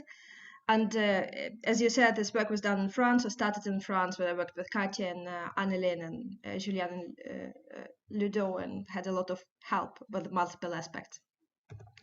So the context of this research are large walkable VR environments that are shared by embodied users and by agents. And then the application of such environments would be in team social VR for training, rehearsals, virtual sports, entertainment, such as location-based games and so on. And the idea here is that if some team members cannot participate, or if there are more participants needed than there are in a group of people who could be in those environments, one could employ virtual agents in place of missing team members. But of course, such a scenario would only work successfully if users would then treat virtual agents in the same way as their human teammates. And this treating in the same way or not in the same way would be displayed in the perception of other people, of other embodied users of agents, that would probably be reflected in social presence and social influence, but also in the actual behaviors towards avatars and agents. So if virtual agents that are employed are not plausible, or the scenario itself doesn't work, and then users might turn out to just ignore the agents and only interact with other users. And here especially, well, different moment from the other situations is that avatars and agents are present in the environment at the same time, so differences between them might become even more apparent than they would be otherwise. So here, two factors are very important that could impact of the perception and behavior towards avatars and agents. The first factor is perceived agency, or the extent to which a virtual human is perceived to be controlled by an actual real person. And the previous research shows that the higher perceived agency is a stronger social influence and social presence. And another factor is behavioral realism. And also here, the research shows that more realistically, virtual humans behave, no matter by whom they're controlled, the stronger social presence and social influences. And of course, the actual control here impacts behavioral realism a lot, because sometimes the algorithms cannot predict all sorts of human responses and behaviors that could be applied to agents. Or other aspects of behavior, such as movements, cannot be reproduced realistically even for avatars. Or sometimes may be actually more realistic for agents than for avatars. Or like even if the similar level is achieved, still there might be some subtle differences that would influence users during the immersion. And so in this experiment, our objective is to study the specific agency, to study the actual control and how they interact. And we do it in a scenario with 2 avatars and 1 agent. So we developed an experiment, almost, that will include 2 embodied users and 1 avatar. They will have identical representation, so there will be only head and hands. All players will be in a rather large virtual environment, about 8 by 8 meters. Users will be in a distributed setup, so each of them would have their own tracking space to walk in, to avoid physical collisions and to reduce differences between avatars and agents. And within this environment, players will have to accomplish a task that resembles 3D Tetris of sorts. There will be objects in the environment and slots in the walls of the environment, and players need to pick up those objects and insert them into slots. But every time only 1 object is highlighted, and this object can be picked up by, well, there's a different object for every player.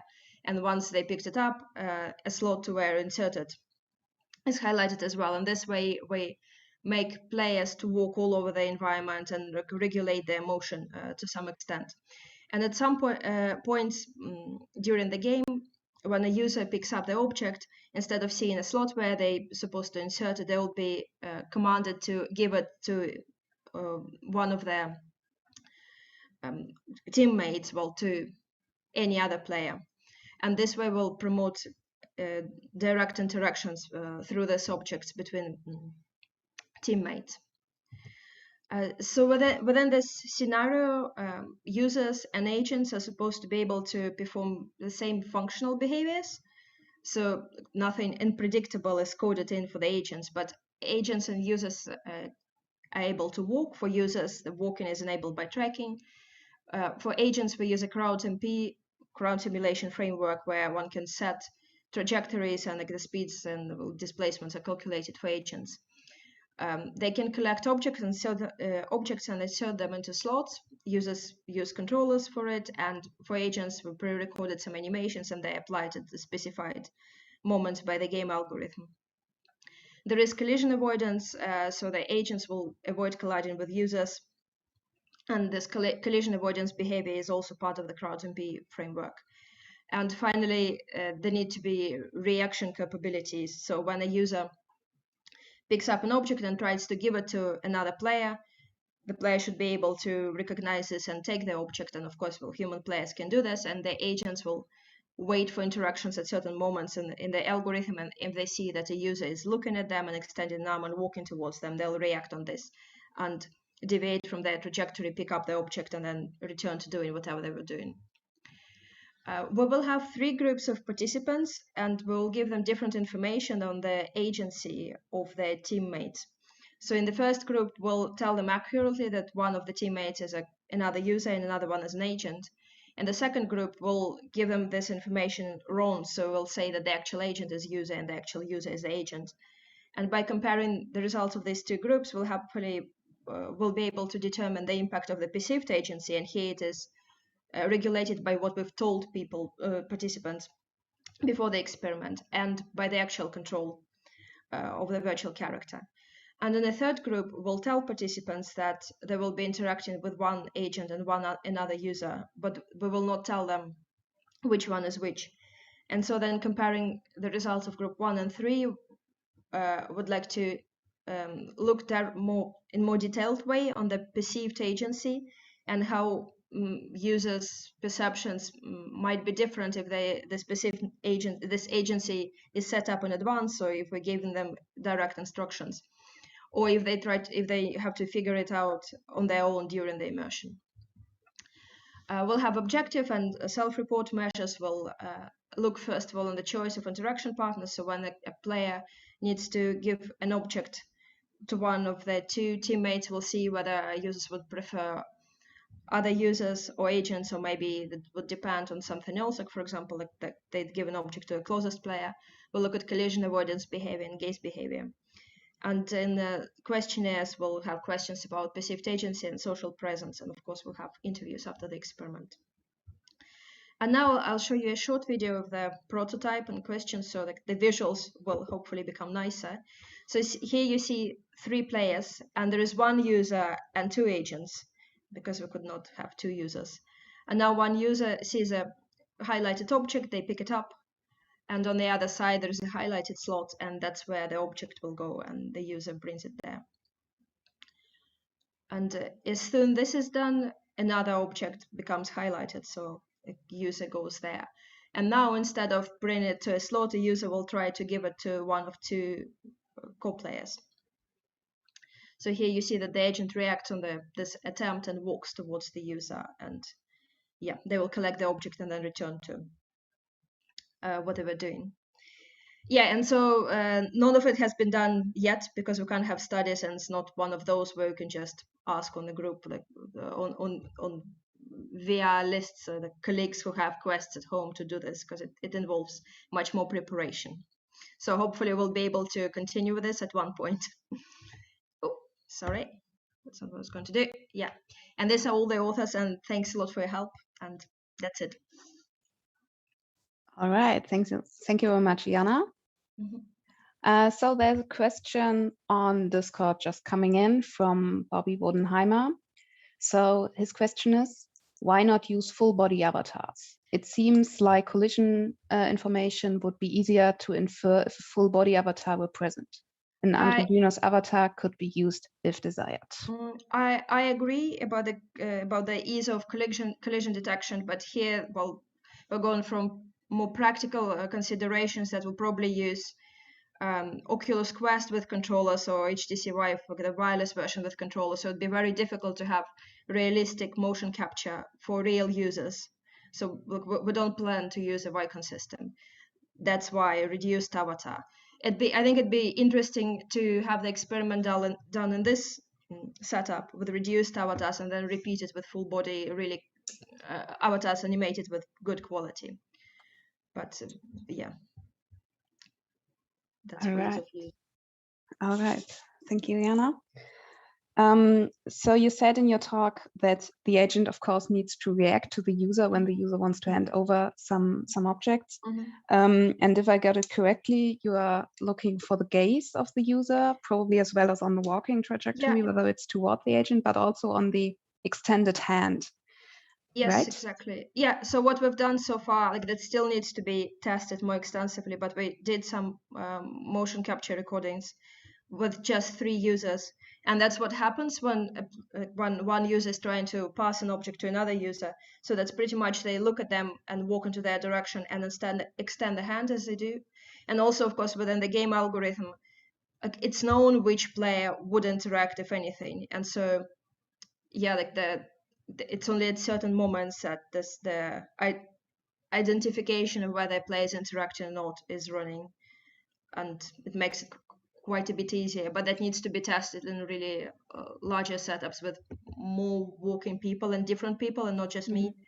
So that remains to be seen, like how, like if this needs to be made more precise.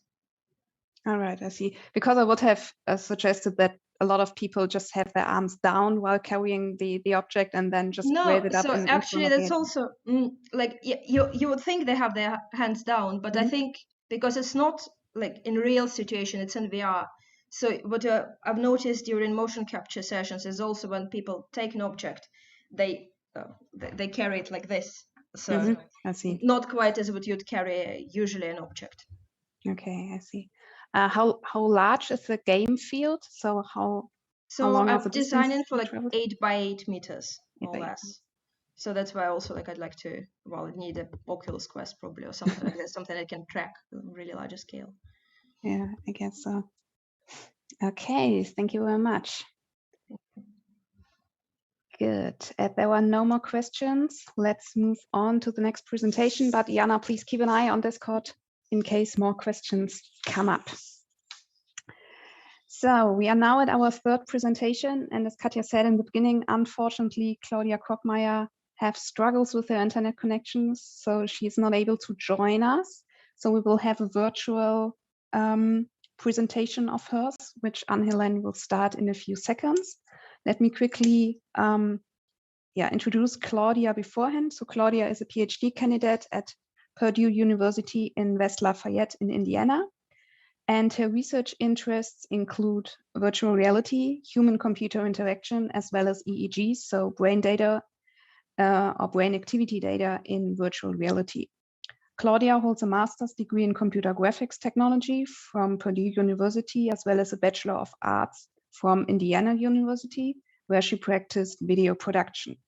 She is currently investigating consumer devices for EEG data collection, and she's open to both research collaborations in VR and EEG data, as well as creative collaborations for music videos and short films. Her presentations, or in her presentation, she will be talking about the potential relationships between avatar appearance and viewpoint within the context of low-cost motion tracking using body and mirror factors. And also the presentation is going to be just a video. Please post all your questions to Discord so that Claudia has a chance to answer them during the remaining days of our conference.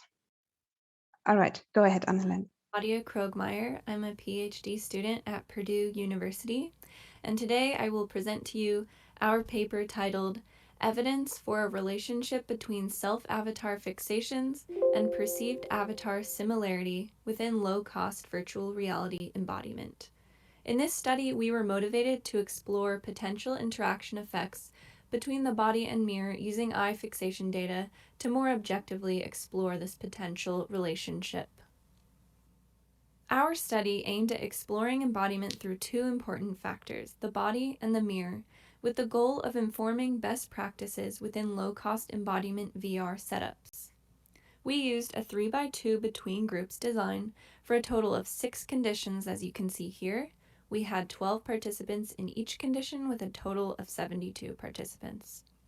These participants were randomly assigned one of 3 body types, zombie, mannequin, or human, and one of 2 mirror conditions, either experiencing a mirror in a preliminary scene or seeing a painting in the preliminary scene with no mirror. Our low-cost motion tracking involved the Vive headset and controllers working to track the head and the arms, with 3 additional trackers attached to the feet and to the center of the back. In this study, we collected both eye fixations and self-reported data with our questionnaire. Here we have the human, mannequin, and zombie self-avatars used in the experiment. Participant self-avatars were randomly assigned and matched to their genders specified on the demographics questionnaire. In the experiment, we first provided a preliminary scene in which participants could view the self-avatar and explore its movements. In this scene, participants saw a mirror or a painting within the VR environment, as seen in these images. Next, participants experienced a secondary virtual scene in which they were asked to observe a multi-character scenario within an outdoor park environment. This scene consisted of the environmental characters who sat on benches, stood, or danced while the participant observed. Our questionnaire explored the following 4 concepts: body ownership, perceived similarity, plausibility illusion, and mutual awareness. We also examined eye fixation data by looking at fixation count, fixation length, and time to fixation. We developed 3 primary research hypotheses. Firstly, we expected to see an interaction effect between body and mirror factors concerning body ownership. Secondly, we thought self-avatar body type would influence participant responses in either fixations or self-reported variables towards environmental characters with the same body type. So we thought participants assigned a zombie self-avatar might look more at zombie environmental characters, for example. And lastly, we thought more fixations on the self-avatar would correlate with less perceived similarity with the self-avatar. To analyze our data, we used 2-way ANOVAs to explore main and interaction effects. Concerning our first hypothesis, we were not able to determine an interaction effect between body and mirror factors, nor main effects of body or mirror on body ownership. Therefore, this hypothesis was not supported. There are numerous reasons why we may not have seen a significant interaction effect, but here we present 3. First, because our virtual mirror was placed outside of the participant's parapersonal space, it's possible that the mirror did not elicit significantly higher body ownership in the mirror condition, as would normally be expected. Second, including a mirror in the virtual environment in which there are significant self-avatar flaws from our low-cost motion tracking, might have been detrimental to the body ownership. Lastly, it's possible our measurements of embodiment were not sensitive enough to differences in sense of embodiment. Our lack of a disembodied condition, such as a body condition in which asynchronous visual motor feedback is provided, for example, might have contributed to the lack of differences between body types. Our hypothesis 2 stated that the body type would influence participant responses to environmental characters with the same body type. This hypothesis was partially supported, as we determined no differences in eye fixations, but differences in perceived similarity as well as plausibility. As seen in our box plots here, we determined that participants assigned a mannequin self-avatar reported significantly higher perceived similarity with the avatar and higher plausibility of the virtual environment than participants who were assigned the zombie self-avatars. Considering that zombie characters in VR have been shown to induce fear, it's possible that fear related to the zombie characters contributed to decreased believability. Previous research has suggested that users prefer to have attractive self-avatars, so it's also possible that the unattractive zombie self-avatar with its ripped clothing and bloodstains may have distracted from the experience. Our third research hypothesis proposed that more self-fixations would correlate with lower ratings of perceived self-avatar similarity. Our correlation results support this hypothesis, suggesting that as time spent looking at the self-avatar increased, perceived avatar similarity decreased, and vice versa. This is in line with previous research which determined that having an accurate depiction of the self-avatar was the most influential factor concerning plausibility of the virtual environment. Our results suggest that increased self-avatar fixations may be detrimental to believability of the avatar, but it is unclear if this would be the case for higher fidelity motion tracking systems. Numerous studies have evaluated the influence of environmental characters' eye fixations towards users, but to the best of our knowledge, less research has explored the eye fixations of the participant towards environmental characters or towards the self-avatar. Therefore, we think that exploring participant eye fixations in VR embodiment scenarios could be useful for the field. Please see our paper for more information about our results, limitations, and design guidelines we provide based on our findings and our methodology. Thank you for watching. All right, thanks for sharing the video, Ann-Helen. So Claudia is not here, but as I said, please post your questions on Discord. She has an account there, so she will answer the questions in the remainder of the conference. And now let's move on to the fourth and final presentation in the thesis. Therefore, please welcome Amarant Murugan. Please share your screen already. Yep. So he is a research associate at the IMXD lab at the IDC School of Design at the Indian Institute of Technology, Bombay. His research is currently focusing on narratives, education, and novel interaction techniques in extended reality. So not only in VR, but we extend now to augmented reality as well. And today he will present his work in progress on virtual avatar representations for remote communication using mobile augmented reality. Amarant, the stage is yours. Thank you, Andrea. Yeah, so I'll be presenting the paper towards avatars for remote communication using mobile AR. This is a work in progress paper that is co-authored by Rishi Badakulu and Dr. Jayesh Pillai. We are researchers from the Immersive Media Experience Design Lab at IDC School of Design, IIT Bombay. So, all right. So social XR platforms allow for similar spatial dynamics as in real-world meetings. So they have become more popular over the last year due to the COVID-19 pandemic. And also HMD-based AR platforms, while they provide higher level of emotion and richer interactions in these shared spaces, they are more expensive and difficult to access. So we believe that mobile social AR could be a viable middle ground. Over the last few years, we have seen multiple devices that support AR4 and ARKit. So our research is focused on mobile social AR. The major challenge when it comes to avatar representation in this medium is that we just have a single point of reference to represent the avatar's movement in space. That is the handle devices, translation, and orientation. So how do we infer the movement of the user itself? And and how do we assume that the movement that we are saying, that this is the avatar's movement, is actually a representation of the user's movement itself, or if it's the movement of the handle device? And depending on how our perception varies, would it affect the co-presence of the avatar? So the broader goals of the study is to first measure the social presence of the different avatars possible in the space. So social presence is the extent to which we believe that the other person is in a shared space with us, and to identify if different avatar types are better suited to different contexts. So looking at prior work, it was shown that increasing the body part that is visible would increase the co-presence or social presence of these avatars, and also increased tracking fidelity, which is increased behavioral fidelity of these avatars, increases co-presence. But there have been cases where users have preferred avatars with just floating head and hands. So the authors point this to the expectation of more behavioral fidelity from the full body avatars not being met. So we wanted to factor that into our research as well.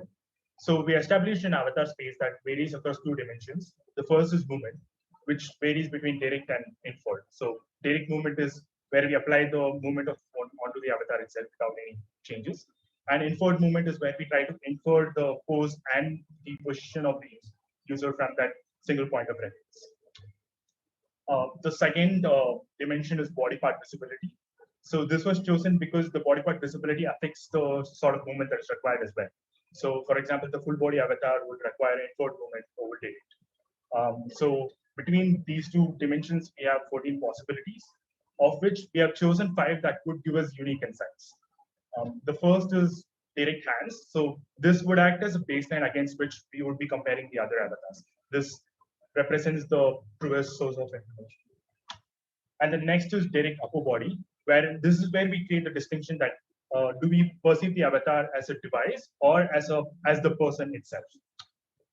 The next is inferred upper body plus hands. So here is where we try to infer the root motion of avatar.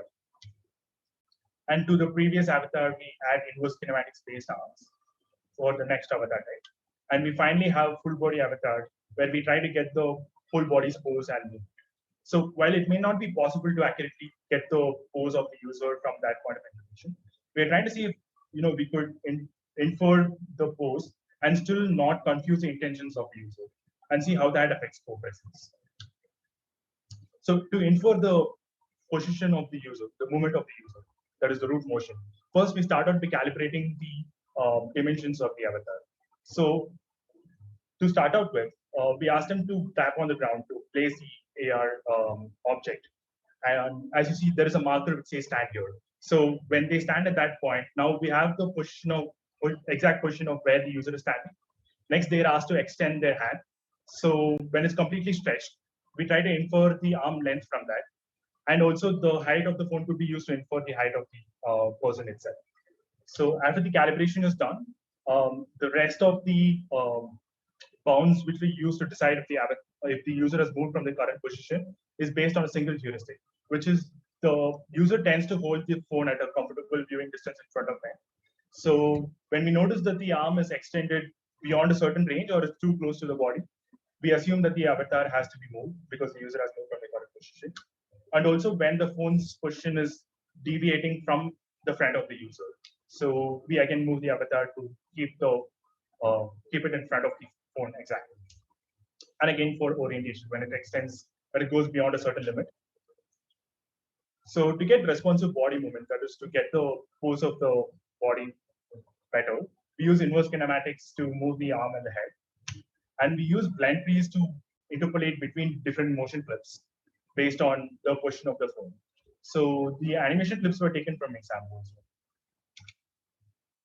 Okay, so from this, we propose a 5x2 within subject study, where the dimensions are the 5 avatar types and 2 different types of tasks. So the first task is social communication, and then we have artifact-centric communication. So the dependent variables are social presence of these different avatars. And we'll also be getting qualitative feedback to figure out which avatar suits better to different contexts. So in the case of social tasks, we had like 3 constraints, which is first to keep the focus on the avatars. That is, we wanted the users to focus on the avatar of the other users. And we wanted the task to foster one-on-one communication and one-to-many communication. So, and also in our experiment, we'll be focusing on groups as opposed to dyads, because the previous studies along these lines have focused on dyads. The task we have chosen is 20 questions. So one user gets a word that the other 4 have to guess. And we have one-on-one communication when a question is asked to this user, and we have one-on-many and many-to-many discussions between the 4 people who are trying to decide which question is supposed to be asked. So for artifact-centric tasks, this task would be similar to a planning activity, like say architects trying to decide the plan for a building. So the constraints for this task was that there should be frequent context switching between the artifact itself and the users. And the task should nudge them to walk around in the AR space. So the task we chose was to have a comparison task where we spawn something like a Rubik's Cube with different colored tiles. And all the users are supposed to say figure out how many red tiles are there and come to a consensus on that. So yeah, that's our proposed study.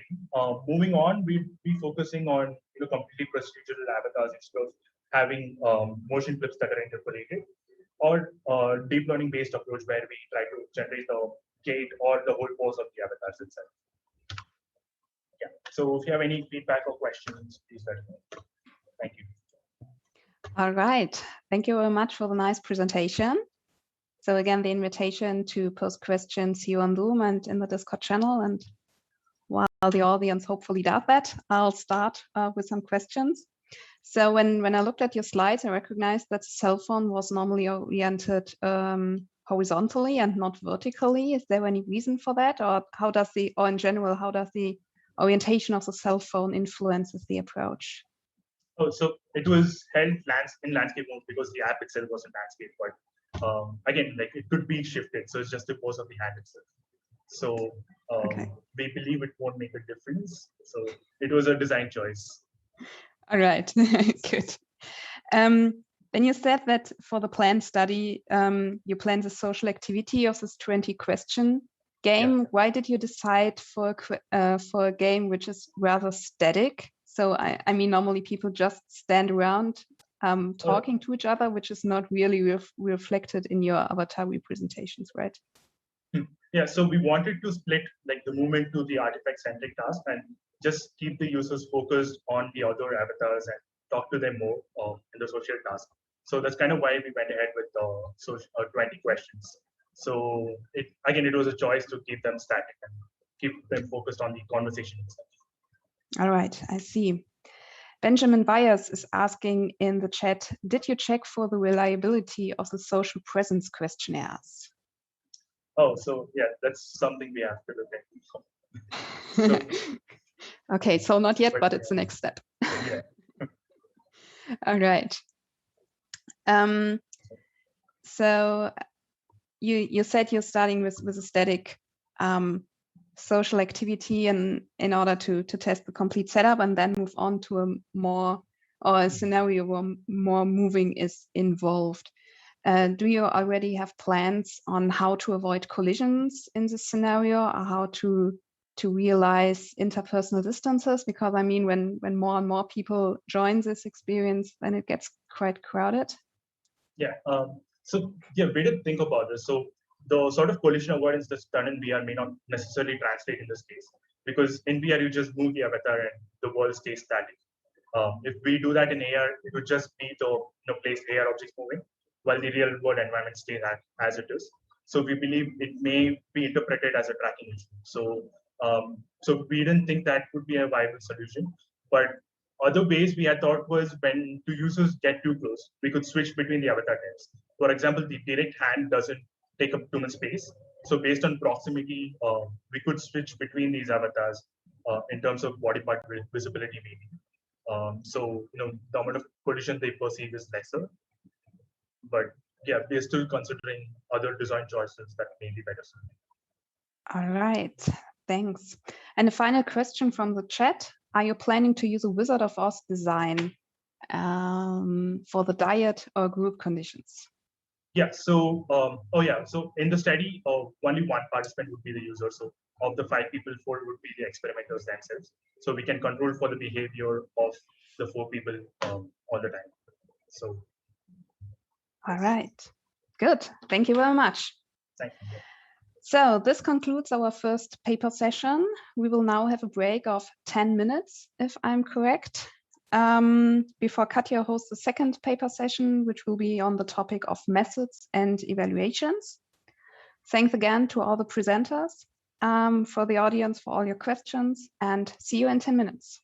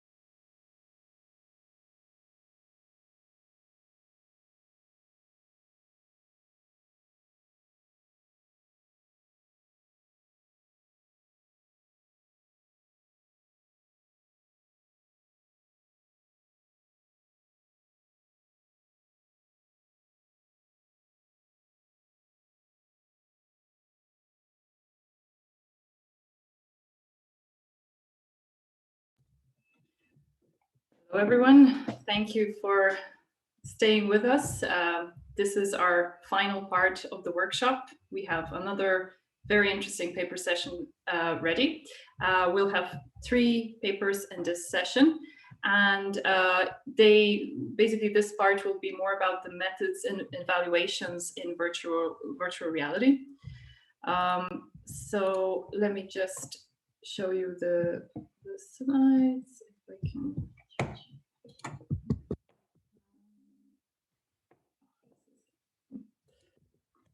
Okay. And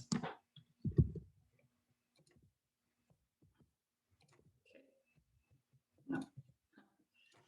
It's a bit late in the night, so I think the technology isn't working as it should.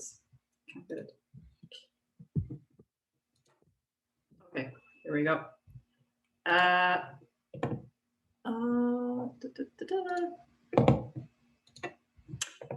Okay, so hopefully you see my screen now. Okay, so the second session will be about methods and evaluations. So we have 3 papers in this session, and I'm going to chair this session.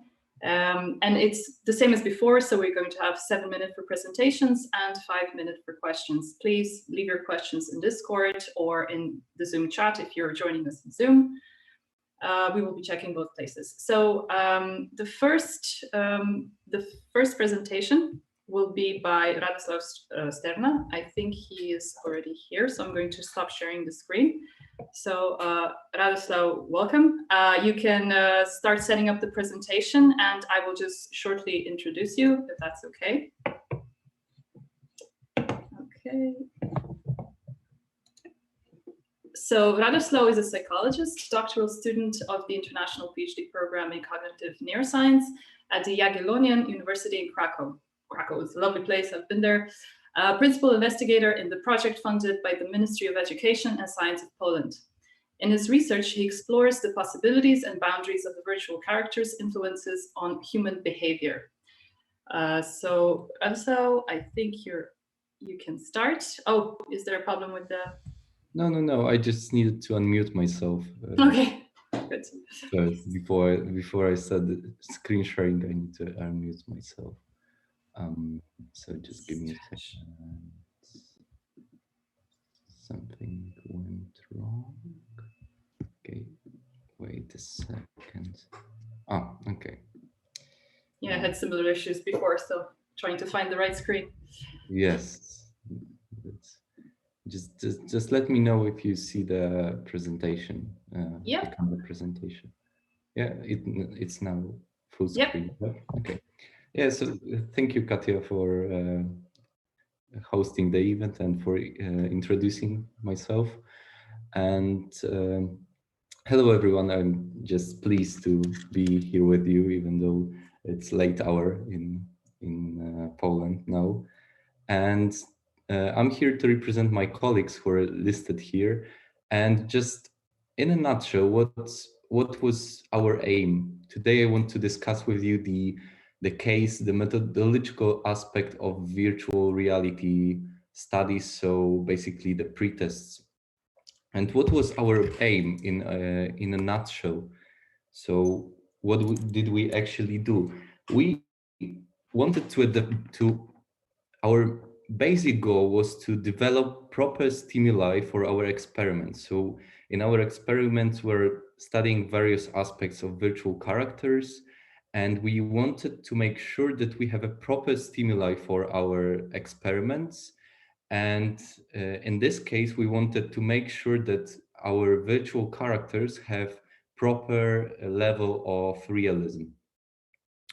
So to do that, we developed a special tool with usage of Unity and WebGL, and we created a web-based tool to assess the realism, so to pre-test, so to test the stimuli before the actual studies and to choose them. And I just want to share what results we have achieved and what are our future directions. So again, we created 15 virtual characters models.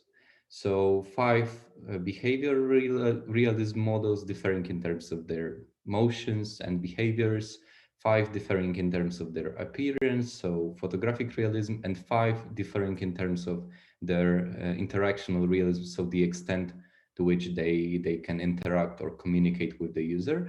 And furthermore, we developed a questionnaire to assess the realism of those models, which consists of a sorting procedure. It was a qualitative measure, and the rating procedure, which was a quantitative measure. And we invited 13 participants to help us with these visual characters assessment. And to start with the behavioral realism models, here you can see our top behavioral realism model. We manipulated the behavioral realism by inputting the presence of the movement, changing the smoothness of the movement, and adding eye contact with the participants. So here you can have a glimpse of what did we achieve actually. So these were 5 behavioral realism models. We also had 5 photographic realism models in which we manipulated level of details, numbers of triangles, resolution of textures, render pipelines, and shaders. As an outcome, we achieved those 5 models depicted in here. And we also had 5 interactional realism models in which we manipulated the presence of the communication and the reference to the users, and as well as meaningfulness of the communication. Here, probably you can hear, just to get a glimpse of how did it look like. It's in Polish because the original study was conducted in Polish, but at least you can hear how Avatar speaks, how agent speaks, sorry. Yeah, so it's basically it. And this is how this web-based tool looked like. So participants were asked to rate how much they agree or disagree with a particular statement regarding a particular model of virtual character on a Likert type scale, so from 1 to 7. And then after seeing 5 models of each type, they were to sort them from the least realistic to the most realistic with this sorting part of our questionnaire. And here you can have a look at our questionnaire. So basically how it looked like. And moving on to the results. So our basic result is that models' ratings significantly differed from each other. And we achieved an approximately linear pattern, which will be presented in the following slides. And most of the ordering, so most of the sorting procedure follow the ratings pattern. So they overlap in a way. We achieved a very high internal consistency of the questionnaire and high test reliability. And these are the results. This is the plot of median ratings of photographic realism models. So the realism of appearance. So you can see that it's almost linear pattern, and approximately linear pattern, and these are the median ratings for behavioral realism models and for interactional realism models. And what were limitations of our study? Because I didn't tell you, but it's just obviously it's work in progress paper.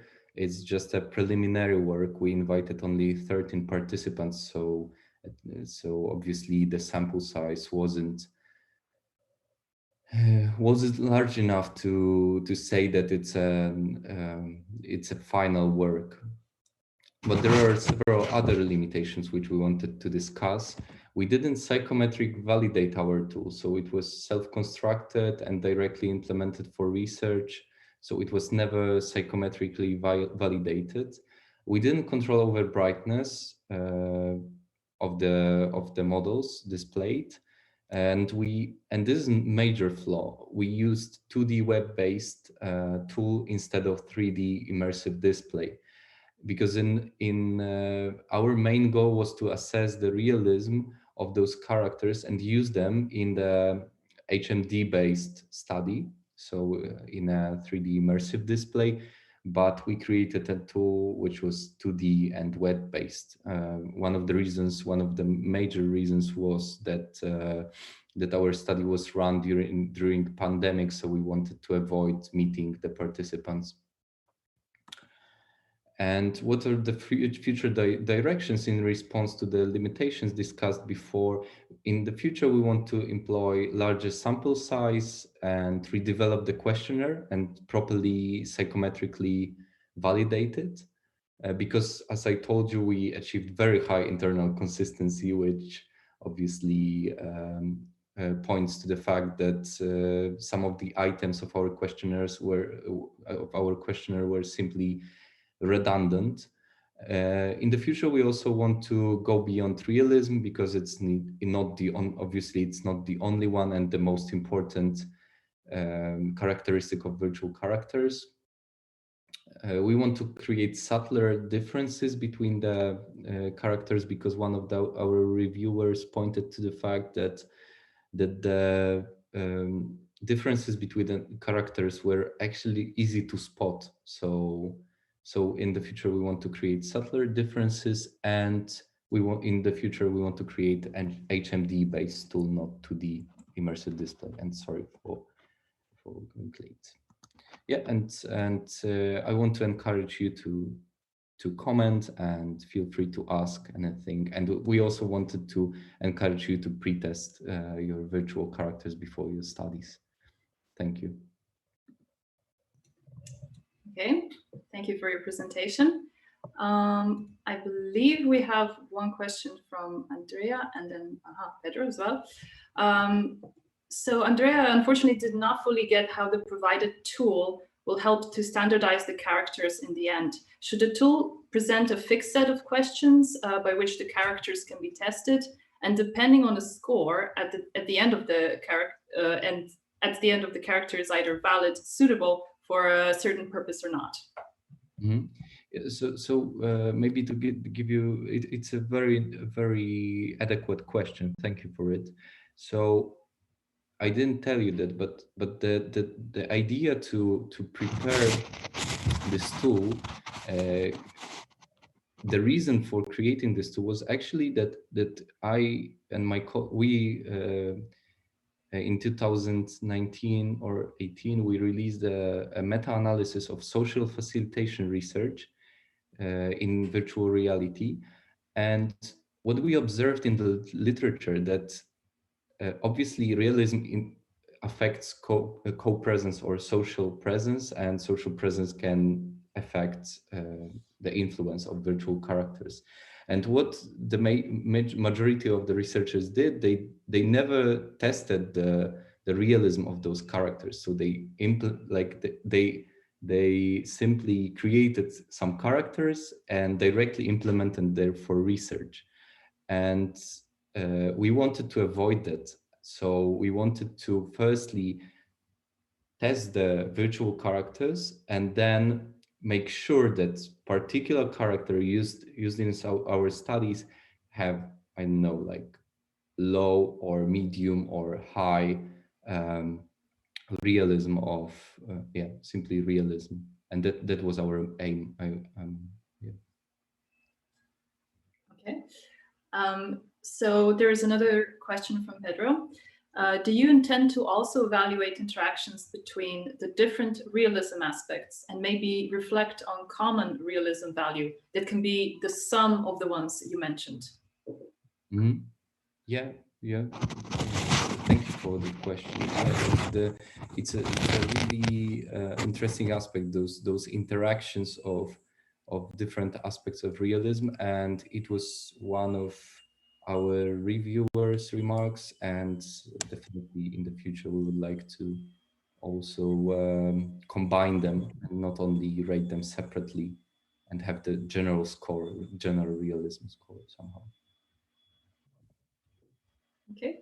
There was just a quick comment from Andrea as well about the environment. I guess the environment around the character should also be considered when building this character. So a more realistic environment on cartoonish character might have a weird interaction effect.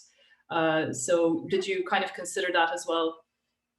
Yes, we did. That's why we used a simple background to prevent that discrepancy between the background and the virtual character. Thank you. Okay. Well, thank you, Radoslav, for this. I think we need to move on. We need to be mindful of time. Great presentation. Moving on, I think we have, I'm not going to pronounce this correctly, but Shumia Chakraborty is with us, maybe? Yes. You need to unmute the mic. Okay. Did I completely kill your name or? It's Soumajit Chakraborty. Okay, thank you. So you can maybe start sharing the screen and I will just shortly present you.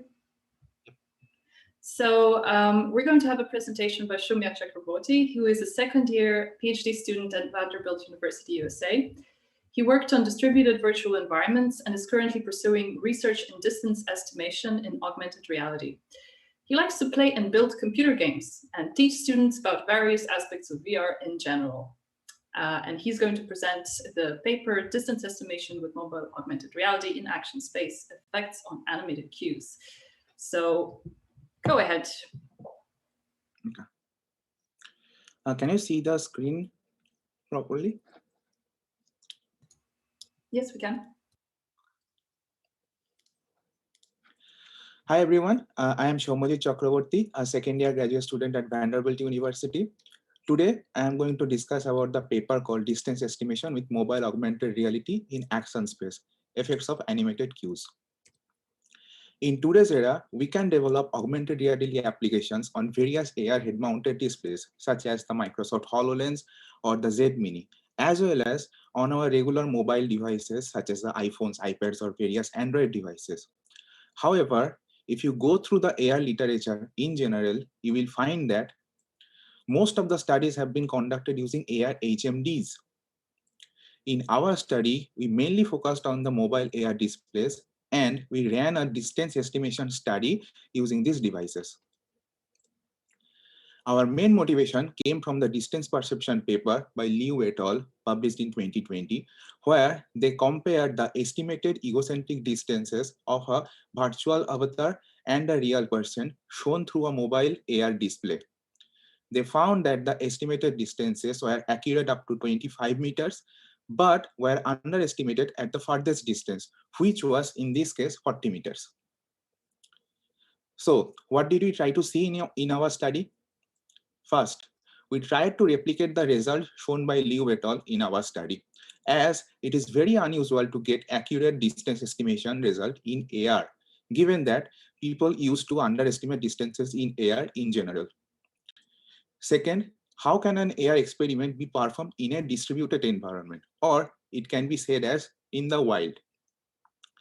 And lastly, we wanted to perform a study by adding a motion cue to the static avatar and wanted to see whether we can replicate the result by Liu et al. Or not. In our case, the motion cue would be a walking animation of the avatar. Now, a question can naturally arise: why we interested in adding a motion cue to the avatar in the experiment? This is because we wanted to see how motion parallax influence the participants in their distance estimation in our experiment. That is the reason why we implemented a side-by-side walking animation to the avatar in our experiment. Here, the observer did not move, whereas the avatar walked side by side or stood at various distances from the observer. let's talk about a little bit of our experiment now. Because of the pandemic, we were unable to run this study in our lab, and that's why we distributed our app called How Far Am I via the Google Play Store and the Apple App Store so that people could easily install and run it in their devices. At the end of the experiment, this app automatically sends the data back to us via email. During the setup phase of the experiment, the app at first sought consent from the participants. Thereafter, it asked them to provide some demographic information about them. After that, it asked the participant to search for a clear indoor or outdoor space of around 30 meters. Then it gave the participants some options to choose their preferred unit of measurement, which could be either yards or feet or meters. Finally, it instructed the participant to scan the ground and place the dummy avatar on the ground at 4 meters from the device and asked them whether the avatar was standing at a good place or not.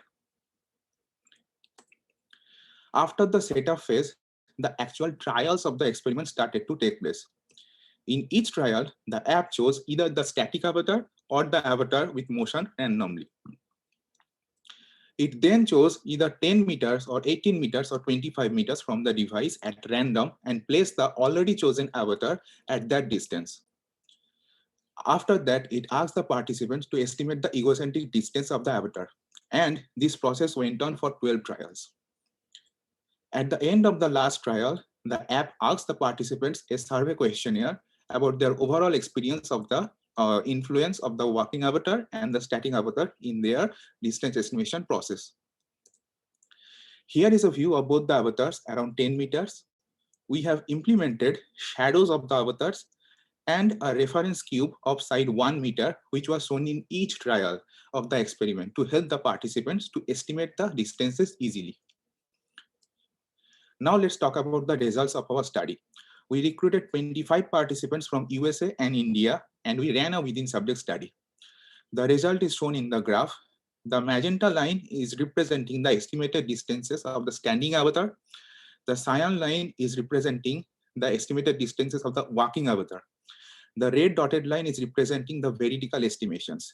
The mean estimated distances have been shown at 10 meters, 18 meters, and 25 meters. The error bars indicate one standard error of the mean for each distance. We ran a 2x3 repeated measures ANOVA on the mean estimated distances, and we found that the estimates increased with actual avatar distances. Surprisingly, we did not find any effect of avatar animation in distance estimation by people. The reason for this could be as people were relatively accurate at distance estimation through mobile air displays shown by Liu et al. And added motion cue provided little benefit to their already accurate estimates. So what can we take away from this study? First, we can use mobile air displays to run remote studies efficiently, which might help researchers to carry on their experiments during the global pandemic. Finally, we found that the estimated distances were accurate in our study in general, which replicates the findings by Liu et al., which was a control study. I would like to thank our sponsors and my co-authors for their continuous support throughout this study. I would like to thank you for listening to my talk, and I am happy to take questions now. Lastly, if you want to try the app in your phone, you can scan this QR code to install it in your device. Thanks.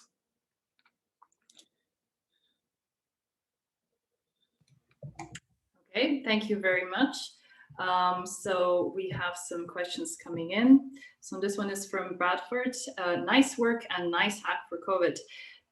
Can you relate data to variability in NMV factors, e.g. lighting, amount of clutter, textures, etc.?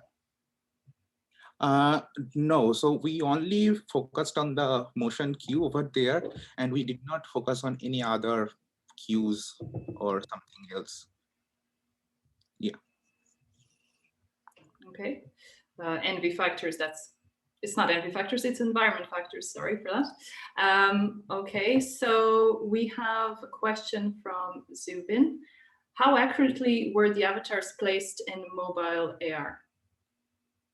Oh, so before doing experiment with the mobile AR device, I had an experience with the HoloLens, and then we saw that the the avatar was like kind of nearer to you than what the mobile AR is showing. So we feel like the tracking algorithm or like the perception in general of mobile is very much accurate than the HoloLens and all the HMDs. And that's why if it is like 10 meters away from you, it looks like at 10 meters away from you, not like the HMDs. Okay, so we have another couple of questions in Discord. I'm not sure if we'll be able to take all of them, but let's continue. So Nico is asking, you did not receive any actual data images about the environment into which the virtual figure has been placed by the participants from the app, right? I ask because I assume the environment and the knowledge about it to influence the ability to measure distances. Can you repeat the question? So basically the question is about, did you have any idea of what kind of environment the participants were seeing in the app? I'm guessing there were different environments for different participants. And since the environment can probably affect distance perception, could you comment a little bit on that? Yeah, so we have, as this is a distributed environment, a distributed experiment, we didn't have any control for like whether the participant is in the outdoor environment or in the indoor environment. So the accuracy of this result can be of that. We didn't have any control on the environment. So yeah, so that's why in future we can run this experiment in our lab environment so that we know the environment is fixed and whether the result is accurate or not, we can understand. Yeah, that's related to the COVID issue for sure. So another question from Andrea, was there an effect of age on the distance perception? Maybe because when I was like, is it the avatar age or the participant's age? It's not specified, but participants' age. Participants, yeah. So yeah, so when we got the data from the participants, we found that whenever the age increased, they used to overestimate the distances, and whenever the age is kind of like a college student age, they used to like somewhat underestimate to accurately estimate the distances. So yeah, maybe the age, but we have not find it properly. But there are like 2-3 people are there who are like 40 to 60 years of age. So maybe that could affect the result. Okay, so there's a couple more questions on the Discord there. So please, if you have a chance, maybe answer them there because we have to move in the interest of time. So thank you for this presentation. And we're moving on to our last presentation. And this is by Nels Newman. Yeah, he's already here. So whenever you're ready, you can share your screen and I'll just shortly introduce you. So Nels Newman obtained his master's in computer science from Delft University of Technology in 2020, and his master's research was performed within the Intelligent Imaging Group at the Netherlands Organization for Applied Scientific Research, which he will tell us about today. He is currently a data scientist at IBM. All right, thank you so much for the introduction. Hi everyone, my name is Nels Newman. Our paper titled Generative RGBD Phase Completion for Head-Mounted Display Removal presents several findings of my master's thesis research at TNO, which involved the exploration of a generative approach to the virtual removal of head-mounted displays in RGBD images. This year, we attend this workshop from home. How incredible would it be if we could all be in the same space, yet in our own house? With the emergence of VR technology, we are approaching a new era of communication. Sorry, virtual Nels, environment. Yep. Just a question. Are you sharing the screen by any chance? Because we can't. I am. Oh, I thought I am. Oh, I'm so sorry. No, no worries. Thank you for checking before I would do the whole presentation without any visuals. Okay, so I hope you can see it now. Yes, we can see this, yeah. All right, great. Thank you for interrupting me. Okay, so virtual environments can be turned into shared virtual environments by assembling multiple people in the same space. An example of a system like this was created by TNO, where this research was carried out. Both users wear a head-mounted display, an HMD, through which they observe a shared virtual room where they are represented as a point cloud. And this can be generated based on an RGBD image recorded by an RGBD sensor, marked in red in the top image. However, as can be seen in both images, there is an issue. Specifically, we can observe that the HMD worn by the subjects occludes the upper part of their face, which prevents the sensor from capturing it. And this forms a major barrier for communication, as it prevents observers from interpreting nonverbal information or to even recognize the identity of others. Removing this obstruction is referred to as HMD removal.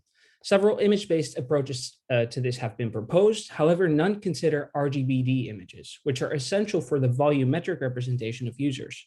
And the primary objective of this work is to resolve the occlusion by filling in the missing color and depth information in this RGBD image. So given RGBD face image I, containing the masked region omega, the aim is to consistently fill in the region of omega. And we focus on realism and identity specifically, leaving factors such as audible and temporal correctness out of scope. So our framework is founded on the RGB image and painting framework by Yu et al. It consists of a coarse-defined generator and a discriminator. During training, the objective of the generator is to accurately impaint the input image, whereas the objective of the discriminator is to determine whether the impainted image is real or not. A key challenge is the simultaneous completion of both the color image and the depth image. And we solve this through a naive approach to fusion, which concatenates the color and depth image at network input, which then feeds into the first stage of the generator. And this first stage produces a coarse impainted result. Following the work of Matthias et al., we then estimate the surface normals based on the coarse depth image. The X, Y, and Z normal components are represented with RGB values in this case, giving us a good view of the surface represented by the depth image. And this image is then fed to a contextual attention branch, which ensures that the information from the known image regions are propagated to the masked image region. And at the end of this stage, we obtain a refined impainted result, which is our completed face image. During training, the discriminator evaluates image patches in the different spatial locations and channels in the resulting RGBD image and decides whether they are fake or real, and feeds this feedback back to the generator. And this results in the GAN loss value, which is part of the objective function, which guides the training process. Also part of this function is the reconstruction loss, which stimulates pixel-wise reconstruction. In addition, we employ the vectorial loss by Matthias et al., which measures the reconstruction error of the surface normals of the impainted image and the ground truth image. And lastly, to preserve the identity of the subject, we employ an RGB-based identity loss, which minimizes the distance between the identity embeddings of the reference RGB image and the RGB channels of the impainted image. And these embeddings are obtained by passing the respective images through a pre-trained face recognition model, for which we use ResNet 50 trained on VGG Phase 2. So in absence of a sufficiently sized RGBD face dataset, we built a pipeline for the creation of a synthetic dataset. And this pipeline is based on the Basel face model, which is a parametric model that is built based on the facial scans of 200 different people. And this model allows the exact control of the shape, texture, and expression of the face, allowing us to create thousands and thousands of faces with unique identities. After sampling from the parameter space of this model, we obtain a 3D mesh of a face. And on this mesh, we position an HMD based on a set key point between the eyes. Lastly, based on the composite mesh containing the face and the HMD, we render an RGBD image through a ray tracing algorithm. And this gives us an RGBD image of the face and of the mask. So to explore the effects of each of the discussed components, we can compare the outputs of models that have been trained with different configurations. So firstly, we observe that the model trained with our identity loss, model C, produces identity features that are consistent with the provided reference image. Moreover, we observe an improved symmetry of facial features. Interestingly, while the identity loss is calculated based on the RGB channels, the depth channel of the impainted images also show corresponding facial features. And this indicates that the model learns the relation between the identity loss and the depth image indirectly, based on the feedback it receives regarding the impainted RGB channels. As a consequence of the addition of the vectorial loss, we can see a clear improvement of the smoothness of the impainted depth image and its surface normal representation. However, we do spot some inconsistent connection to the known image region. And lastly, the model, though, is trained with the contextual surface attention module, does not show a significant visual improvement on first glance. So let's take a look at what the quantitative results tell us. So firstly, we can identify a clear and significant improvement as a consequence of the identity loss, as we see improved results across all metrics. Also similar to our observation during visual examination are the results of the vectorial loss. However, it seems like this improvement comes at a minor cost, which is a decreased quality of in-painted RGB channels. Lastly, we observed that the addition of the surface information to the contextual attention module improves the objective metric results. Okay, so we proposed a GAN-based framework that is capable of simultaneously filling in the missing color and depth information of RGBD face images occluded by an HMD while preserving identity. Source code of our framework is available online. And while we explored more complex forms of fusion, our framework uses data level fusion. And to improve the feature construction process and ultimately the results, we recommend further exploration of multimodal fusion. Also, more research is needed to explore the other subtasks that image-based HMD removal comprises, such as eye gaze reproduction, temporal correctness, and audible correctness. To evaluate the framework, we devised a pipeline for the creation of a synthetic data set. And while this allowed us to accurately control the recording conditions, our pipeline creates pixel-perfect images. And RGBD sensors often produce images with noise and misalignments, of which a simulation could be further explored. Alternatively, the model could be fine-tuned with real-world data. And despite its limitations, our exploratory research has made several contributions that will likely be of interest to future research on multimodal imaging painting methods and approaches to HMD removal. Thank you very much for listening. Wonderful, thank you so much. Okay, so I think we have one question on Discord by Andrea. So she's thanking you for your interesting talk. How stable is your approach? How would glasses worn by users, for example, or hair reaching into the eyes influence the results? Yeah, that's a very good question. Because of the limitations of a parametric model like the one we used, because we just don't have access to a large enough real life data set, it's hard to tell because that's just not contained in the data set that we've trained with. Generally, if it is in the training set and a significant amount of the training set, probably the method could deal with that. But yeah, glasses specifically is a very tough point, I think. Although, of course, we could consider just rendering a 3D model of the glasses of the person on their face, but they may not look like their own. So, but yeah, thank you for your question. Okay, and Victoria asks, can you explain a bit more about how you manage the eyes? So the gaze behavior, is that something that you controlled in your study or are you planning to control? Sadly, we didn't in this initial exploratory research. But of course, it's very important, especially in dyadic conversation, where this plays a major factor. But yeah, this is not something that was currently explored.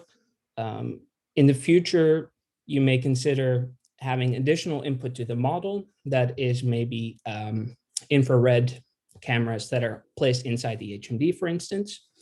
Yeah, that's an idea. There are some papers that are already doing this, specifically ones that use models. So yeah, combining those approaches would be very interesting, I think, but yeah, not included in our study. Yeah. I just have a quick question as well. So have you looked into maybe, so for in classical animation, we use blend shapes and action units to present the peak expressions that a facial configuration can do. And I was just wondering, would that help with your training data set? Because blend shapes basically limit what you can do with the face. So you can't really extend the eyes too far and you can't overextend the mouth and so on. Have you looked at this? Would this be helpful for your approach? I definitely think so. Of course, the 3D morphable model, which is the type of model that this Basel face model is, it's just a parametric model based on these scans. But I think it doesn't always look as natural. So I think that would definitely help, especially in conversations where you really are watching someone's facial expression. So it would be very weird if it would look odd. Yeah. Okay. Okay, so thank you so much again. And if there's no further questions, I think we will move to kind of our final conclusion. So I had a bit of a problem earlier, but let's hope it's, I can share the screen again. Okay. Yep. Yeah.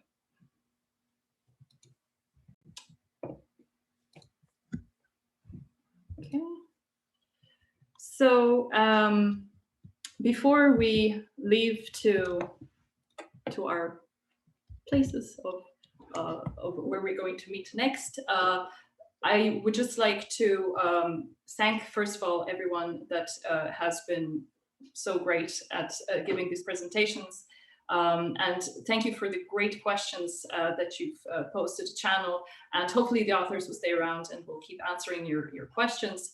But before we leave, we just want to give two short kind of advertisements, maybe with NLN.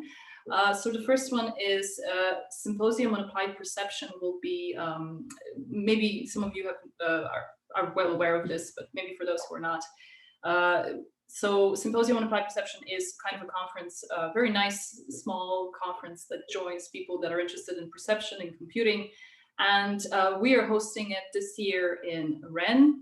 Hopefully we will have a sort of a hybrid conference. We're looking for it, but we're not sure how it's going to work out. But if not, it's going to be online. And please, if you have any contributions that you can send, any papers you would like to present, we have a deadline. It's May 27th for the papers. So feel free to visit our website and make sure you check us out at the conference if you can't submit anything.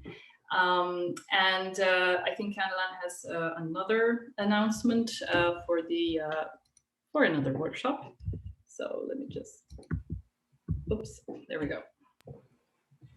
Yeah, great. So yeah, the other announcement is about ISMAR, so about mixed and augmented reality, but also VR. So we have kind of close deadline. So in May for the abstract and paper, and the conference will occur in October, so 2 weeks after a Symposium on Applied Perception. So we hope maybe to see you there in addition to VR.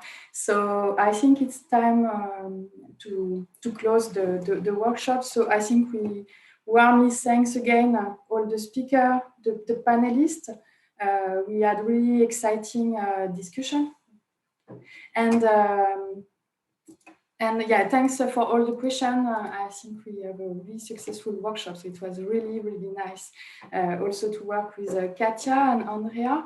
I also would like to thank Katerina, who helped to manage the Zoom account that occurs really, really smoothly. So we propose maybe to continue a more informal discussion if you want in the workshop corner in Virbela, and looking forward to seeing you next year, maybe, so in the year 2022. So we will let you know the next deadlines for Virtual Humans and Crowd in Immersive Environment workshop. So thanks a lot again, and see you soon.